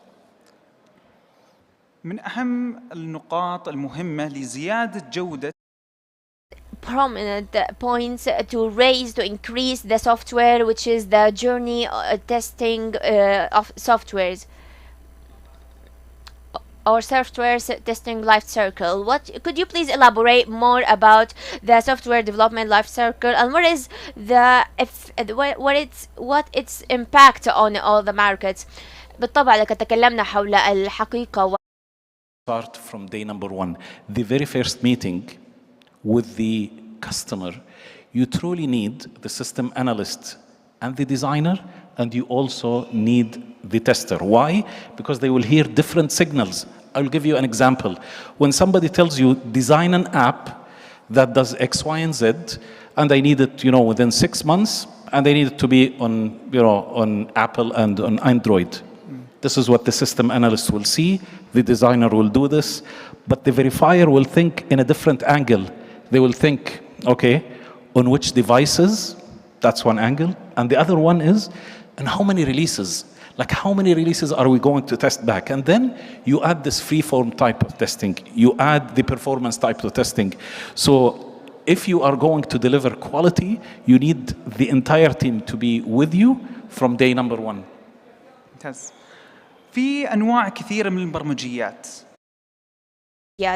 إذا هناك بالنسبة لاختبار المجال هناك financial وإذا اختبار المعلومات، اختبار المهام، اختبار المنتج ذاته. That all these tests we have to provide it to all the products, or just we gonna stick on one part? أعتقد أنه بناء على الحلول وأيضا. But you are right. If you look at ISTQB, which is the International Software Test qualification board. They defined 3 types of certifications, and within them, there's about 13 different test certifications. There's mobility testing, there's automotive testing, and to me, this is a career on its own. When I look at the software industry, I say, you know, testing itself is a career on its own. Do you want to test everything? The answer is, it depends on what's the solution, but in general, you do need to have a plan for everything. You cannot omit, for example, in a government-related application, you cannot omit the performance testing. You cannot omit interop testing or backward compatibility. So it depends on, it's case-by-case basis, but there are standards in the world that should be followed. And linked to your previous question about the challenges for local companies, I would say certifications is key. If we are to compete in the global market, we need to continue to qualify the local talent to have these certifications. Then the software industry to the Saudi companies becomes borderless. They can go anywhere. في وقتنا الحالي في مجالات كثيرة عظمى إذا وفي العالميا. بالنسبة لي إذا travel insurance, we talk about the insurance and other type of insurance. Do you have a closer vision to provide insurance for the software testing? There is an escrow agreement and there is إذن اتفاقية بتسمى الاسكيو وهي متسابقة تماما لما على سبيل المثال إذا كنت تريد أن تؤمن على خطر design community and the customer.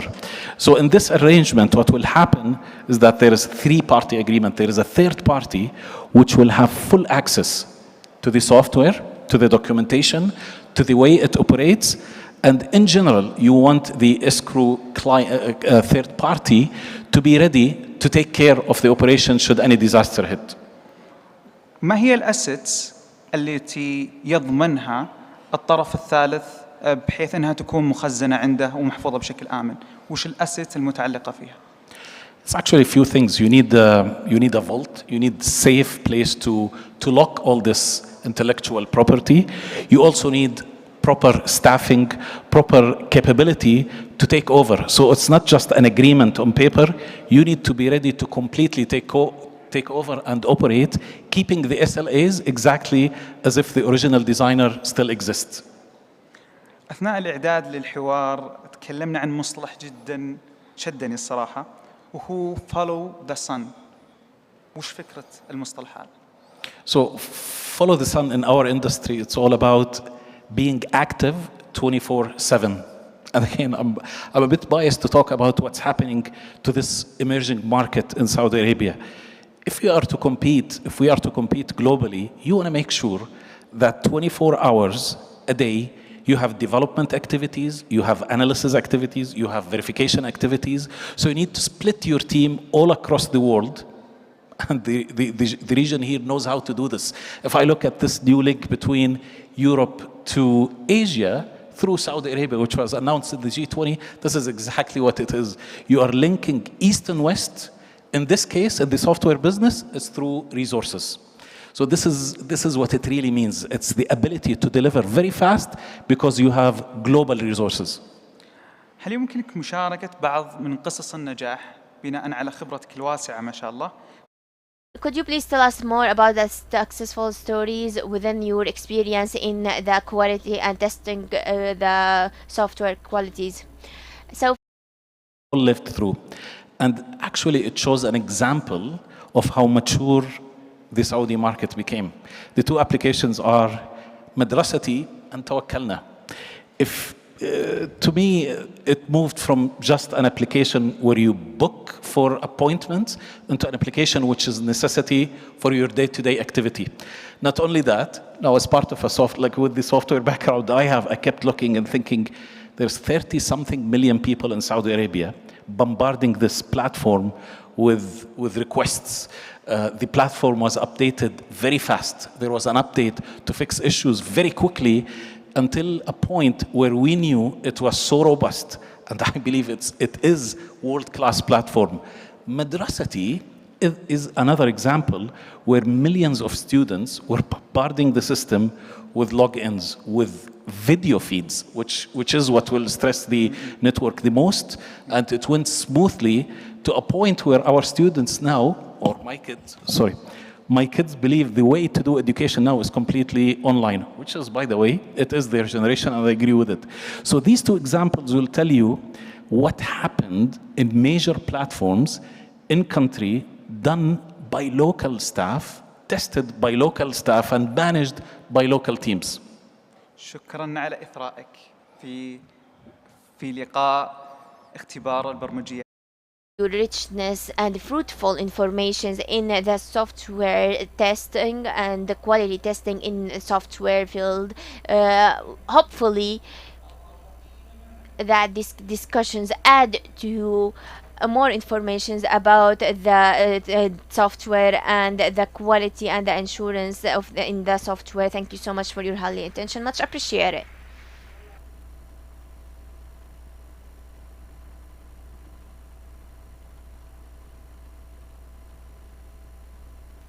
Thank you so much.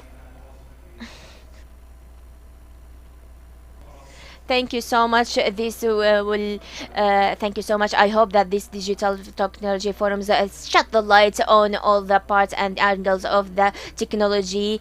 Hopefully that we achieve and we delivered our we conveyed our messages. Hopefully looking forward to see you in other digital technology forums and in other events and bigger events to reflect all our informations and to provide fruitful informations, to provide this prosperity and to let all our generations raise their aspirations higher and higher. And from me, this is my last words. Thank you very much. You're highly attending. Much appreciated.